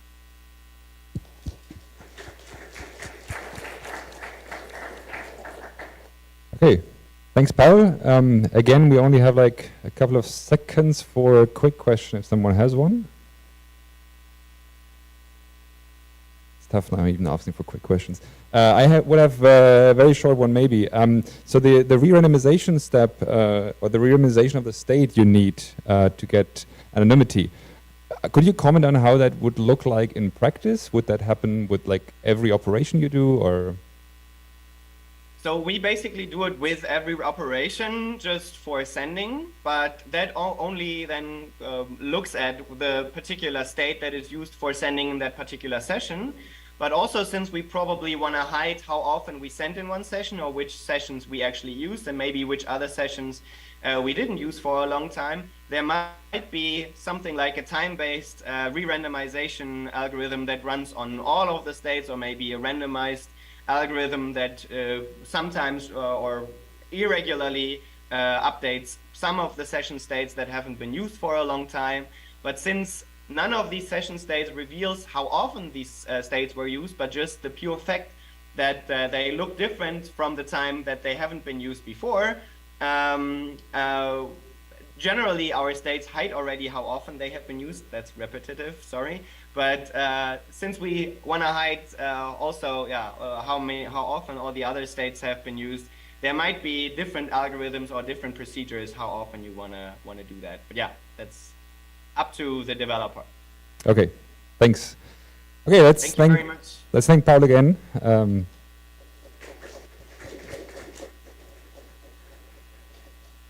And let's proceed to the third talk.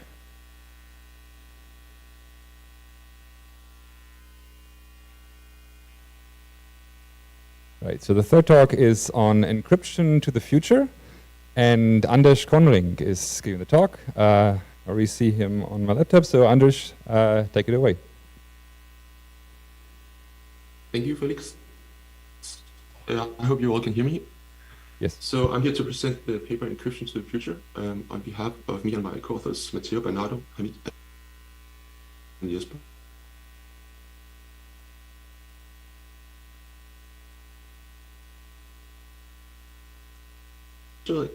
Anders, I think you're breaking up. The Function. connection seems to be breaking up.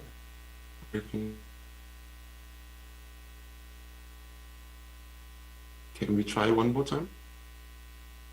Okay, we hear you again. Maybe switch off the video for now because that seems to be freezing, and try on the audio alone. Cool.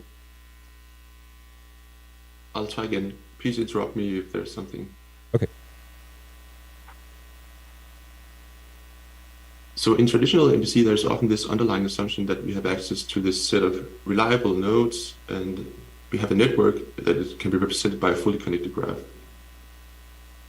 But in reality, the image is almost always different. So we have access to these heterogeneous networks that are composed of nodes that join or leave all the time and can be subject to DDoS attacks or even more powerful adversary strategies. So with the advent of blockchains, we not only in digital currencies and NFTs, but we also coordination platforms for miners and stakeholders that can be used to tame these large networks. So blockchains are these peer-to-peer networks with consensus layer that has some nice properties. One is the lottery mechanism that is often used to select the party who's going to propose the next block.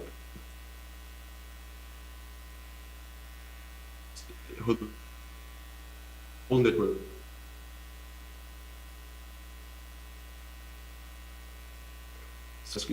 We use this, or repurpose this blockchain infrastructure to orchestrate MPC. And the sequence of work, starting with can a blockchain keep secret and going through the Yoso paper and even the Fluid MPC paper, has answered this question with the yes, that we can conduct some kind of secret sharing or MPC on top of these networks.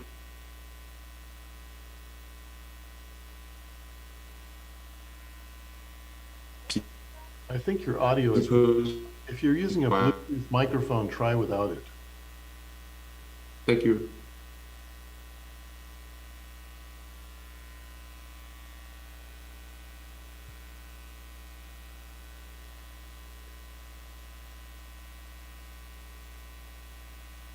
I'm trying again.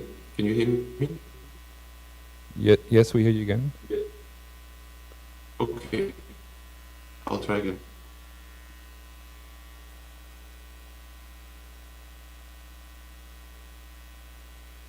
So in particular, in the Yoso paper, there is this, they're trying to conduct MPC in the presence of a mobile adversary. And this protocol. So in particular, there has to be some limited interaction pattern, and the party can only speak once, otherwise it would be subject to immediate corruption after it spoke. Another thing is that the adversary cannot know when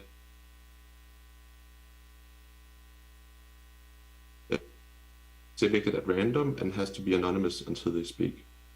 So this gives us also some interesting side effects, this design. in particular, these networks have the support for nodes at any time. And also there are some scalability benefits because these large networks allow for sampling small committees with the right distribution with high probability, such that we can conduct secret sharing or MPC with small committees that are sublinear in size of the whole network. So in the OSO MPC, they also distinguish between something called role execution and role assignment. So role execution is just having machines executing the role protocol specifies basically. Role assignment is associating a machine on the network, this large network, with a role in the protocol, but also establishing a receiver anonymous channel to the machine. We don't want to rely on full witness encryption to establish this receiver anonymous channels because that would entail using heavy cryptographic tools such as multilinear maps. Also, we don't want to use time-lock puzzles because if an adversary puts in enough resources, then it would also be able to receive whatever is in the channel, and we might not want that. So our work can actually be seen as a generalization of role assignment. So we're motivated by this question of transferring secret state to future committees. So we both consider anonymous and transparent committee selection. We also look at the difference between sending state to the near future versus the far future. And we investigate the need for auxiliary committees when we carry the state into the future. So our main contributions can be listed as follows. We have for the encryption to the near future, where we have a known state distribution, we show that we can instantiate YOSO using our encryption to the near future and with an underlying anonymous lottery. We also introduce a relaxed version of witness encryption that we call witness encryption over commitments. And we use this witness encryption over commitments to obtain our encryption to the near future. This witness encryption over commitments can then in turn on only oblivious transfer and Cabal circuits. For the encryption to the far future, if we don't allow ourselves to use auxiliary committees, then we show that we have something equivalent to blockchain witness encryption, which is a primitive that we describe in the paper, but it's introduced by Goyal et al. If we do allow ourselves to have interaction with auxiliary committees, then we show that we have a construction based on encryption to the near future and threshold identity-based encryption. Importantly, this construction that we have here has basically the communication that needs to, or the state that needs to be transferred from one committee to another committee in this construction is independent of the number of messages and the size of the messages. So I will focus on these 2 points, and you're welcome to look at the other points in the paper. So what is a blockchain? So a blockchain in our lens is a sequence of blocks where each block is associated with a time slot. So blockchain lotteries are these self-selection mechanisms that gives the winner the right to play a role. So a role to propose a new block for the chain for a specific slot, or it could be introducing new randomness or become a member of a YOSO committee. So we define our blotter predicate like this. So we have a blockchain state B, a slot, a role, and a lottery secret key. And we say that this lottery secret key wins the lottery if the lottery predicate evaluates to 1. So we distinguish between anonymous lotteries, which are these like VRF-based or proof-of-stake lotteries. Also the Nakamoto proof of work is anonymous lottery. But we also have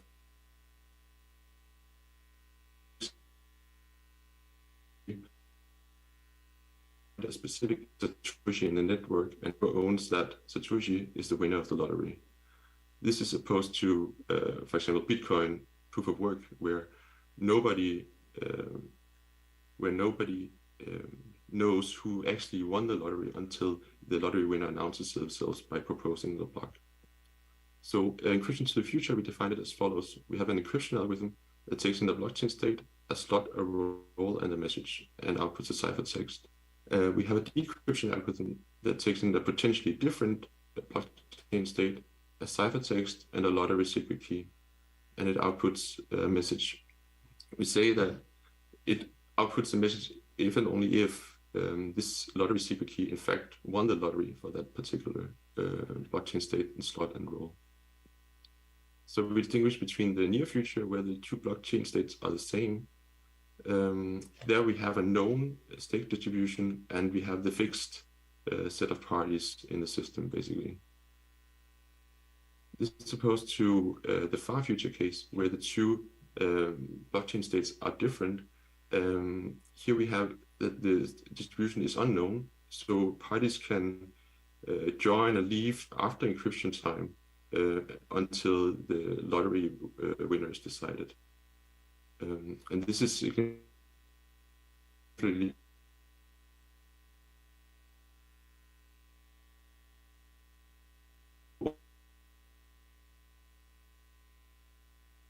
as encryption time, because this makes sure that an adversary cannot just mine its own blockchain and use that to make itself the winner of the lottery and use that for decryption. So we start by looking at the weaker notion, which is the encryption to the near future, where the blockchain states are the same. We can use this encryption over commitments to construct this encryption to the near future. So let's start by looking at witness encryption over commitments. And start by looking at plain old witness encryption, where we have Alice that wants to send a message to Bob. So she can encrypt this message under an NP statement X, send the ciphertext to Bob, and Bob can decrypt if he knows a witness to the specific relation. And this is the standard witness encryption description.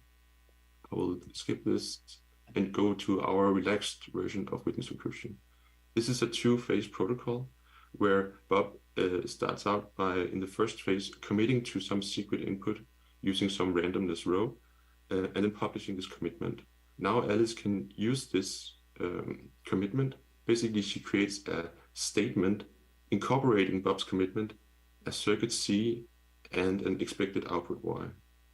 And then she encrypts the message using this statement. Now Bob can decrypt if he knows a witness, which is the secret input and the randomness row used for the commitment. And then the circuit has to, when evaluated on the secret input, has to evaluate to this the expected output Y. And the Bob also has to know the opening to the commitment. So this is how it is in writing. So we have a set of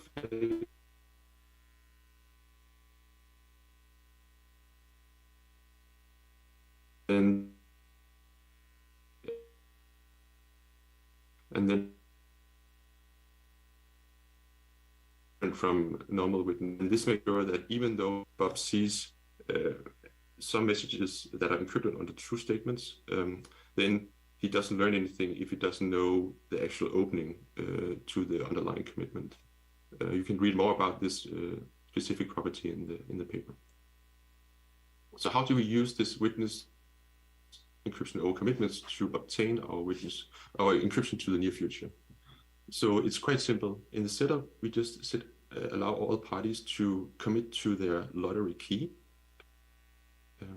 Then we can encrypt by making the circuit encode the lottery predicate for that specific blockchain slot and role.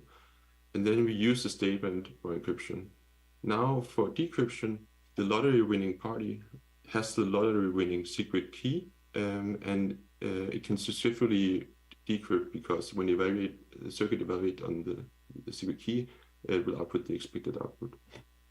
So here we first role assignment protocol that doesn't use any auxiliary committees. The only downside is that Alice has to encrypt towards every single commitment in the system, and basically she has to commit to encrypt towards every potential lottery winner in the system, and that makes the the ciphertext grow linearly in the number of participants in the network. And we have additional candidate constructions in the paper, so you're welcome to read that. They have different trade-offs. So now we look at the far future case. And here we have a construction, if we use allow ourselves to use auxiliary committees, that is based on our near future encryption to the future and a threshold identity-based encryption scheme. So what is an identity-based encryption scheme? So basically we have a dealer that samples a master secret key and a master public key and publishes the master public key.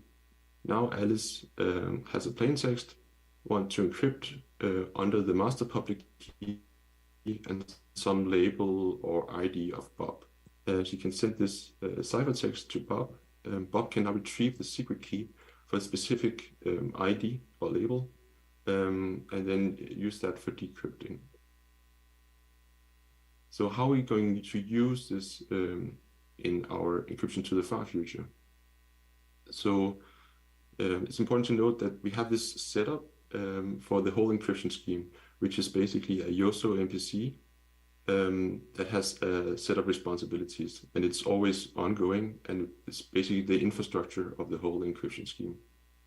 And it starts by constructing this threshold identity-based encryption setup, which is a master public key and a master secret key.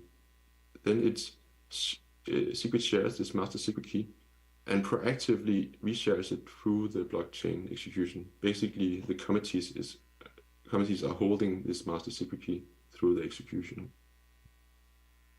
Then another responsibility that it has is that it has to check for any ETF ciphertext in the system and see if it has a destination slot and role that has just been decided.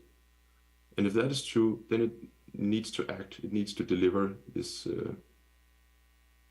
ciphertext.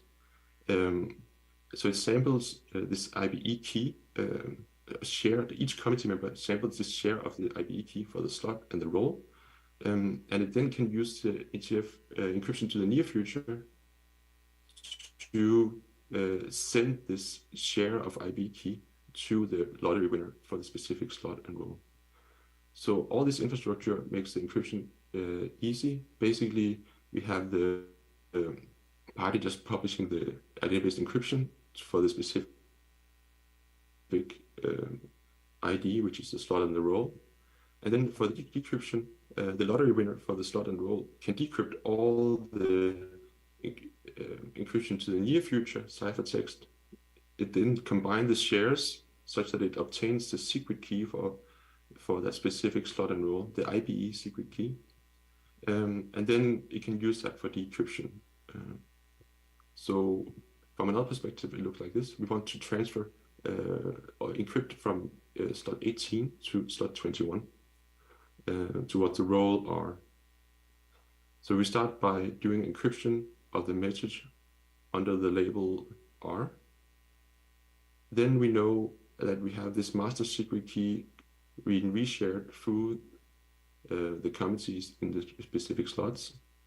Then at some point, these committees need to act because it has to deliver the message. So what it does is that it samples secret key shares, and then it uses encryption to the near future to send these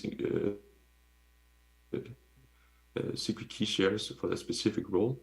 And then whoever wins the role R in that specific slot can decrypt these encryption to the near future ciphertext, and then also decrypt the original ciphertext. So to compare with other works, to summarize, we have encryption to the near future, where we have this committed witness encryption construction that can be based in turn on Gabel circuit and oblivious transfer. Here we don't use any committees, auxiliary committees, but we do have a ciphertext that is linear in the size of the number of parties in the system. We also have this initial phase where each party in the system has to commit to the lottery secret key and publish that. For the encryption to the far future, we cannot compete with fully fledged witness encryption, basically. But we have a construction that I just showed which is based on identity-based encryption. Importantly here, basically the state that needs to be transferred from one committee to the next committee, that state is independent of the number of messages and the size of the messages, because we only have to carry the master secret key of the identity-based encryption scheme. And that makes it a big improvement compared to other schemes out there. So with that, I will just say thank you, and please read our paper on ePrint.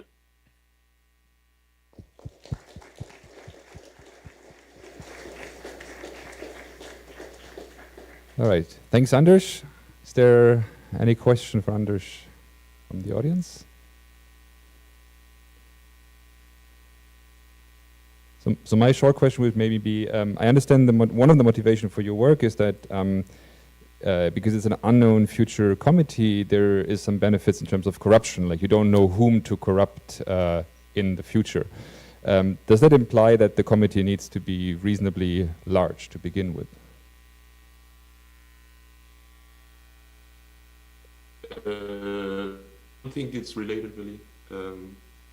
So the committee just had to carry out whatever the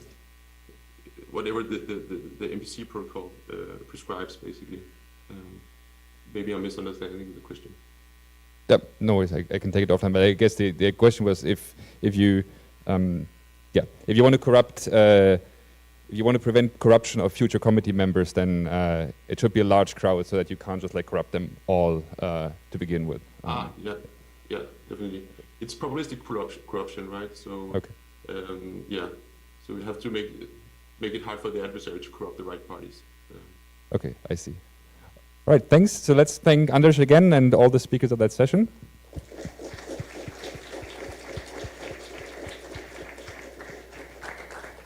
Now this concludes the session, and I think we're almost at the end. So I hand over to the general chairs. Hi, ladies and gentlemen. We are here to conclude the program of Asiacrypt 2022. It's been a very gruesome 5 days. I'm glad that you are all here in person, and I hope you all had fun and enjoyed the experience. And please come back to Taiwan again, maybe for TCC 2023. We are, before breaking up the meeting, one or two things to say. Please clear out of here by 16:50, because they want this place at 5 o'clock. Also, we are going to ask Professor Fang Guo Zhang to present to us. He is not able to be present physically, but we will first play a short video by him welcoming everyone to Guangzhou.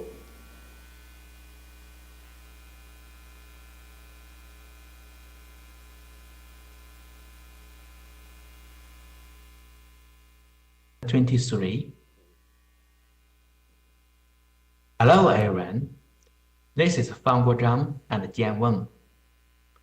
Asiacrypt 2023 will be held at Guangzhou, China, 1 year later. We would like to invite you to Guangzhou. Guangzhou is located in the south of China and with convenient transportation. Guangzhou is close to Hong Kong and Macau, and can be reached from Hong Kong and Macau by high-speed rail in 1 hour. Guangzhou is the capital of Guangdong Province, the third largest city in China after Beijing and Shanghai. The winter of Guangzhou is free of snow. The temperature in December is about 16 degrees. Guangzhou city has more than 2,000 years history. There are many famous old buildings and new buildings in here. Guangdong food is also very famous. For the information of conference venue, We will publish it on the website later. Guangzhou is also called City of Flowers. It is a very beautiful city. Welcome to Guangzhou. Thank you very much.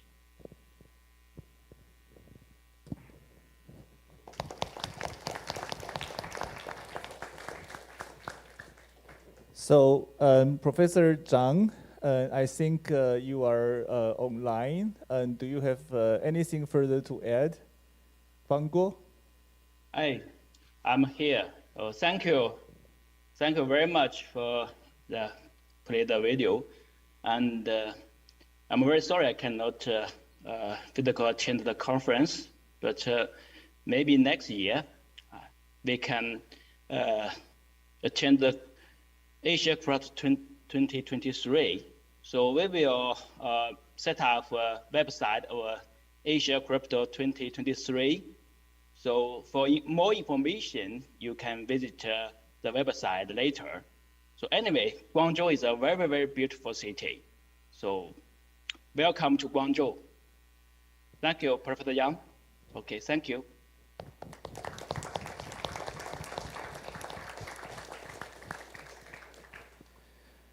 All right, so with that, we declare Asiacrypt 2022 meeting adjourned.